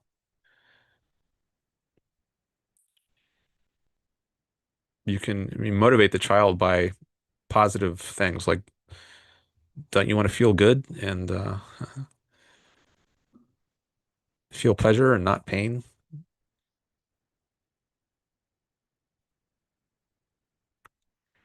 or feel joy and not misery?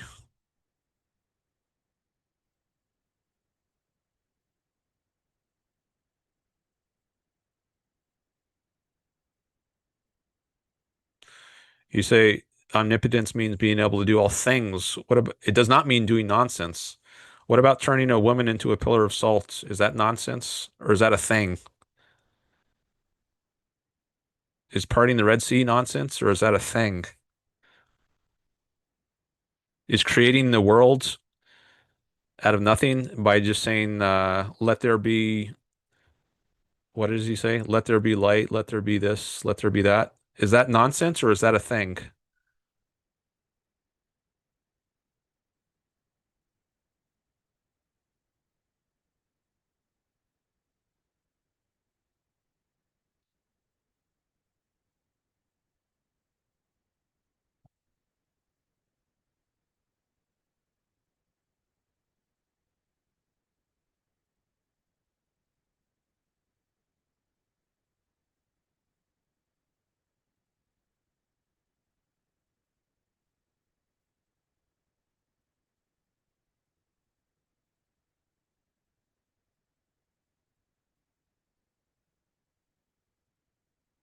What big schisms still exist about the nature of God? Well, I don't know. I don't follow all the different branches of Christianity or non-Christianity, but there's many different schisms. You got the Catholic Church, the Protestants, the Eastern Orthodox, all kinds of Protestants, Baptists, Methodists. I don't know what all their disagreements are over, if it's over the nature of God or over other sorts of issues or both. But I don't know that it really matters because if they all believe in miracles, then I think they're of the sorts I've been describing, like parting the Red Sea and so forth, or sending a plague of locusts, to mention another one, curing lepers by touch, rising from the dead, then, and they all believe in those sorts of things, then I think they all believe in some pretty nonsensical things, things that are at war with the nature of reality, the identity of reality, the causal nature of reality,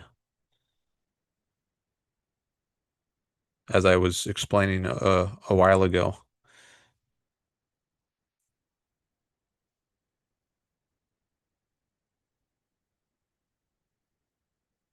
Why does punishment have to involve fear? Asked Nick.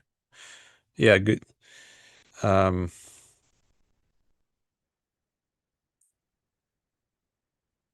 I don't know that it has to involve fear. You could just be saying, look, if you act this way, this is going to happen.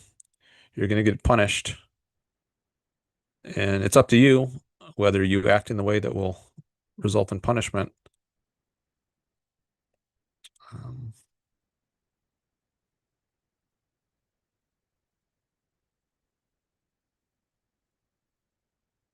Dan, are you a realist or a nominalist? Neither. If you're talking about the someone's view of abstractions or concepts or universals, Ayn Rand came up with a new theory of concept formation, and she presents it in her book, Introduction to Objectivist Epistemology. I'd say I'm an objectivist, not a realist. The realist thinks that there are abstractions in the world apart from the mind. Plato is an example of this. He thought there was a form, he called it a form of goodness or manness or triangularity apart from consciousness. And then the nominalists thought the only thing in common between all the things we call a man, for example, for example, is the name. Hence, nomen, the Latin word for name. There's really nothing in reality that justifies our putting various things together under one concept. But Ayn Rand rejects both of those things. She thinks there is a valid basis for grouping certain things together under certain terms, but it's not that they all are reflections of some perfect form of manness, for instance, that exists in some other dimension apart from our minds. So I'll just say that much right now. But there's a whole book you can read about Rand's theory of concepts.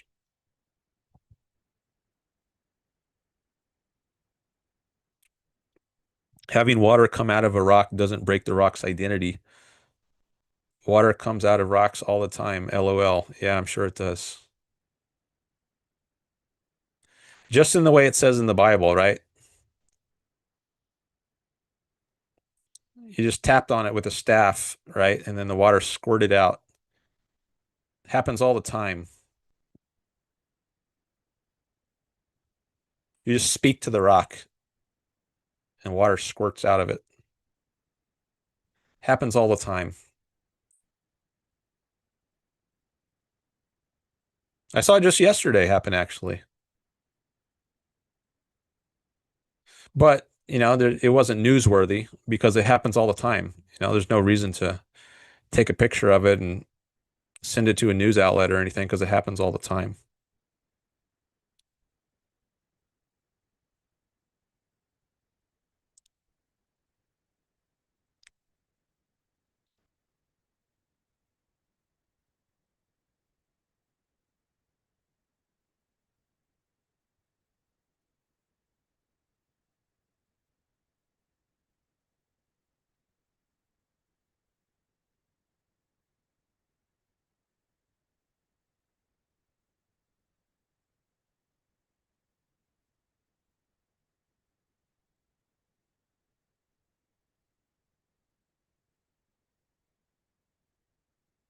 Are you deliberately trying to misinterpret what I was saying?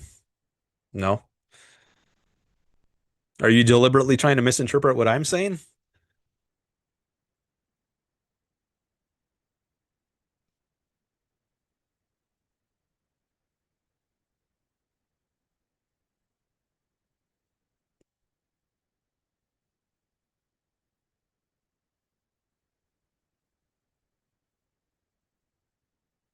What about turning women into pillars of salt? Does that happen all the time?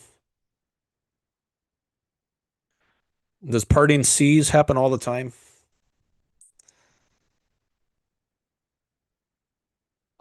Do people rising from the dead happen all the time?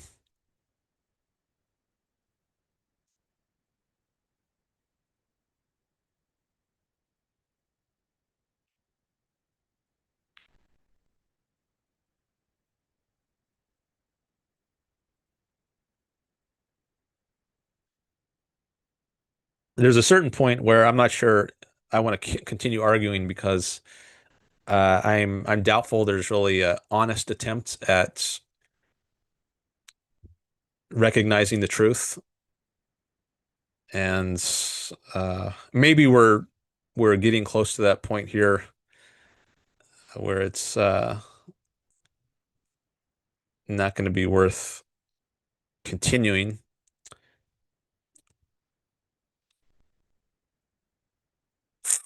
but we'll see.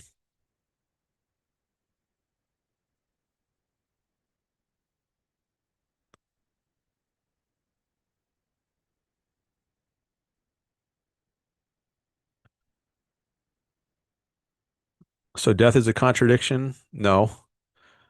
Decay is a contradiction? No. What is decay but losing identity? It's changing its identity,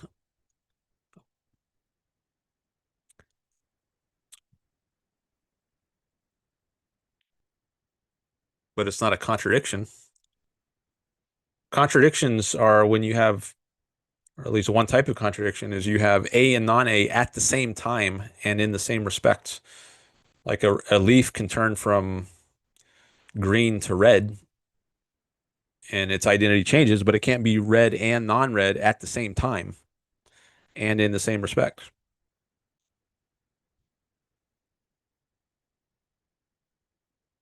I am honestly trying to make solid arguments. All I was trying to say is that water coming out of the ground doesn't break any laws of identity. Okay, but was I merely talking about water coming out of the ground? I said water squirting out of a rock.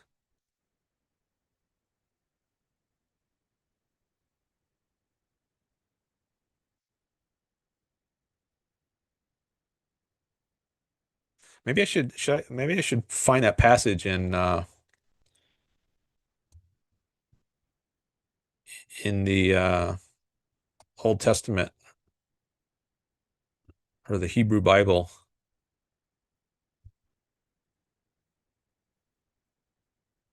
Why is my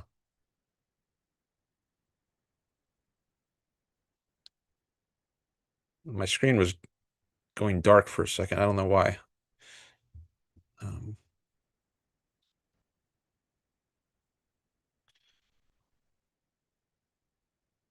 Now it's okay.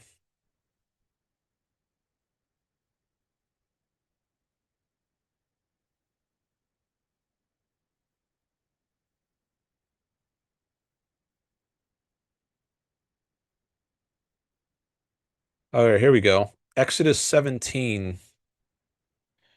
The story of Moses striking the rock for water is a key biblical event occurring twice. First in Exodus 17 and again in Numbers 20.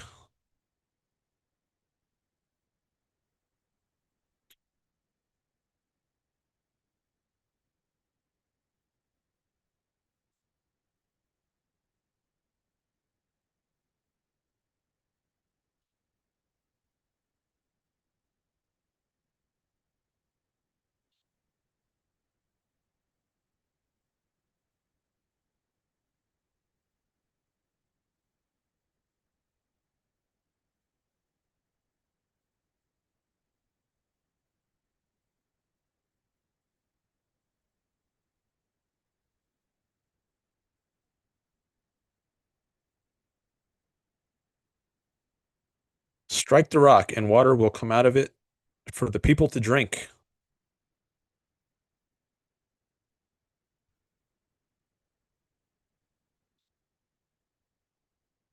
I'll share that on my screen.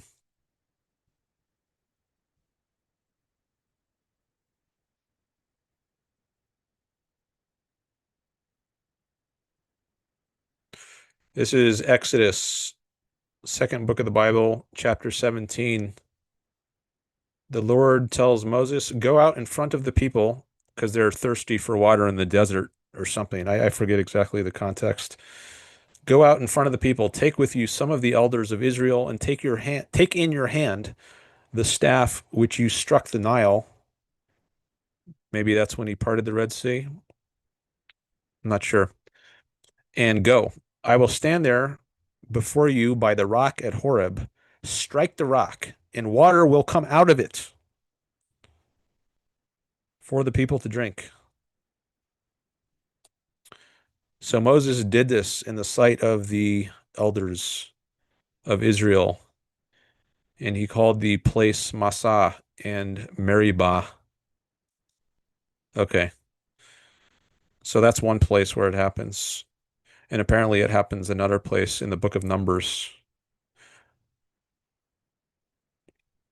It doesn't say water comes out of the ground. It says strike the rock and the water will come out of it. The rock. I assume that's what it refers to. There was no other antecedent for that pronoun given.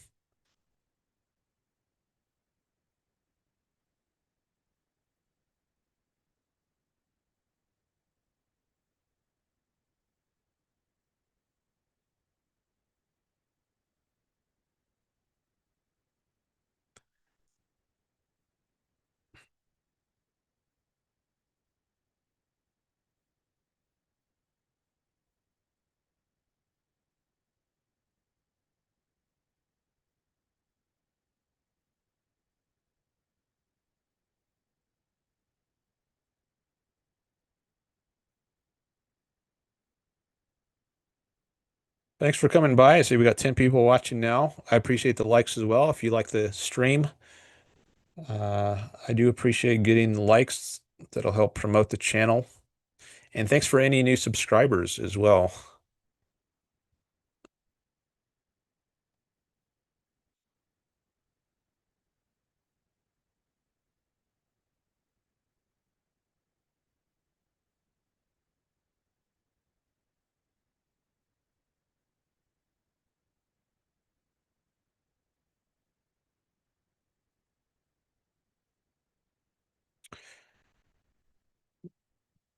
Nick says, I was thinking more of the gold and jewels.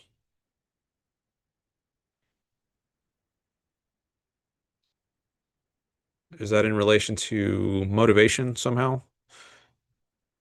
Rewarding people with gold and jewels as opposed to punishing them with fear? I'm not sure what the context of that was.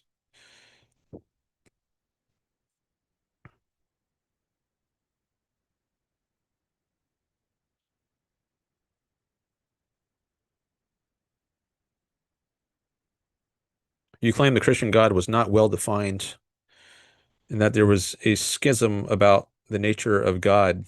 Well, if he's defined in terms of omnipotence, I don't think that's a successful definition because I don't think that characteristic makes sense as I've been trying to explain.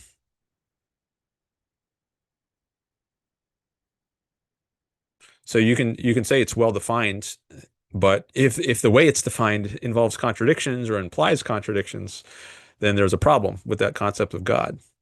And you can't convince me that such a God exists if it involves a characteristic that seems to imply contradictions, like omnipotence.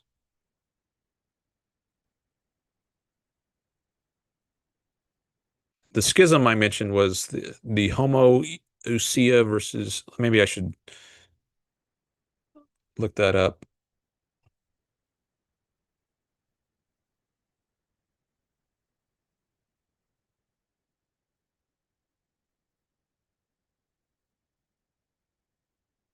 been a while since I read about this.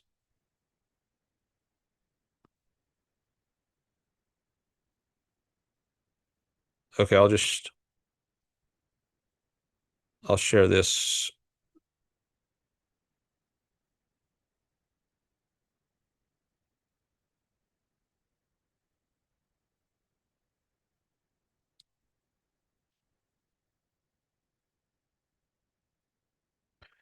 Homoousios means of the same substance, affirming Jesus's full divinity, while see that I snuck in there? Homoiousios means of similar substance, not the same substance, of similar substance. A lesser Aryan view that Jesus was created but not co-eternal or co-equal with the Father. The key difference being one Greek iota, I, changing the meaning from same to like. A debate settled at the Council of Nicaea favoring homoousios for orthodoxy.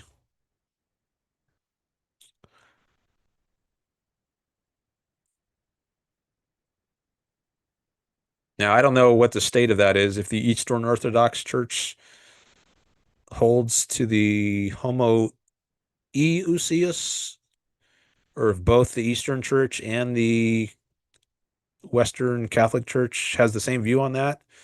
But at least at this time, there was some, I guess it was the Arian heresy, where they had this dispute. And maybe there were other disputes later, but I don't remember. But I don't think it matters too much.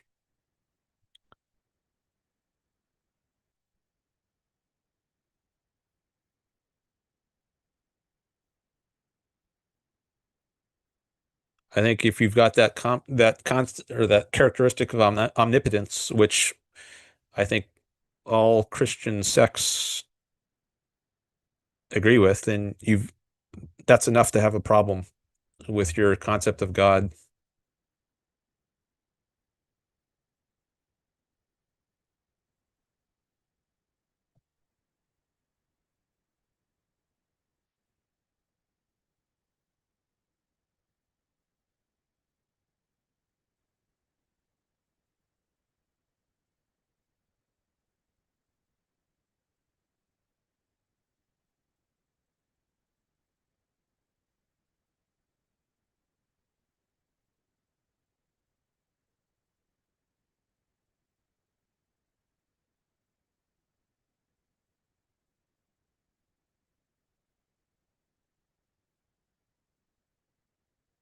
That debate was settled in the fourth century, says Andrew.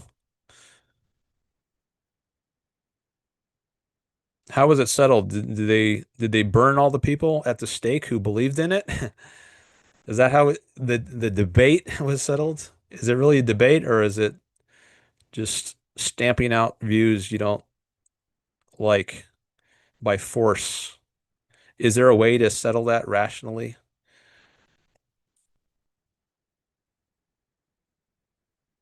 If you kill everyone who doesn't agree with you, I mean, that's one way to get consensus.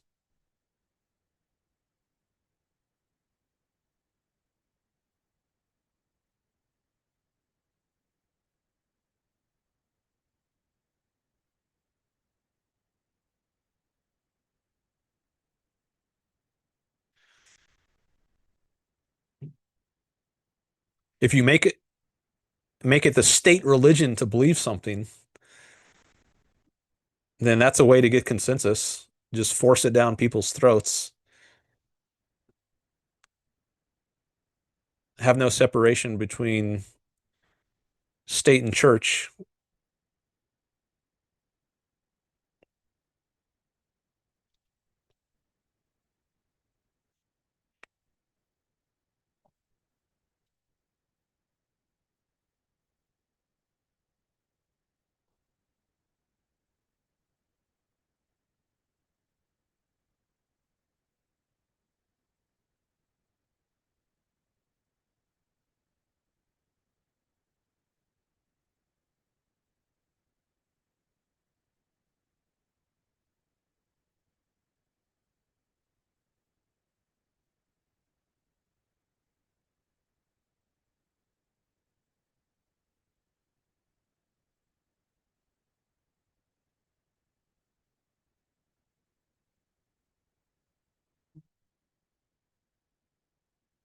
Does water not come out of the ground?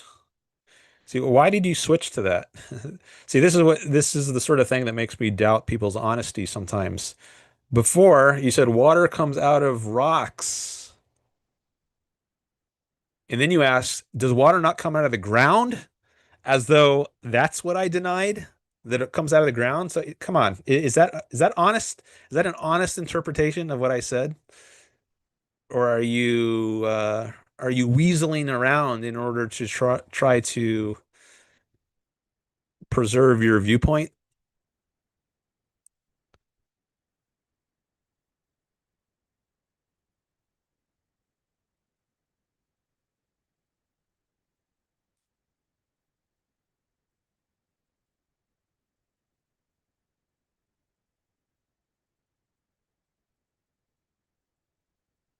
Agosti says theists don't need to concern themselves with a rational proof of God since faith doesn't asks for it.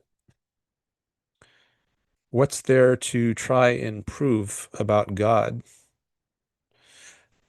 Actually, there was a early church father, Tertullian, who said, I believe it because it's absurd. Creo qui absurdum was the Latin.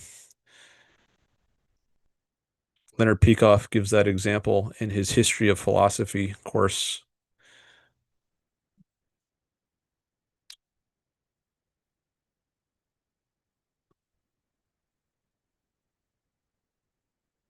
What is the difference between water coming out of the ground and water coming out of a rock? Really? Really? Is the ground not made of rocks? Really?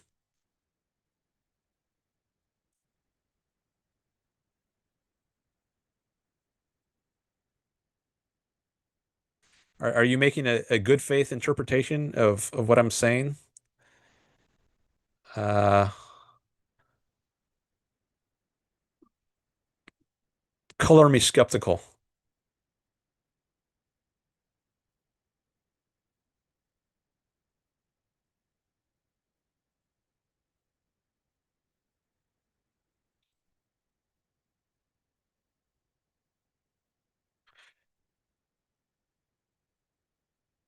Three Vatican treasures. Oh, the Vatican treasures, Nick says. If God is well defined, then what is the definition? That's an interesting question. Yeah, what is the definition? I wonder if Andrew wants to give a definition of God, if he thinks it has a definition.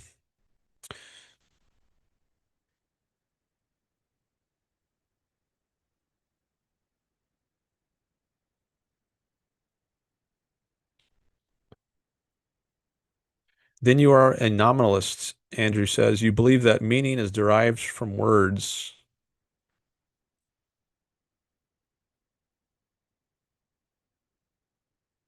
I don't know why you say that. Meaning is derived from words. No, words get meaning from their referent in reality, like the word tree. It refers to a certain type of thing out in the world.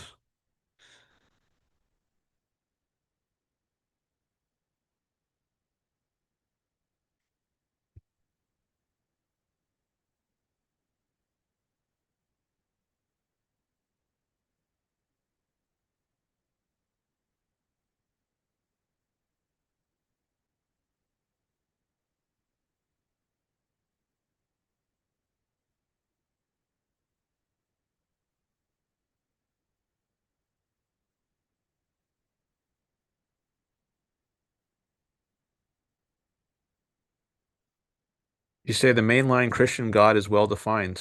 Okay, do you want to give a definition? Can you type the definition in the chat?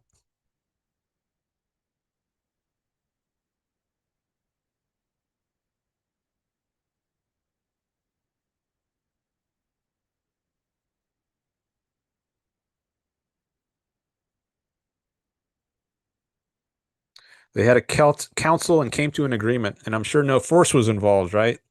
There was no threat of force, right? You could just disagree and everything would be fine for you. Is that how it worked? The ground is made up of rocks, right?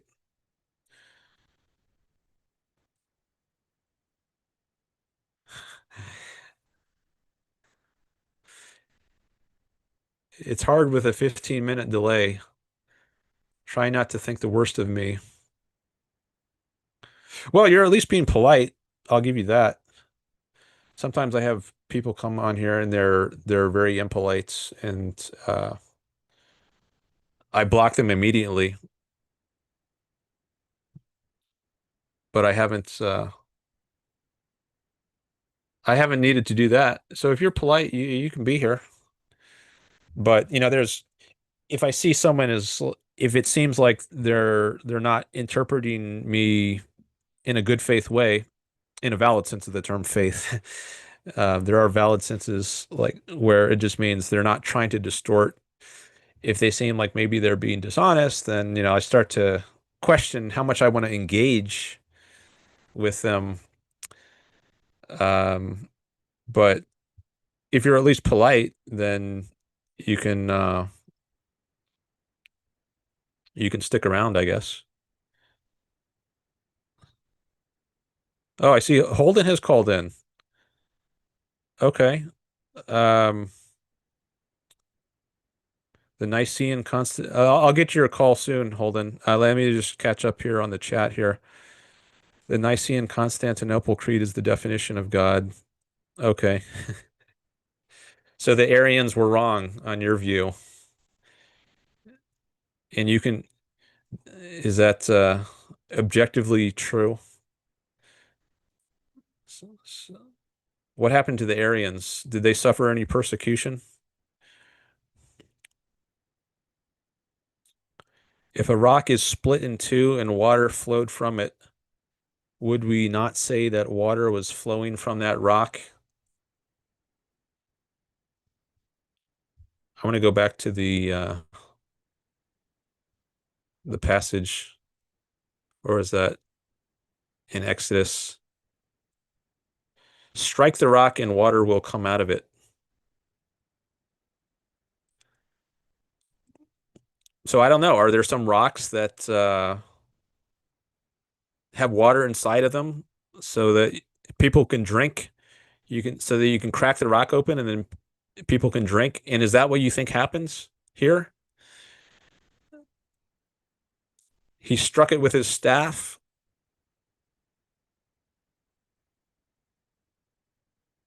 And what do you think happened with the woman in the pillar of salt in parting the Red Sea?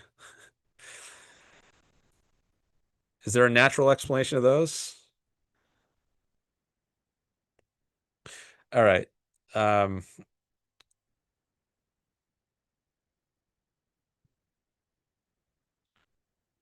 yeah, Holden. Okay, let me get to Holden's call.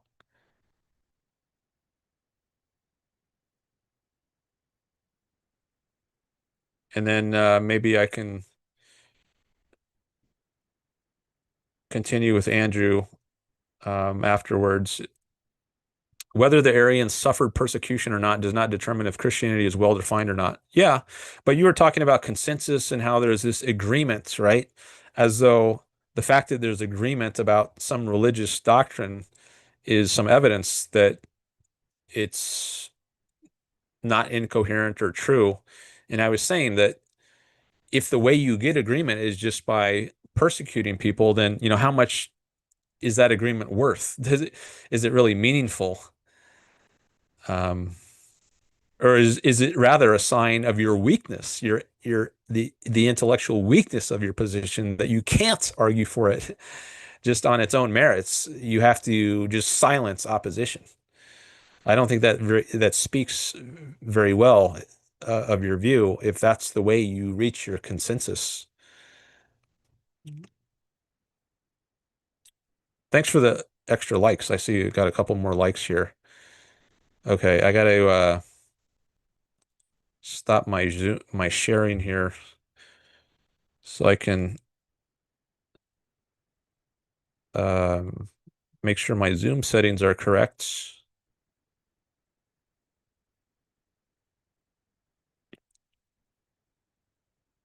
Just a few more seconds, and I will let Holden on.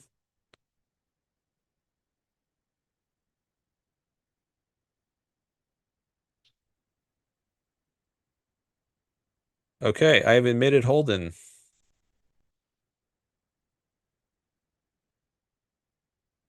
Hello. Oh, Hey, can Dan, you? can you?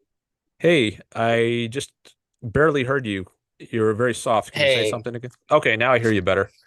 can you hear me? Okay, just um, can you speak for a second? Because Yeah, speaking, okay, test. I can hear you now. Yep. Uh, Okay, gotcha. okay, Okay, so I can't put my mic on just or my camera on just a second. So okay, uh, I'm driving like as we speak right now. So okay. um, just so you know, but I did have I saw that you were still streaming, and I I did want to ask you so I wanted to ask you a couple questions if you know that I guess that's okay. Yeah, sure. So, um, just out of curiosity, like whenever you were in college and going through school, getting, and that whole process, were you working at the time or were you just doing school?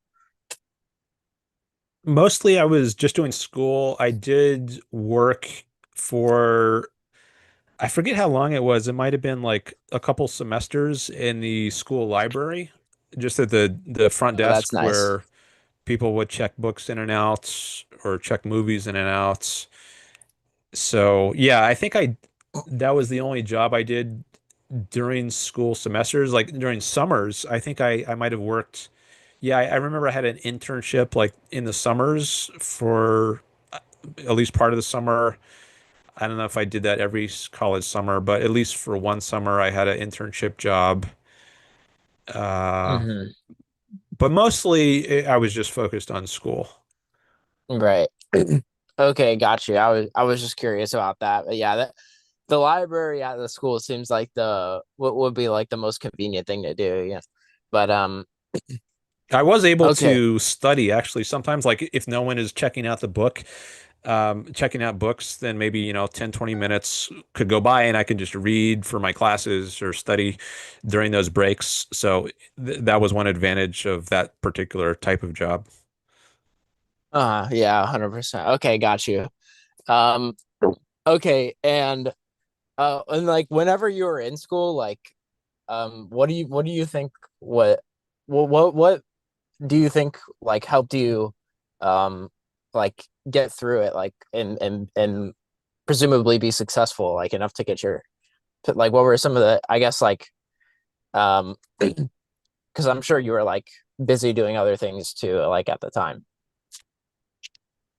Well, actually, when I was an undergraduate, I had kind of mediocre GPA. And I think the reason for that is I was so enthralled with Ayn Rand and studying objectivism that I spent a lot more time studying that than I did for my classes because I didn't learn Ayn Rand from my academic philosophy classes. I found her on my own, and I just wanted to spend as much time as I could studying her and also Will Durant. He's a historian who I discovered I think in the summer between my junior and senior year. And actually, after Ayn Rand, I would say he's my favorite author. I just fell in love with his books, his Story of Civilization, and I wrote an article about that. That's my one publication. But Uh-huh. I was so enthralled with reading Ayn Rand and then reading Will Durant that and I hadn't decided like I if I had decided as an undergraduate that I wanted to go to graduate school, then I would have put much more effort and time into getting a high GPA so that I would have a good transcript when I'm applying to graduate school. But that wasn't my goal when I was an undergrad. I didn't think I wanted to go to grad school. Um, so I didn't think, well, it would be a big negative for me, if I got just average kind of middling GPA. But then a few years later, I decided I actually did want to go to graduate school. And I applied to a bunch of schools and didn't get into any of them. I applied to a bunch of programs, like Hmm. 17 different PhD programs, and I got into zero. Wow. And it's not really surprising because it's very competitive if you're applying to graduate level philosophy programs, at least PhD programs. Hmm. Um, so I didn't get in anywhere my first attempt. And then I gave up on grad school for a while and got into tutoring, did some other things. But then a few years later, I decided I wanted to give grad school another chance, but I decided this time, instead of going straight for PhD, I'm going to just go for a master's. And that's Uh-huh. much more manageable. It's you're more likely to get into a master's program if you had a mediocre performance as a undergraduate. So I did a master's and I used it as a kind of stepping stone. And I got a 4.0 GPA as a master's student. And because I wanted to Oh be in a wow. position where I thought, okay, well, maybe if I decide I do want to go onto a PhD, I'll at least have a chance. So I want to do really well in case I decide I want to go on for that PhD. And so after I did my master's, I applied again for a PhD program and I applied to like 13, 14 programs. And still, I only got into one, which was UC Mm. Davis. That's the one I ended up going to. I was waitlisted at like two or three other programs. Um, but I guess I could maybe some people do go straight from a bachelor's program to a PhD, but you have to do very well as the bachelor's student in order to do that. But for other people, if you don't have a very strong undergraduate record, then you might need to do something like a master's program as a stepping stone to later get into a PhD program. At least if you want to get into like a ranked top 50 kind of program. There might be some others that are less selective about who they admit where you don't need as high a GPA. But anyways, that's some about my history and I'll just stop there.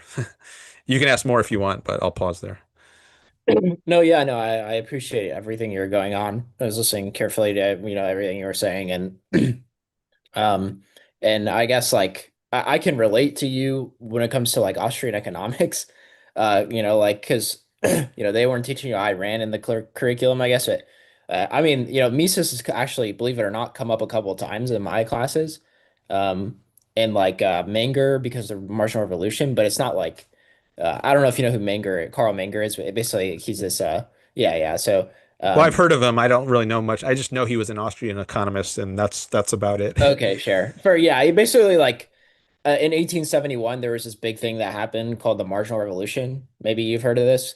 And No. basically, so this was a huge thing in economics where basically like it used to be the case that like Adam Smith and the classical economists like David Ricardo and John Stuart Mill and these guys and Karl Marx, they they had this cost of production, or they basically had a theory of value that was defective. They thought, oh, it was the like in Wealth of Nations, Adam Smith says, oh, the entrepreneurial profit is a function of the value of the capital employed.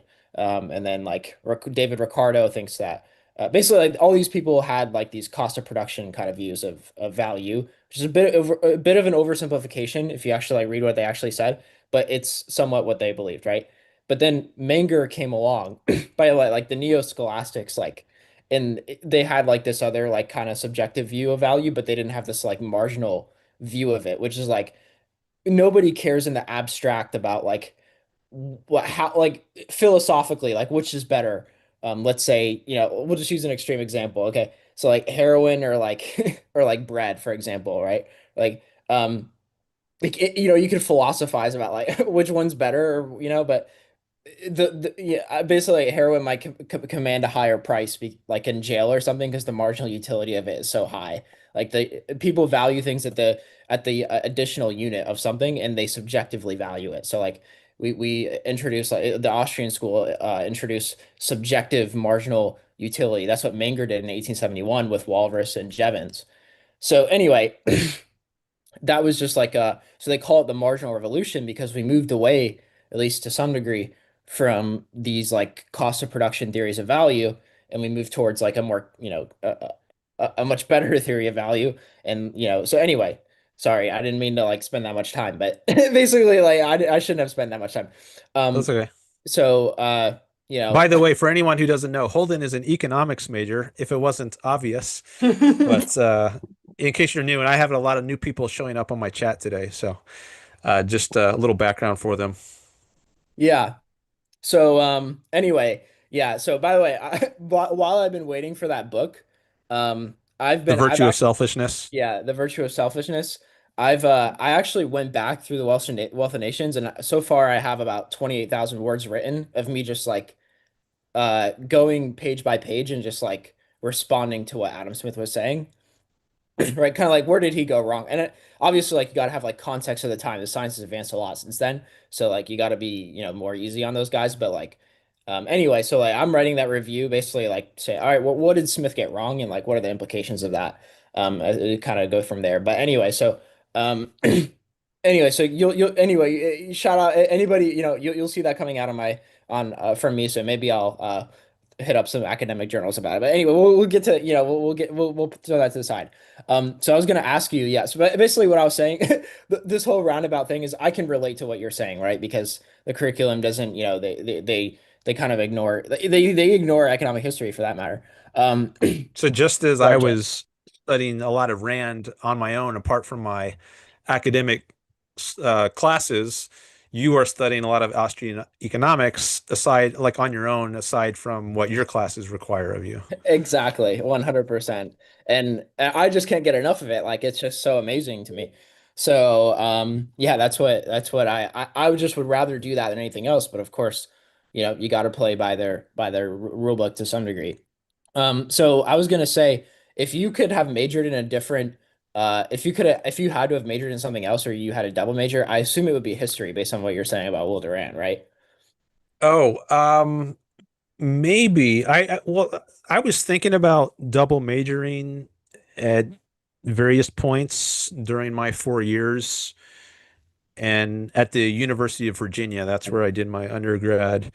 And I did consider history as at least a minor, if not a double major, but I ended up not doing it. I ended up trying to do like as little as I could and still, get enough credits to graduate because I wanted more time to read Will Durant and study Objectivism. So I Mm, think I graduated with like the bare minimum number of credits. You needed like 120 credits to graduate. I think I might have had 120, but some people wow. they get like 140 or maybe even Mm, more than that. Maybe some of that is due to like advanced credits they come in with from AP high school courses. But anyways, I just got as much as I needed. right. But if I were to be more ambitious in my academic classes, yeah, probably history, at least as a minor. I think I might have considered psychology as a minor, or actually physics was quite interesting to me when I first came in to the university. But I don't think I really had the math background to do that, even if I wanted to. I would have struggled on mathematical grounds. Um, Mm, so, yeah, probably history. And that's certainly what I study the most these days on my own, like between live streams. Usually, when I'm not streaming, I'm doing like history reading. Um, like I mentioned earlier in this stream, I might talk about the slave trade. That's the most recent thing I've been reading about in history. But I jump all around. But yeah, right, I'll say that one. right. Okay, yeah. And you were reading obviously like regulatory history in the US. Yeah, yeah. Yeah, I guess like Murray Rothbard definitely made me more interested in history, believe it or not. But this guy Will Durant you're talking about, maybe this is whenever I'm done with Ayn Rand or like reading her novels, and for the first time, I'll probably go over some of them again for sure. But after that, maybe it would be a good idea to read some Will Durant and kind of just go through his books and talk about it with you. Um, so that he's got like a series on the story of civilization. Yeah, that's his magnum opus. It's an 11 volume series. It's about 2 feet long on the bookshelf. It's like 10,000 pages in total, uh, Okay. including like the index. I don't know, like if you exclude that, maybe it's 9,000 or something. But it's a very long series. It took me about 4 years to read from beginning to end. I took a year off in the middle of that to read the Bible. So he starts at his first volume is called Our Oriental Heritage. So he starts with non-Western civilizations like ancient Egypt and India and China and Japan. And then starting with the second volume, he goes to Western civilization with Greece. It's called The Life of Greece. And that's actually the first volume I read. So I read volume Uh, two first, and then I was super stoked on that. I love that. And so then I went back to read volume one uh-huh. and got the Oriental backgrounds where you get the first civilization, not just the first Western civilization, but civilization period. Like he actually starts with prehistory, cavemen, and Like Neanderthals, and it goes. yeah, yeah. He covers all the history from like maybe pre-human through human up to, I mean, it much more briefly. He doesn't have an entire volume on prehumans, but there's a section in his first volume Uh-huh. covering prehistory, and then he covers the ancient pre-Western civilizations like India, China, Egypt, and actually the Jews. He covers the Hebrew civilization, so the Old Testament. And then volume two, you get Greece. Volume three, you get Rome. And then volume four is the Middle Ages. He calls it the Age of Faith. That's the title. And then volume five is the Renaissance. Volume six is the Reformation. Volume seven is the Age of Science. The Age of Reason begins. And that's I forget the exact years, 17th century mostly, 1600s. Okay. Volume 8, Age of Louis the Eighth. Oh, sorry, Louis the 14th. I got the volume number mixed up with his regnal number. Volume 8 is Louis the Yeah, yeah. 14th, the Age of Louis Okay. the 14th. Volume 9 is the Age of Voltaire. That's the Enlightenment, like 18th century, Hmm. or at least the first half of the 18th century. Then volume 10 is Rousseau and Revolution. That's the latter part of the 18th century from, I think, 1756 up to the French Revolution, 1789. Okay. And that was going to be his last volume for a while. He was very old at this point. I think he was, I forget what year, but maybe he was around 90 years old. And he got a Pulitzer Prize for that volume, volume 10. But then he continued to live. He's kind of humorous about this in the prefaces to his books. He says, "Well, the Grim Reaper keeps overlooking me. He keeps passing me up." So I decided to write another book along with his wife Ariel Durant. They co-authored. They're listed as co-authors, I think, starting with volume seven, so 7 through 11. Uh-huh. So he ended up writing another volume. Volume 11 was the Age of Napoleon, from which covers 1789 French Revolution to the downfall of Napoleon in 1815. And that's where he ended. That was his last volume. So he doesn't cover the Americas. This is all European history or Old World history, if you include Hmm. the first volume on the Orient. And it would have been awesome if he lived like another 100 years and he could cover the up to the present day he was writing, which is the 20th century, as well as the Americas. But I guess that has to be left to other authors.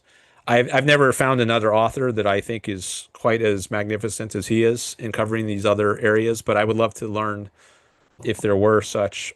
But I fell in love with those books, and so much so I decided to buy a leather-bound edition of them, very expensive edition with gilt edges on the pages, Oh yeah. and as well as write that review for the Objective Standard. That was the publication where my article on this series of books came out. So very special place in my heart or my mind's that series of books. And after Ayn Rand, I'd say he's my favorite author. Yeah, well that's cool stuff, man. I guess like yeah, I'm throughout, throughout like basically, I mean, I would say like throughout college, but throughout my life, I'm gonna be reading economics. But with that, I like, I guess I said, I don't, I think I'd said this, but like, I actually, I did interview Michael Leibowitz, um, 2 days ago now. I guess it's the 23rd. So. But while I was on there, I was like, yeah, I ended up mentioning that I was like, I was interested in economics primarily, but also philosophy. But I guess like history too is very interesting to me, especially like economic history to me. Like well, Murray Rothbard keeps coming up, but Murray Rothbard wrote a lot on history. Like I think Murray Rothbard wrote like 50,000 pages of published work. Like I don't think I've ever seen an intellectual that's written more than Murray Rothbard has. Written on history, written economics, written on, all these different. I've just Murray Rothbard is just like out of this world when it comes to like just the sheer amount of just output that he had. It's just completely insane, off the charts. But he wrote this like 2 volume series that he didn't finish. It was like this three. It was supposed to be 4 volumes of like the history of economic thought, and like it's just like this massive thing. He only completed 2 of them though. But yeah, so like I'm interested in history basically as like the point. Um but so yeah, history. So basically what I'm saying is like, yeah, well, if you recommend this, I'd be pretty interested in it, I guess. So maybe I should just go, one by one whenever we're done and check in with you. Um Sure. Yeah. I'd be happy to hear about if you decide to read that. I've gone through it once, and it's been a while. It's been years. So I'm not going to have the level of familiarity with Will Durant that I have with Ayn Rand. But I think one thing you might consider is, whatever you could follow whatever you're most motivated to read. So if you're most interested in Greece, for example, that's what I was most interested in. So that's what I started with. And uh-huh. then he was just such an amazing writer. And part of what's great about him, in my view, is his style. It's not just the content. He has a very literary, I think, a very attractive style. Not like I do have a little gripes here and there, but for the most part, I really like his style. And I think one of the other main things that I love about him is how philosophical he is. So he was actually a philosopher himself. He was trained in philosophy. He got a PhD in philosophy, and he studied at Columbia under John Dewey. And I Okay. think compared to most historians and most historical works, he is much more philosophical. He influences or he emphasizes the role of philosophical ideas in history. And this is something that Ayn Rand also does. She has a very philosophical approach to history. She sees it as this. Well, you've read For the New Intellectual, so you know how she emphasizes the role of ideas, specifically philosophic ideas, in history, and they're the fundamental driver of history. And Will Durant, you can also see that sort of approach in his work. I Not quite as consistent as Rand. Like he also is somewhat of a Marxist, and there's some Marxist interpretation of history in his work. But there's also a very philosophical sort of interpretation, and in the sort of way Rand sees history. Like he titles one of his volumes "The Age of Faith." I mentioned that earlier, and he in some of the subtitles of his volumes, like "The Age of Voltaire," he might mention the like the battle between science and religion as the dominant theme of the era. So he really stresses the fundamental ideas, and I think that's one of his great virtues. So yeah, the philosophical approach to history, the style, the comprehensiveness. He doesn't just cover like political history. He also covers what he calls cultural history. So he there's a lot of art. He talks about art, economics. There's strands of that, religion, um, philosophy, literature. There's just so much, and it's all woven into beautiful symphony, I call it. That's what I Mm, titled my article, A Symphony of History. mm, So I highly recommend it. There are also shorter works which I could recommend, and which Steve Jolivet, he's a historian who I actually got a lot of feedback from when I was working on the review or mm. this article, and I quote Steve in the article. Um, he has also on Leonard Peikoff's website, he mentions a number of other historians. I'm not a historian. Steve is actually a historian, or at least that's where he was academically trained. He has a PhD in history. Mm. So you can check out what he says on Peikoff's website for some other recommendations. It might be hard to find because that I don't I don't know that that website has been kept up to date, but if you can't find it, I can help you find it. You can let me know. Okay, yes, that all sounds good. I mean, just like with the Ayn Rand stuff, though, I might just go like in order of like if it's you said it's a volume and you just start listing them out. If it's just a volume, what I might just go, like that's for in the future though. You don't have to worry about it like right this second though. But like, you know, whenever I might just start from the beginning and just see if I like it, go through. But definitely the Greeks are the most interesting. This feels like everything originated with the Greeks, or like they're the first people that like started using reason to like actually use their brains, and like think about the world in a substantive manner, like, um, but yeah, I don't think it's any mistake that a lot of stuff originated with the Greeks. Yeah, they were the originators of so much. Uh, I shared my screen so you can see Yeah, I could these see volumes. this. Okay. Yeah, so here's just a little description. An 11 volume series by Will and Ariel Durant, chronicling world history from ancient times to the 19th century, focusing on Eastern and Western cultures with an emphasis on European. Yeah, it's mostly European. Like volumes 2 through 11 are pretty much all European history. I mean, he also covers Islamic civilization, Uh, which is sort of on the border between the East and the West. But here they are. There's been different editions put out over the years, so the covers look somewhat different. But just to have a few visuals to go along with what we've been talking about for you in the audience, thought it might be good to share this screen. uh-huh. Okay, yeah, well that's quite the series right there. Yeah. Um, Pretty cool stuff. Okay. Yeah, that Um, would keep you busy for a long time if you yeah, decided to that read would. those. Yeah. No doubt about it. All right. So, I yeah, all read right. them very thoroughly too. Like you might, I said it took me 4 years to go through them all, but I was reading them very thoroughly. Like I would often read um, 3 times, like I don't know if I did the entire series that way, but like I would read it once sort of quickly just to get the basic feel for it. And then I would go back and look up every word I didn't know, whether it was like a geographical place and I didn't know.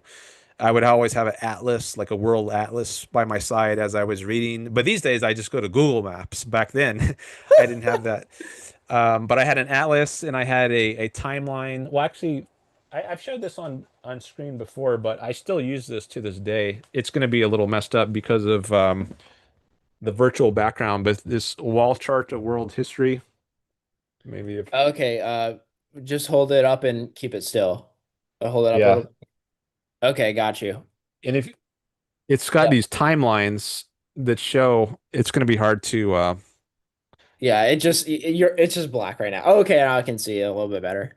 there's biblical history. You see like the genealogy, and below it has like all the countries. There's a line.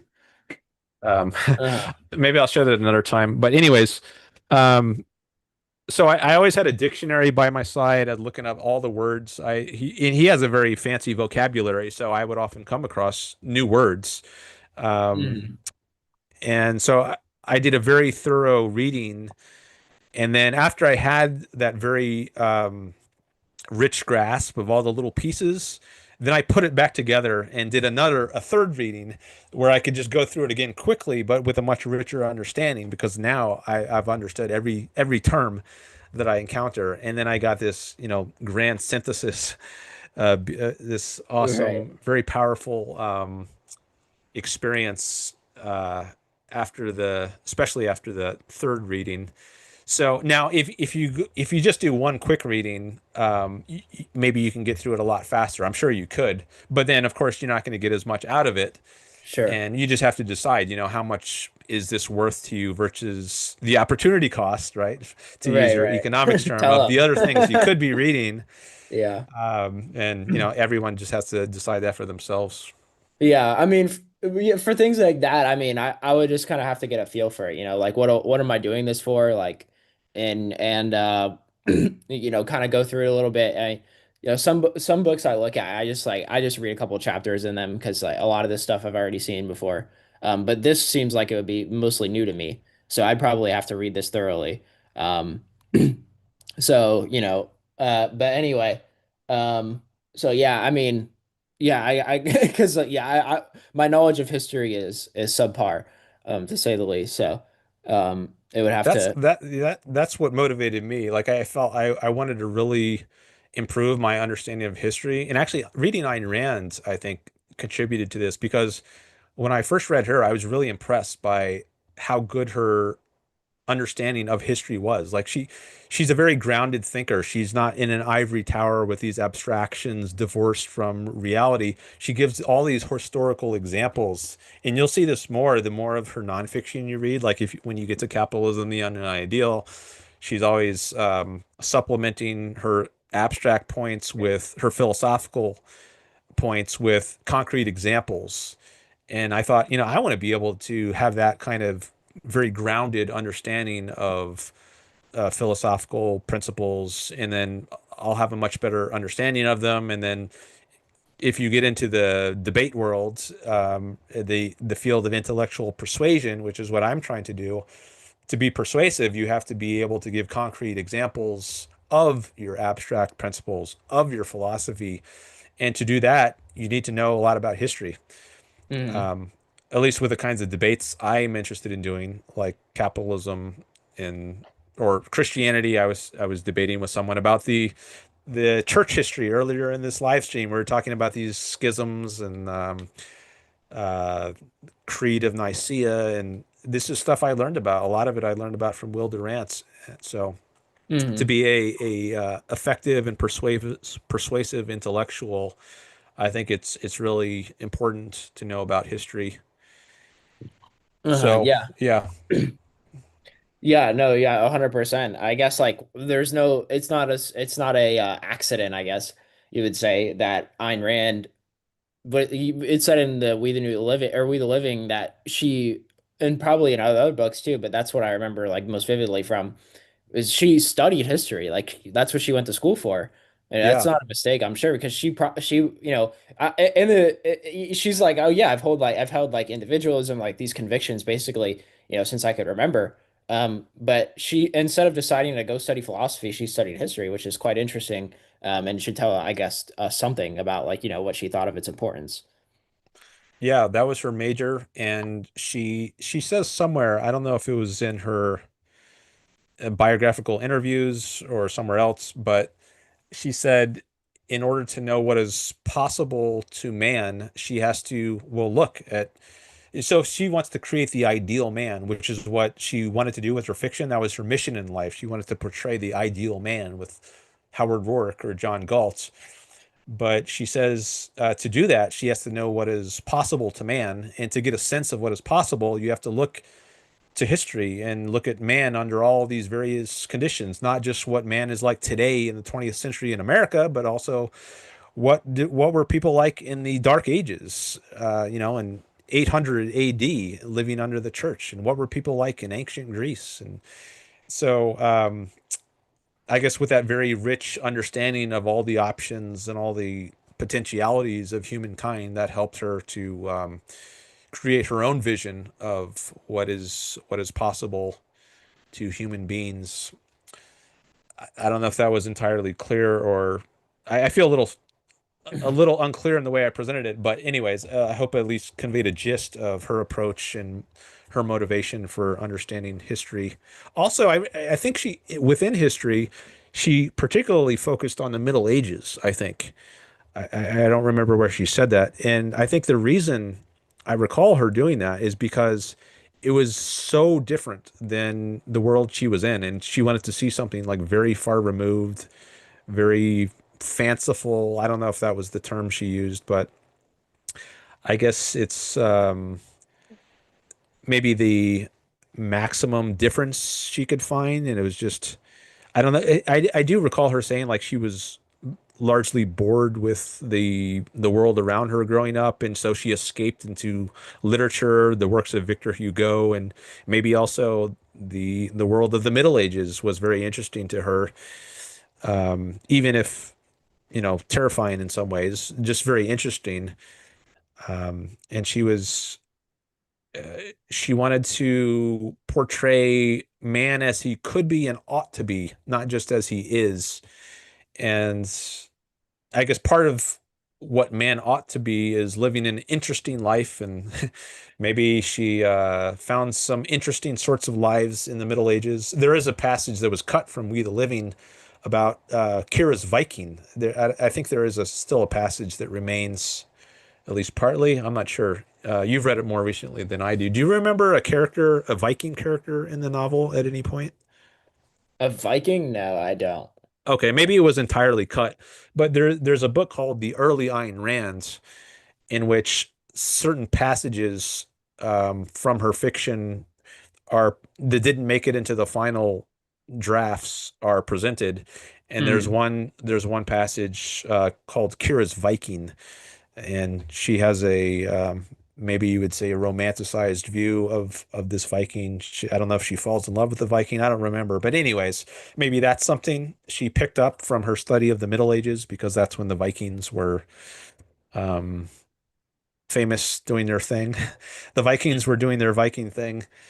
Um, but yeah, I don't want to ramble too much. I'll stop there. I feel like what I'm saying is a little disjointed, No, no, I but want you to keep going, man. Like I was on a I roll there for a while. yeah, no, it's great. Well, I appreciate you coming on because sometimes that helps bring it out of me. A lot of these thoughts. Yeah. So Well, I mean, I'd like to hear. Oh, by the way, let me just use the bathroom real fast. So I'll be right okay, back. So maybe if you need to chat, all take the right. chat. Let me. I guess I can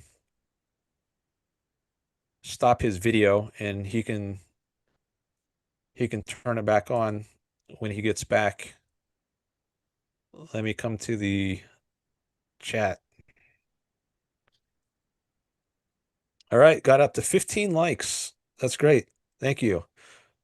That might be a record for most likes during a live stream.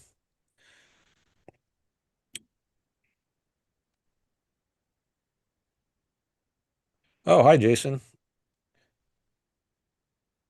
Jason says, "Hey,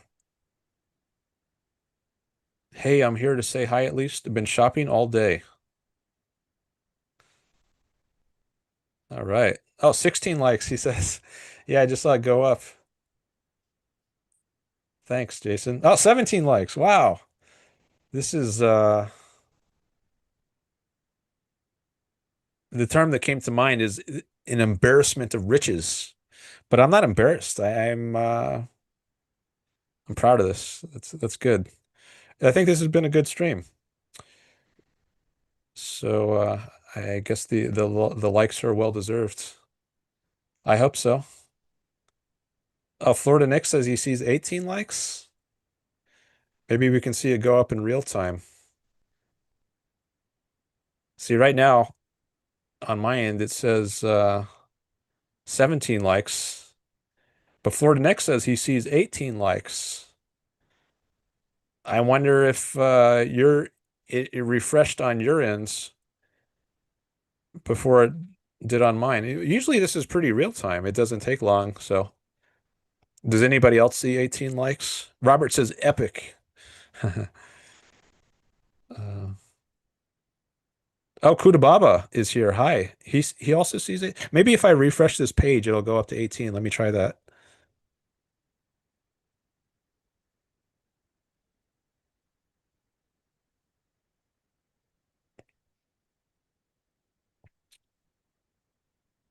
Still says 17. Maybe if I go over to my actual, instead of the studio view, this one is still at 13. This one takes longer to update, but I'm back let here, me. by the way. Oh, hi, Holden. I'm just refreshing this page to see if the likes good at, because some people they say it's up to 18 likes, but I only see 17. Sometimes you have to wait a minute for it to refresh. But anyways, I'm glad it's as high as it is. Um, Uh-huh. Matt G in the chat says something about econ. He says he was also an econ major, was more interested in micro game theory than Adam Smith, though. Okay. Can you summarize your objections to him? I guess that's Sure. a question for you. Yeah, I can do that. Can I We don't have can to do you that right now, though. If you wanted to do it now, that's okay. But yeah, we can Oh, do something yeah, else no. if you want. No, that I mean, I can actually I have no problem responding to that, but I don't have to. Can I undo my mic or not my mic, my video or Oh, yeah, I thought I gave you the power to turn that on. Um, yeah, you it should be able. says y- unable on my end. Oh, really? Yeah. Okay. Well, let me try something here. It was working, then it didn't, I guess. Okay. All right. Can you try it now? Does it give you an option?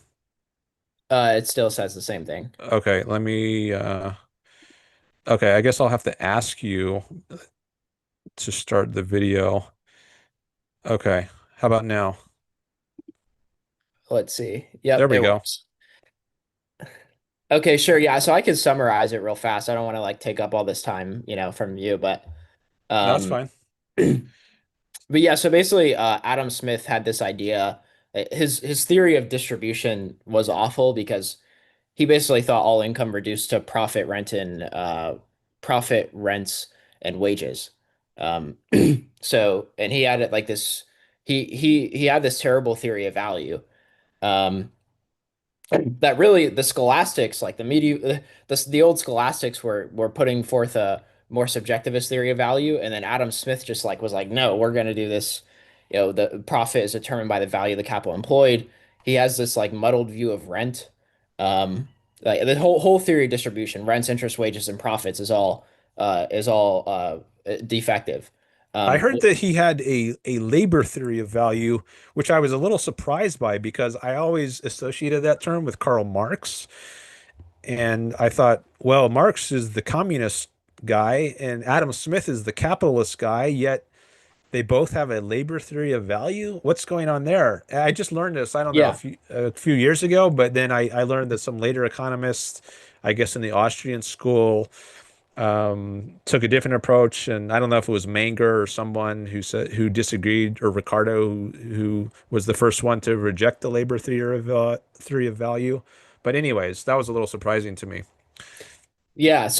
So Ricardo had mostly a labor theory of value as well as Adam Smith.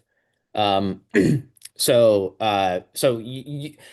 Marx, a lot of Marx's ideas were actually he basically was a classical economist, believe it or not. Like, like the Georgism is a lot of it. If you actually like read The Wealth of Nations, it's very obvious why Georgism got his ideas, believe it or not. Like, for Adam Smith, he had this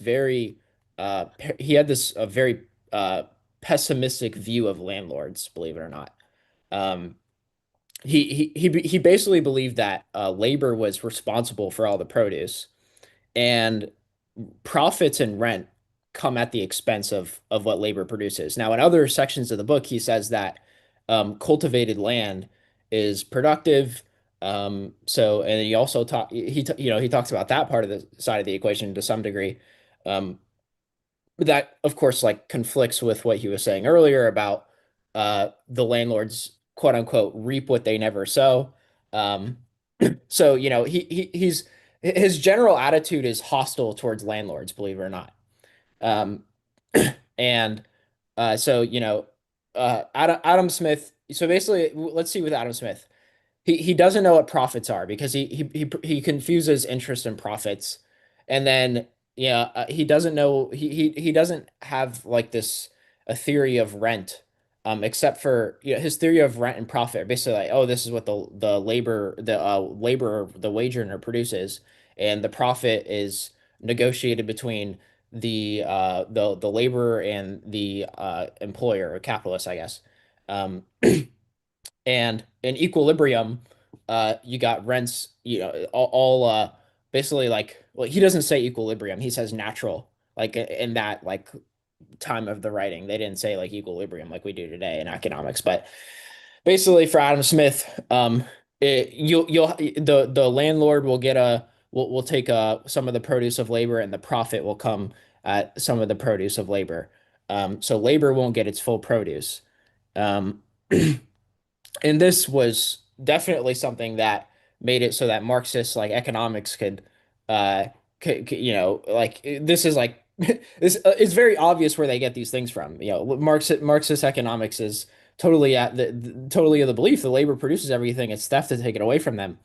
So but yeah, no, so I guess like I mean, I'm not saying Adam Smith was like this, Adam Smith, it's not like he was trying to like start Marxism or something or like Georgism, but inadvertently he did provide fertile ground for these movements. If you actually look at what he said, he's very hostile towards landlords and towards excess profits. Like one of the sections of the book, he talks about how, profits, like raising profits raises prices more than wages does. And he talks about the compound effect of too much profits. Yeah, so he's got this his you know what this is another issue with Adam Smith. I'm sorry. Let's just go like we'll keep this one, very short. So Adam Smith believed that like, as an economy accumulates more capital goods, the rate of profit falls, believe it or not, in the wealth of nations. He says, as an economy accumulates more capital goods, the rate of profit falls. But this is just not true, right? So, in economic theory, we say that profit is a function of uncertainty, um, and profits are greater. You have profits with net savings. So, like, if an economy has net savings, then aggregate profits are greater than aggregate losses, right? So, in order for there to be profits available, you need to have enough savings uh, for those for new projects to be like profitable to take on, and it like frees up resources for different projects that weren't profitable before, right? And this increases productivity and actually lowers prices. So profits go up, prices go down because there's greater output of goods and services, and other things being equal, law of supply and demand says prices will go down. But basically, for Adam Smith, like he has this section where he talks about like the wealthiest an economy could be, right? And in that scenario, the rate of profit is next to nothing for him. It's very small because we've accumulated so much capital that the rate of profit is really low. So his theory of distribution was disaster. His theory of profit was a disaster. His theory of rent was a disaster. Um, I mean, yeah. So anyway, I just like the distribution, theory of value. Um, let's see, what else was my big problems with Adam Smith? Distribution, theory of value. Now, I don't expect like all him to get all this right. It's just that he was so wrong that it was like it set the whole like thing in like this very pernicious direction. Um, but anyway, so like like he had some good arguments against like mercantilism at the time. I'm sure you're familiar with mercantilism, but like there was like a popular philosophy back then. Economics was just, stupid to justify like status stuff. Um, he had some good, he refuted the idea that, riches consist of gold and silver only. But when it comes to like his actual like theory of distribution, his theory of interest, his theory of value, theory of capital is basically non-existent. Uh, theory of the trade cycle. It's just not great, to be honest. Um, even when considering for the time period. So those are my main objections to Adam Smith. Now, if you want me to see me, like I literally go on page X, page Y, page that this is what he gets wrong. This is why he contradicts himself. So whenever I post that, you'll be able to see like what I'm talking about. if you actually end up in reading, it's really long. So like it's going to turn out to be like a small book length by the time I'm done with this. So if you actually want to read it and like see, where he goes wrong, or you could just go skip down to the end because I'll have like an analysis and summary of what he got wrong, his theories of distribution, his theories of value, his theories of or where this is why he ended up coming to these erroneous conclusions. And in my opinion, a lot of this explains what happened later, and even still today with Georgism and Marxism, even to some degree. I'm not saying he's totally responsible for it, but and by the way, I don't know if you guys know like this. Here's my copy of The Wealth of Nations right here. Um, if you, it's by Edwin Cannon. Okay, so Edwin Cannon. Uh, Here, hold on. Here's the thing that covers it. So it's by Edwin Cannon, and this guy. And if you, I don't know if you're aware of this, Dan, but it's super famous, right? Maybe people in the audience are listening, they know what this is. But in like literally the first couple pages of the book, right? He comes out with this example of a pin factory, and he's trying to like talk about the division of labor. Like he splits up so maybe you've heard of this. It's like they split it up into 18 different tasks, right? For this pin factory. But apparently he got Like it. like a pen that you write with, or the pen that you like stick into cloth The to. the latter, the Okay, latter, yeah. So yeah, like a pin that you stick in a cloth. I'm like in a almost pin certain. cushion.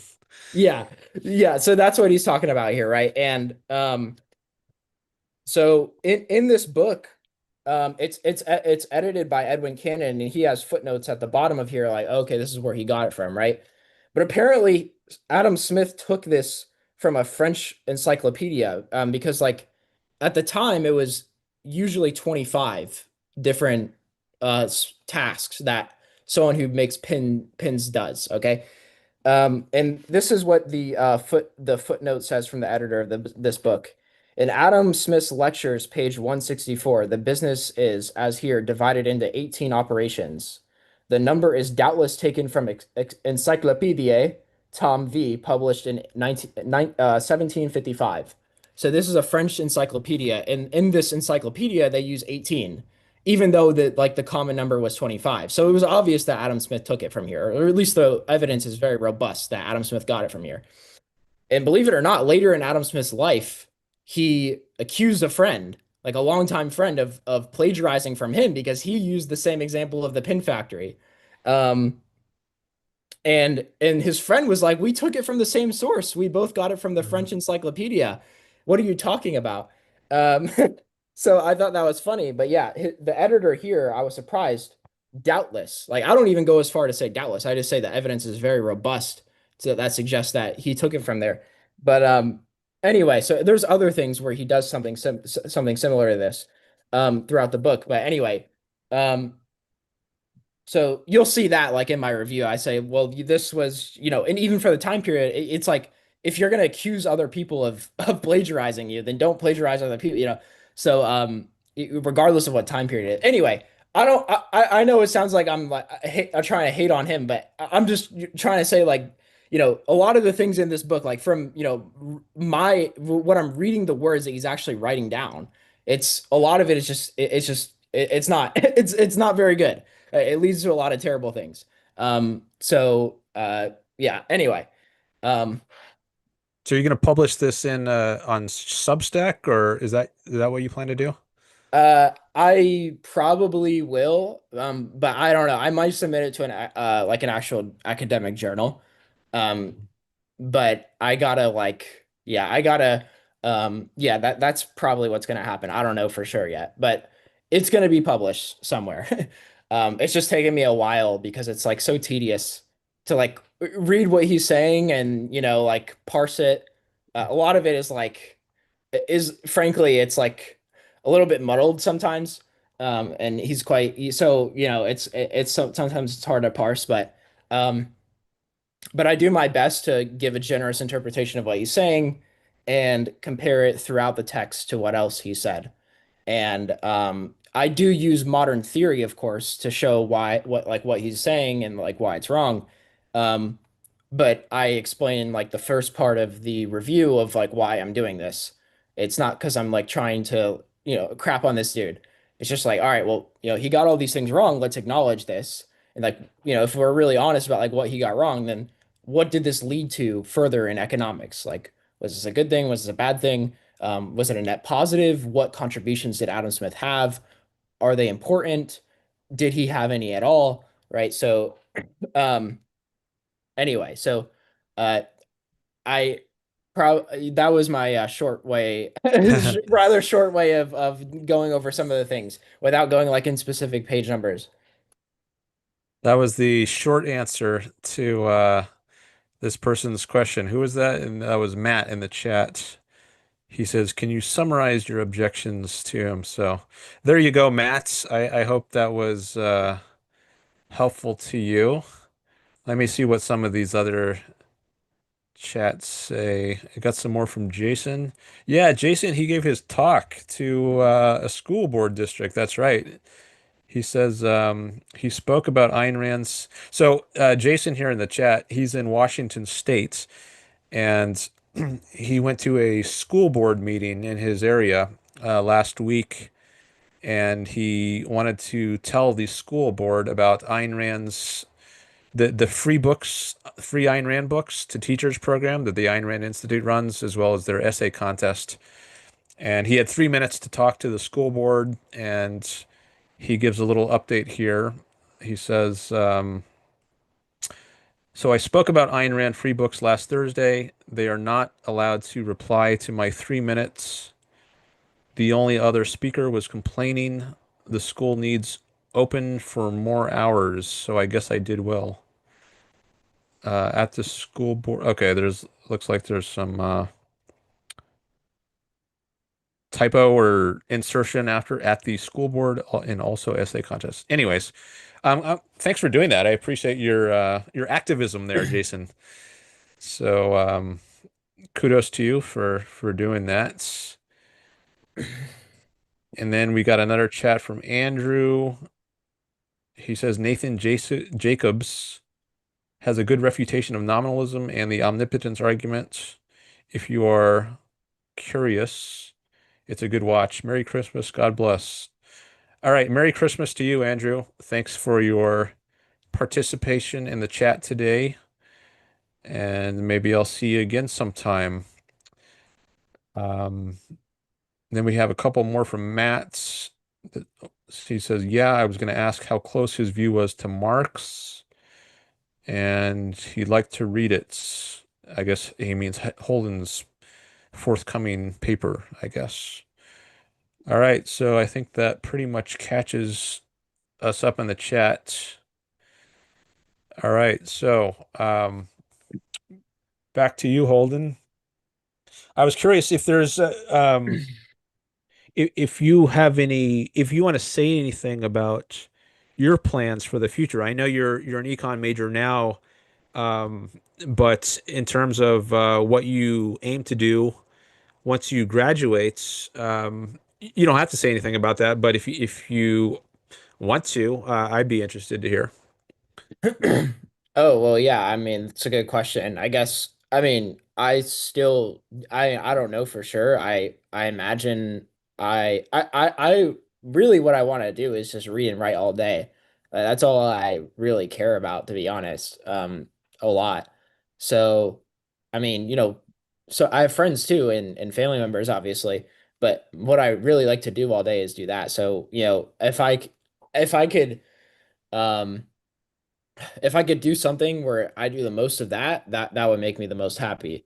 So maybe be a professor, maybe um uh I don't know, um something along those lines, somewhere something in academia, maybe something along those. I don't know for sure yet though. It's still like just something where it's cl as close to that as possible, I guess, while still being, practical about like, meeting my needs, financially and so on.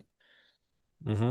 Yeah, I guess another option that came to mind is the think tank. I think that that might be a sort of job where you could do writing and speaking if you were interested in that, reading and writing and speaking. And yeah, and I guess if you're a professor, then you would also have teaching, grading responsibilities. Um, so that's actually one part of grad school I did not miss. The grading was it could be pretty painful. So, um, but yeah, I'm similar. I guess I don't do much writing. It's more YouTubing videos, but definitely lots of reading for me.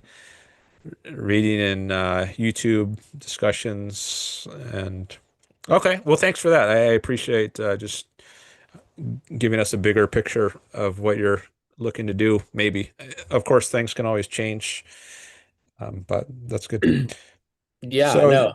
yeah, go ahead. Yeah, no, I was gonna say like I'm if I could do something similar to you, I mean, I imagine myself writing a bit just because like for economics, I think specifically for economics, it's like very useful to do so. Like in a lot of ways for me at least, like but maybe like but yeah, I guess like something similar, not far off from what you're doing. But I just don't know what that is. But a think tank could very well be that option. I'm not a great speaker, so I'm not very like precise when I speak. When I write, I'm very precise, and or generally, I like to think at least. So that's like partly why I prefer to do it. But speaking has value too because speaking has some value to it because I mean, sometimes it's just there's some advantages to it. But I find myself like whenever I'm really trying to like think about an issue and get to the truth, I generally find myself trying to write it out and think about it that way. But it's not always the best way to do it. It's a very precise form of communication because you're making it permanent, black and white. You can't take back what you said in the last sentence in real time. It's oh, what I meant to say was this. I didn't quite put it right. Right. You try to get it right the first time. Um, so it's I spent so long writing that Will Durant's review or article for that publication. Can you send me that? Like, uh, Yeah, I can send it to you. It used to be so it went in phases. When I first published it, the opening section of it was free for anyone to see, but then the rest of it was behind a paywall. And then it was like that for, I don't know, maybe a few years. And then eventually the entire article was available for free. And then just in the last, I don't know, couple years or so, the entire article was behind a paywall and not even a free excerpt. uh-huh. But I can send you the article. I've got a PDF of it, and I remember I was given permission to send it at least to select cases. I can't just post it on the internet for everyone, but Okay. if I know like someone like you who's interested in reading that, I can send it to you. So yeah, I'll do that. And feel free to remind me if I don't do it soon enough, if it slips my mind. But yeah, I can send it to you. I spent so much time on that. I think over 2 years. I mean, not continuously. I had other stuff going on, but compared to if you like, given the length of the article, you you probably wouldn't guess I spent that long working on it. So it certainly wasn't something I would want to use to pay my bills. Like if you if you calculate like the per hour rate I was getting Sure. paid, It's not very high. maybe it turned out to be like 1 penny per hour or something, given how many hours I put into that. But I am very satisfied with the final product. I'm proud of that piece. It's my one publication in a journal. So what'd you do your So dissertation on? that was on. It was in the philosophy of minds, like the issue of whether the mind is physical. Um, there's actually a video on my channel about this, which I think I linked to earlier in my stream. But if you search in the question in my channel, is the mind physical? You'll turn up a video of this discussion I had where I present some of the key ideas of my dissertation, and then Uh-huh. there's a discussion with a panel of two or three other people. It's about an hour or so video altogether, I think. Okay. Got you. Okay, cool. Yeah, I'll have to check that out sometime. Okay, yeah. Well, I'll definitely have to check out your article as well. Um, and but yeah, no, I guess I'll throw it back. Basically, for you, it seems like, I mean, you're doing pretty consistent streams, and for a decent amount of time, you really seem like you're growing the your YouTube channel, and that seems like what for the foreseeable future you're gonna do at least. Um, Yeah. Yeah, I want to see what I can do with this. I mean, so that's another option besides, so one option is academia, another is working in a think tank, another is just being an independent YouTuber or Substack writer or something. And I'm doing that third option. I'm trying to make it remunerative. And I've made little steps towards it. Like I've got a few people who support me on Patreon, and my channel has now been monetized, so I can start taking super chats, which I plan to do. oh wow. Yeah, I guess I'm gonna two get on streams from Patreon. now. I'm sorry, I didn't even know you had a Patreon. Now I'll have to Oh get on. yeah, it's actually linked in my description. There's a link to Patreon and my PayPal. So even before I start ta taking super chats, I can still you can support me that way if you want. So everyone out there, if you want to help support the show, you can become a member on Patreon or through PayPal. It's linked in my descriptions of this video. And next month, which is we're only 8 days away from the new year, I plan to start taking super chats. My channel got monetized last month, or eligible to be monetized, and just to keep my finances simple, I didn't want to start taking super chats until the new year. It'll work Mhm. better for me that way. But that'll be another way to start generating income, and then I hope to get to the point where I can exclusively do my YouTube channel for income, and I won't have to do any other odd jobs, which is what I'm doing. I do some gig work. Um, but yeah, that's another way you could support yourself. I mean, Yeah. it's not easy. I mean, I've been doing this for over 6 years. I started my YouTube channel in 2019, and here we are in 2025, and I'm still not monetized, or I just became monetized. Now, other people, maybe you could build up a following a lot quicker than I did. So for some people, Oh, I doubt that. but it is a challenge. But you know, I enjoy doing it. I love doing it. So that's very important. I want to love my work, Yeah, and it can be a challenge to find work that you both love and you can get paid for. And right. that's still the what I'm trying to achieve, and I'm getting closer, and that's good. Making some progress here. And if you all out there want to help support me get there, you can also subscribe and like, comment, etc. All that helps grow the channel and Yes. share. Yeah. So Yeah, well, if you, I guess you just like you just gotta make it to use your language to make it remunerative enough to make it so that you no longer have to work anything else and you could do that full time, then that would be pretty amazing for you. I mean, yeah. that would be pretty awesome. I like Euron. I mean, he has to do a lot of more prep. The one thing one of I said you're my favorite show because like partially because um for your show, I don't, I honestly don't watch a lot of shows to be, so, but, yeah, I mean, yeah, I probably haven't, yeah, so, but the one of the reasons I like your shows, like compared to other shows that I've seen, is that your show, you could interact a lot more, like that's like a lot, that's like really cool for me. So you spend a lot of time interacting with the audience. If you get really big, I'm still you're sure you're gonna be able to do it. And like, maybe it's super chats instead of like regular comments or whatever. I'm sure you'll be able to adapt to it. But that's one of the amazing things, those are problems you want to have. But you know, that's like one of the great things about your show I wanted to mention, at least like from from my perspective, like it really, I really appreciate that you engage so much with the audience, which I understand it's much easier for you to do that than like some creators, but still, you make like a big effort to do that. So anyway, I guess like uh yeah, so that's pretty much what's going on there. And like but yeah, we were talking about like speaking, oral versus like written, Hmm. which is funny because I was talking about like I left a review of Michael Leibowitz's book on my Substack, believe it or not, and in there like I actually criticized him for like some of the things that he said, And Mm. no, I wasn't like trying to be mean to it. I actually recommend the book. Like I think it was a wonderful story in my opinion. Um, but like he gets into like Mises' theory of value and like a few other things.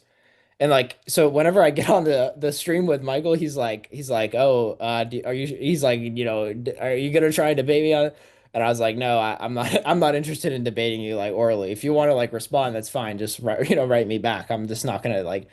And then so anyway, and then like it comes up again. He's like, oh, why don't you? He's like, didn't you debate Charlie Kirk? I was like, yeah, okay, that was one time. So that was one exception, I guess. And even then, like my philosophy on this has like changed a little bit. I changed my mind a little bit on like the subject.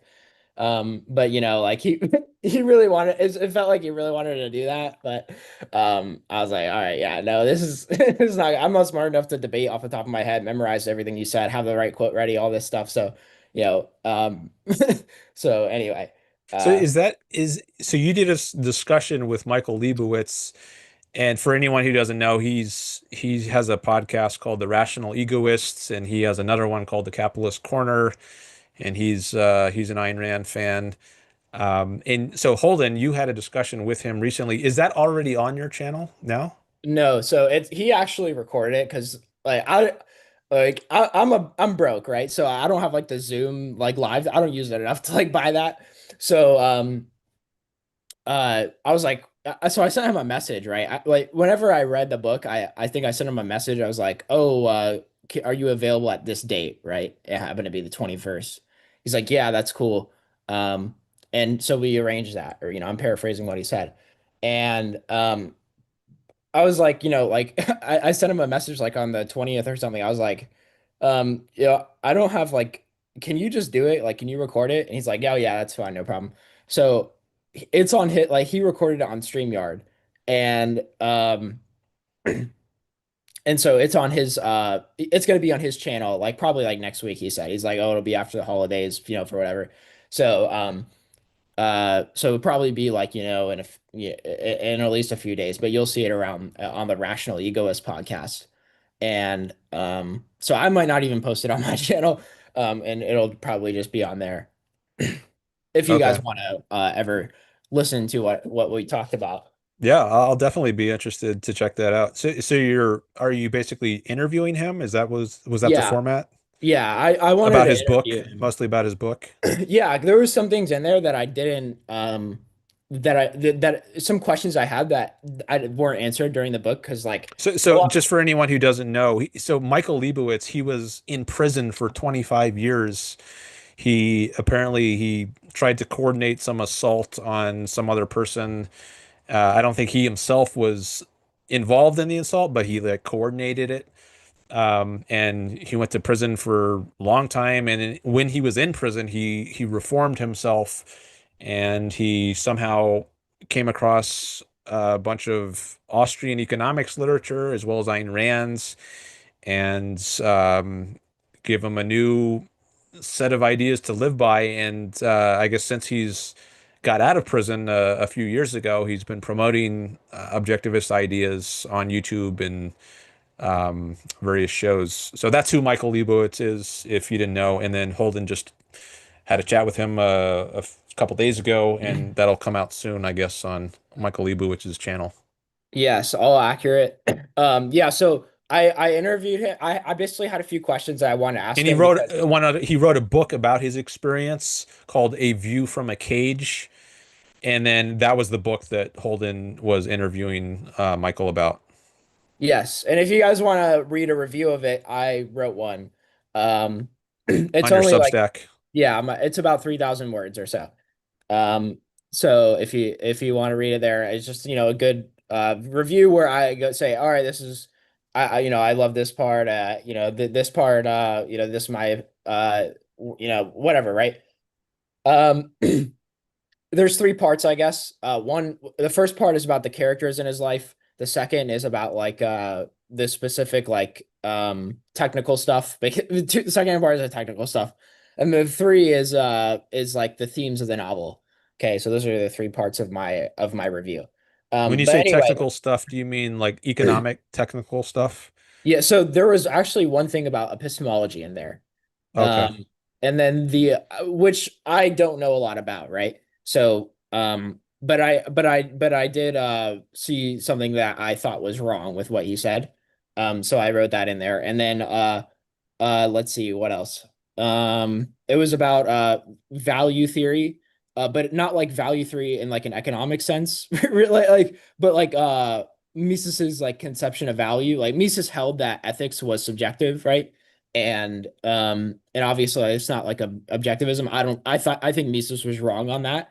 But like it like basically like it's on value. It's on value. That's like the subject of it, okay? But it's not like, I'm not saying that like the claim in the essay wasn't like that, like Michael wasn't uh like adhering to like subjective value theory or something like that. Like that's not what we were talking about. So if you want to see like what actually happened, just go read it.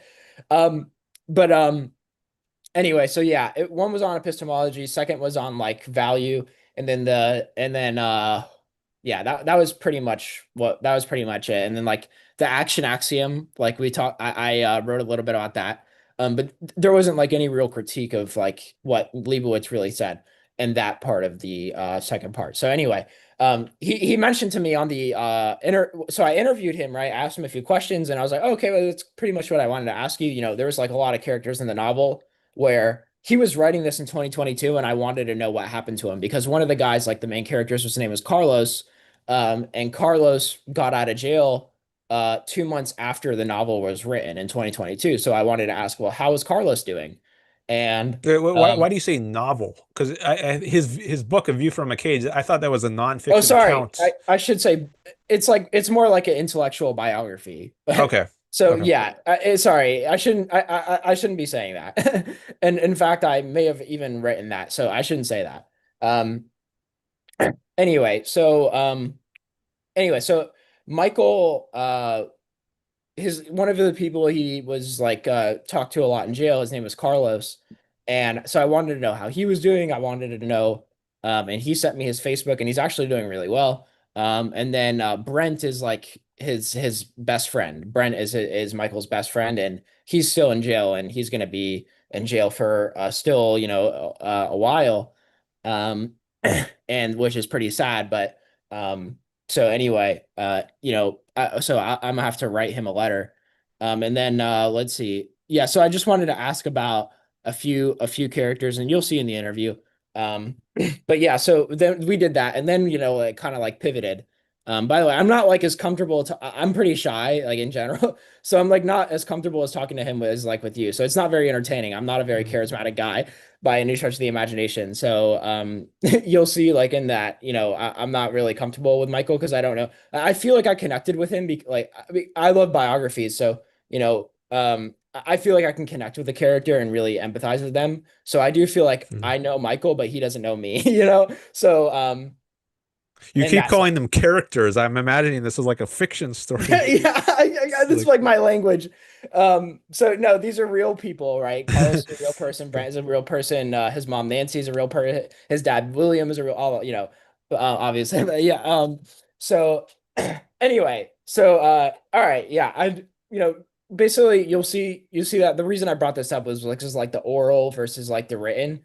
And so you'll see, like, if you watch the interview, like towards the end, he's like, "Oh, do you want to get into the technical stuff?" And I was like, "Oh, I don't think I'm comfortable doing that orally." So, basically, like, so yeah. Anyway, so you'll see in there, basically, like, all this stuff is like, in my opinion, it's just like it's not meant for oral debates, um, or generally, to uh be yeah. So anyway, at least for me, I can't do them.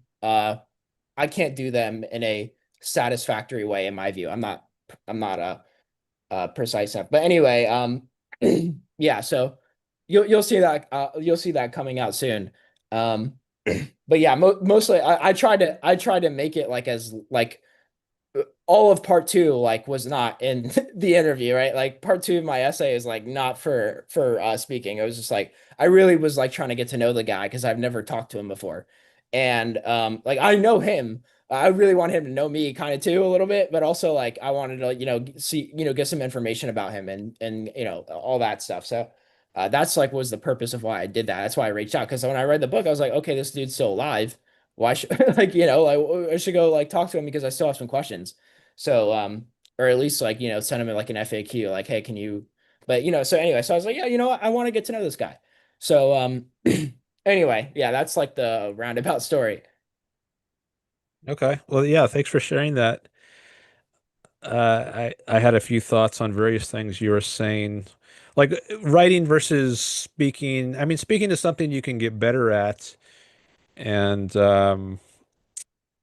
I don't. Yeah, so that's just something to consider, even if right now you feel like you're not ready to do a YouTube channel or a podcast or something. Maybe you could do that. You could get better at that over time with practice. Oh, you had mentioned like my format versus Yaron Brooks, and mine is more interactive. That is definitely a I don't know if I would say unique feature of my show, but I don't know any other objectivists who just have like a live call-in show where anyone can just come by and dial me up and have a conversation. So I see that as like one of the unique values, at least in the objectivist world, that I offer. Uh, and I don't know if it's always going to be that format, but at least for now, I like that format. Also, it's actually makes it easier for me to have a lot of interaction because like Yaron's show, he does a lot of prep for that show, and it's a very like he's got an agenda every show. He's got in his titles, five or eight topics he's going to cover, and he's got all these news stories in the queue. Whereas I, I just turn on my camera and I've got a few notes on things that I might or might not talk about, depending on who's in the chat, what people want to talk about. But so I save a lot of time in terms of preparation that way. Like I don't have to spend hours and hours preparing for each of my shows, which gives me a lot more time in between shows to focus on reading or studying, whatever I'm interested in. And some of that will be incorporated into future shows, but it doesn't have to be. And there's a benefit and a cost to that. So, one benefit is I have a lot more free time in between shows. I Mm. don't have to spend as much time preparing for each show, but on the cost is that each show is less planned out, and that's a value some people might like. They want someone who's he's got all his points in order, and I don't have to hang around for 15 minutes for Dan to read all these random chats, which I'm not necessarily interested in. Maybe I will be, Right, maybe right. I won't be. So the type of show people are interested in, I guess it's my method of approach is going to be better or worse, depending on the type of person you are. But anyways, for now at least, I like the format I've got, and that could evolve over the months, over the years. And but I do appreciate that you find value in it and that you've been on and contributing so much through your calls. So it's a win-win. Yeah, That's how I see it. Good win for 100%. me and win for you and anyone else out there in the audience who likes this sort of format. Yeah, hopefully I can continue to do it, it's definitely great for me. And yeah, so all that was like sincere from the bottom. Like, yeah, and I don't think there is any I don't yeah, I think you're absolutely right. If there was someone doing what you were doing, you would know about them at this point. So, in the objectivist space. So I you're just did remember there was one who at least used to exist. So Amy Peikoff, she used to have a call-in show, is that Leonard and Peikoff's like wife? his ex-wife. Okay, Um, got it. yeah, and I think she actually might be trying to revive her podcast. I saw a post on Facebook recently, or maybe it was no, maybe it was on YouTube. She did a little test video, so maybe she's going to come back to YouTube, but I think she hasn't been on in a while. I don't know if she's going to do like call-in shows, but I know there used to be another platform called Blog Talk Radio, which Yaron was on. I think maybe when he started his show back in 2015. That was the platform he used. I don't think he took calls on it. but he was able to live stream through it. But Amy, she actually had a call-in number. Um, so yeah, there have been shows like this, but currently I'm not aware of anyone else in the objectivist world that takes live calls like this. Yeah. Yeah, well, I mean, that's all new information for me. But still then, it seems like they're not exactly active, or at least anywhere near as much as you are right now at this point. So, I remember Robert Nacier mentioned that on his show that that was something distinctive about my show, that I've just got this open line anyone can call. I mean, sometimes I screen people, but uh, I got to screen sometimes. Oh, here's one other note I made while you were talking. mm, Um, I don't know if I mentioned this to you before, but there's an article by Rob Tarr about objectivism and Austrian economics. Are you aware of uh, this article? Rob Tar? Yeah, I don't think so. Tarr. And Uh-huh. it's if you Google Ayn Rand Philosophical Studies series, or actually maybe a better term is Foundations of a Free Society. That's the title of the book. But it's part of this series of academic works on Ayn Rand's, hosted by the Ayn Rand Society. And he has an article about objectivism and its relation to Austrian economics, which might be interesting to you given your interests. Yeah, And you find it? can you link that, by the way? I was gonna ask Yeah, because I can't let find me it find the here. link. Thank you. Foundations of a Free Society.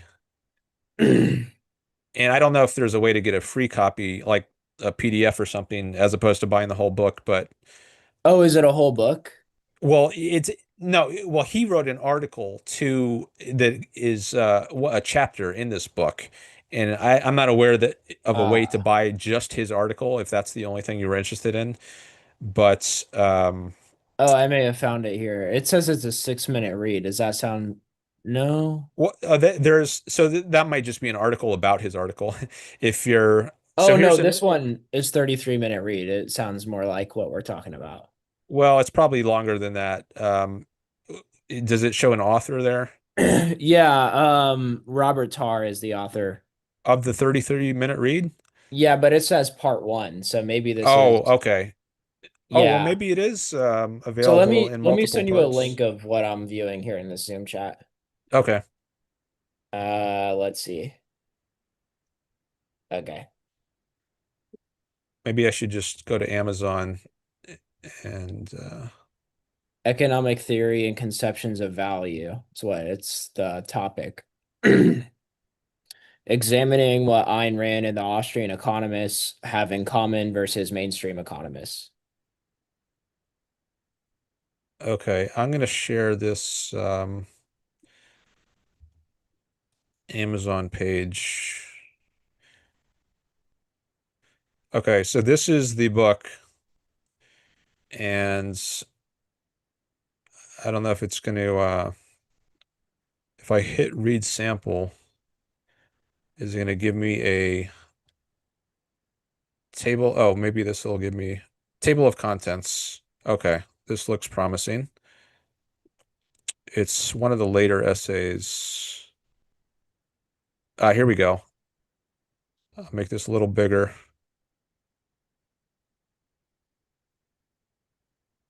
Economic theory and conceptions of value, Rand and Austrians versus the mainstream. And looks like this is a 57-page chapter. So that's probably longer Uh, than a 33-minute read. Maybe what you found is like part one of that article or part one of this chapter. Probably, yeah. I'm not sure. But anyways, uh, I would guess that you'd be interested in reading this. Yeah, that sounds like something I would be interested in reading. And If so one you point from it that I remember, you talked about Mises having a what he calls a subjective conception of value. I think Rob in this article says that the way Mises understands subjective or it might have been some other term, but um, Yeah. there's some economic term, and maybe subjective, that what he actually means by that is what Ayn Rand calls objective, or at least something in the ballpark of what she calls objective, which can be kind of confusing because often, these terms objective and subjective, they're thought of as these opposing approaches. Yet it turns out that what Mises meant by subjective is actually similar to what Rand meant by objective, and he didn't have a trichotomy. So she actually introduced a third term in addition to objective, subjective. She has intrinsic. And if you read her book on epistemology, you'll learn more about this. But this is a new term she coined, and I think it helps in analysis of all kinds of issues. And I won't try to explain it or go into it in detail now, but I did at least want to mention this piece to you, so you can look into that further whenever. But Okay, yeah. Can you what is it called? Okay, Foundations of a Free Society. yeah, Okay. and there's also so it's volume number 3 or 4 in this series called the Ayn Rand Society Philosophical Studies. There's also this article on the Ayn Rand Institute blog, the New Ideal page, talking about the book as a whole.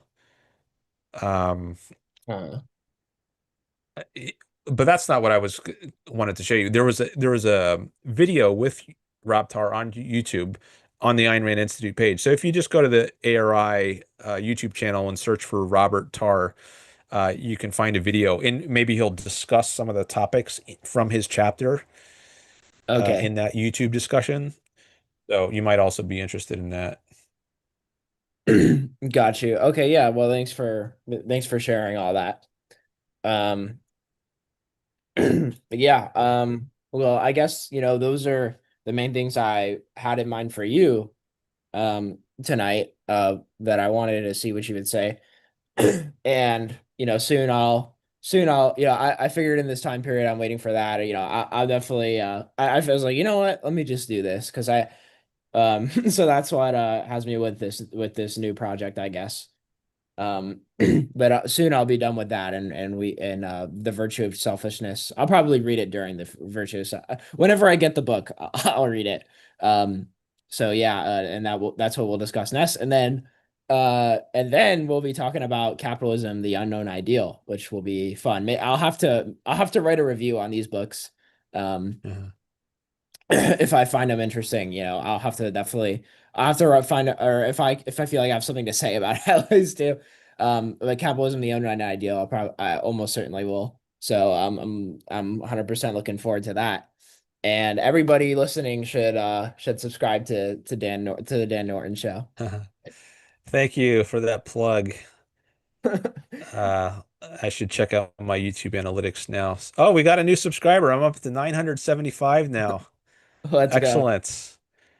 I have never been that high, and there are 25 spots left. If you want to be part of the elite group of the first 1,000 subscribers on my channel, now is a good time to subscribe. 25 spots left. And if you are one of the first 1,000, I will give you a free super chat once I start taking super chats next month. So that's my little incentive. So, well, it's been great chatting with you, Holden. Thanks for calling in, and I wish you Merry Christmas, Happy Holidays, Happy New Year. Yeah, likewise, man. Always great to be with you. And next time, yeah, I mean, I don't know. It's gonna be the 28th, so I might not even have it yet. Um, but yeah, next time we'll see what happens. Okay. Okay, yeah, and even if you do have it, maybe you won't have finished it by then. Yeah, right. If it Just just received has, it. yeah. So the And virtue of selfishness is on its way to Holden, and at some point we'll have a chat about it. Um, all yes, right. So sir. anything else? No, that's it, man. Unless you want me to unless there's anything in the chat for me. Let me actually look at the chat. Because Let me see if there's anything related. See Sure. a few chats from Florida Nick. He Uh-huh. asked, does Holden have a YouTube channel? Do you have a YouTube channel, Holden? I do have a YouTube channel, but I don't post on it, so I don't even look. Just go to my Substack, Florida, and Mr. Nick. That's where where you'll see most of the stuff I post. You can also go to Mises.org, and look up my name, and you'll see some articles I post there. So, the both of those are places where you'll see me post quite often. Right. Oh, I see Nick says Yaron had a call-in feature for a while. I Did he did not really? realize that. Yeah, I wonder when that was. I don't remember that. Interesting. Yeah, that is interesting. Okay. All right. Well, thanks again for calling in, and I will see you soon. All right, see ya. Thanks, Dan. All right. See you. Bye. All right. Very good. Very good.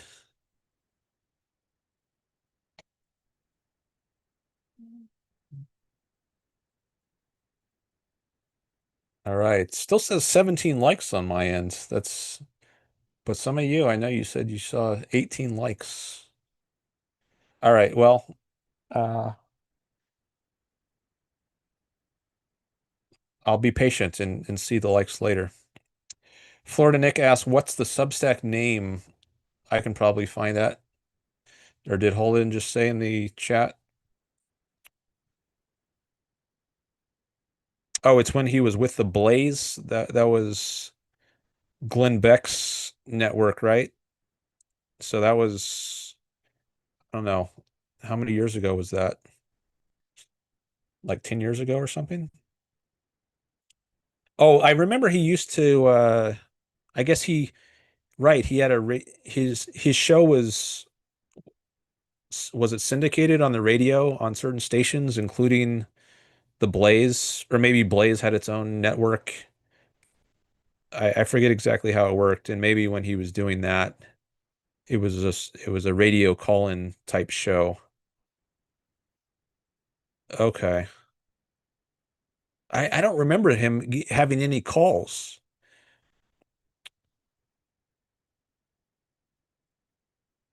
Hmm. I thought maybe he used the Blaze as a platform and he just did a show, but I don't remember him actually taking calls. I would be interested to hear some of those shows if there's recordings of them somewhere. Oh, Robert says 18 likes is showing in the YouTube app. Oh, maybe if I look on there instead of on my laptop, I'll go to the.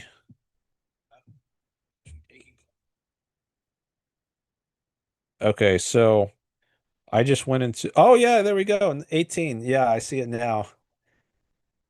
That's interesting. So I guess it updates on the phone app before it updates on the laptop. All right. Well, good. Good to see. Okay. Well, it's been how long have I been? 6.5 hours now since I started. And maybe this is a good time to end the stream because this is like ending on a good note, right? We just had a good call with Holden and got lots of likes, got lots of subscribers. So, well, let me look at see if there's any chats. I missed a few chats at least while I was on that call. So let me see if there's anything else I want to reply to before closing the stream. Okay, there's that one from Jason. I guess I'll share this while I shared my chat again. Okay. Nick says most of the people I watch on YouTube who can make a living off of it seems that it can take about 10 years of regular posting. Well, it also depends on the type of lifestyle you live. So if you live a very expensive lifestyle, it's going to be harder to support yourself just on YouTube than if you live a more cheap lifestyle. Like if you like to do lots of traveling and or if you have kids to raise, um, it can be a lot harder to do that than if you don't do lots of traveling, don't have kids to raise. Yaron, he does travel a lot, and he's so the amount of money it would take him to sustain himself solely on YouTube, sustain his type of lifestyle compared to my type of lifestyle, I think is going to be a lot different. Like I think I could make a lot.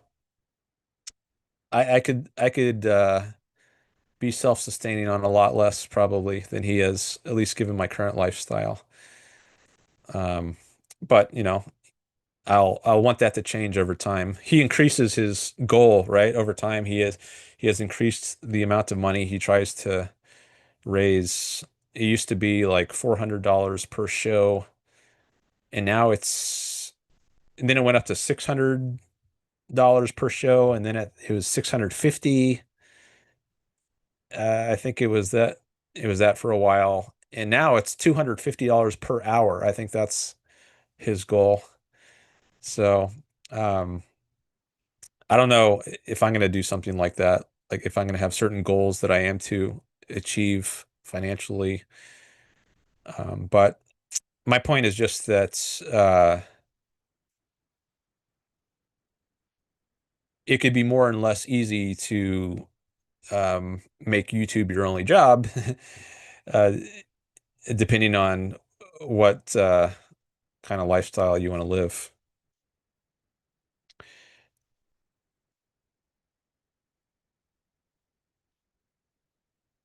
Florida Nick says, I remember, hello, it's Stuart from Hawaii calling in.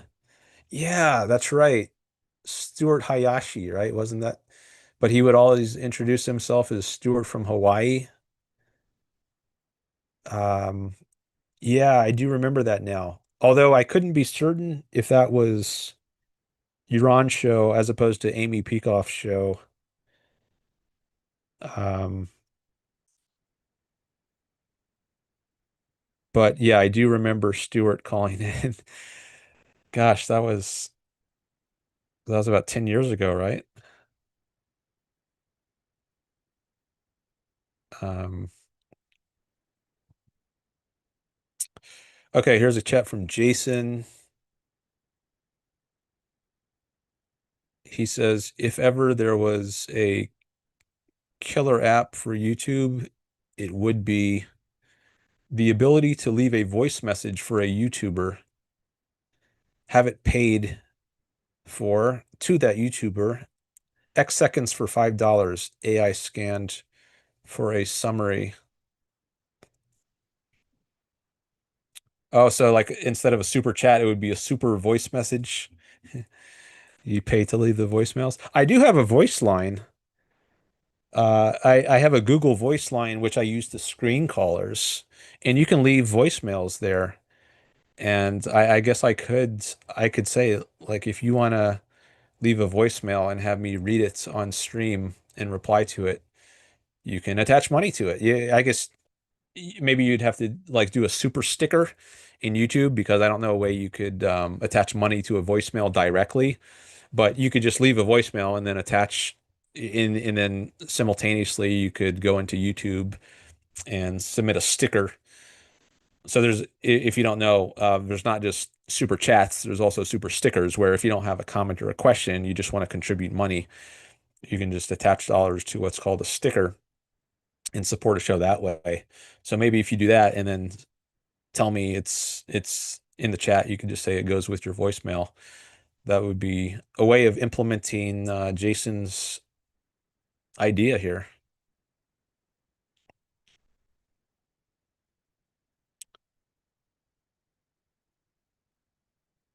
The YouTuber could play it instead of reading questions. Yeah, I could do that.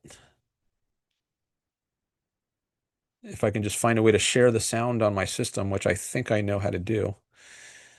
I've never shared that sort of sound. Like I've shared sound from,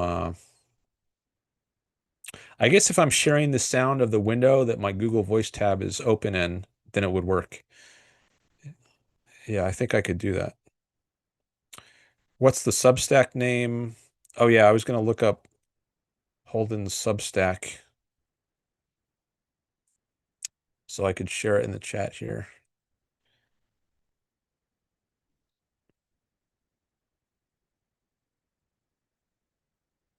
Guess you've been around for a while in Florida, Nick, if you know about the days of Yaron's call-in show.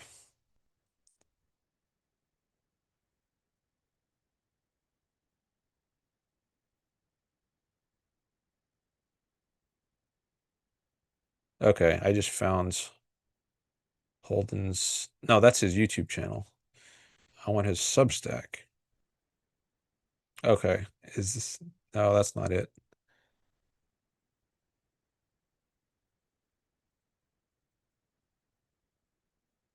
Why is this? It seems like it should be easier to find. I just Googled Holden Mitry on Substack, and it should be the first hit, but I don't even see it on the first page. Maybe if I put in some other term like tariff, it'll pop up.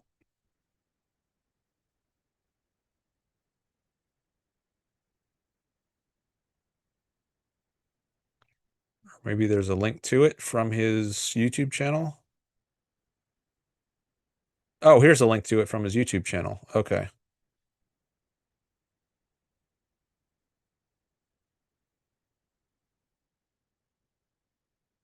Let me just test it. Okay. Here we go.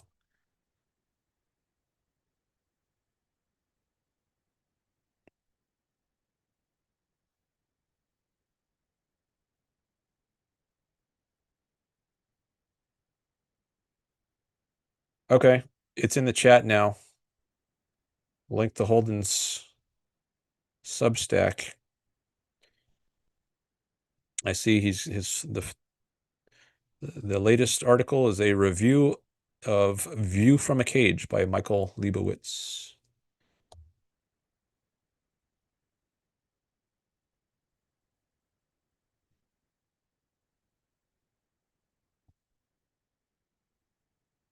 Later, Merry Christmas. Yeah, Merry Christmas, Matt. Thanks for coming by. One of today's first timers. Yeah, it was in the early years of YBS, the Yaron Brook show. YouTube, Google should have the tech to be doing it already. Get their cut of dollars, seamless integration next to the sticker option. Yeah, maybe they'll develop some technology around that.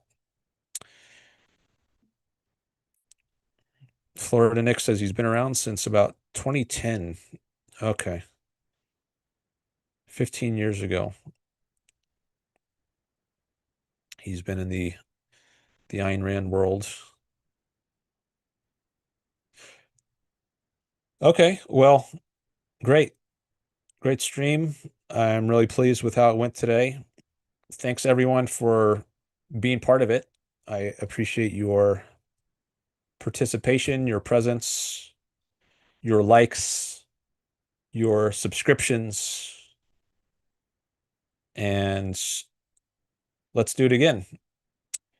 I will likely stick to my once every 5 days schedule. So that will be Sunday, I guess, would be 5 days from now, Sunday the 28th. So I'll plan to stream then. I guess I could change my mind, but I don't intend to. We'll see. But perhaps I'll see you in 5 days and we'll do another live stream.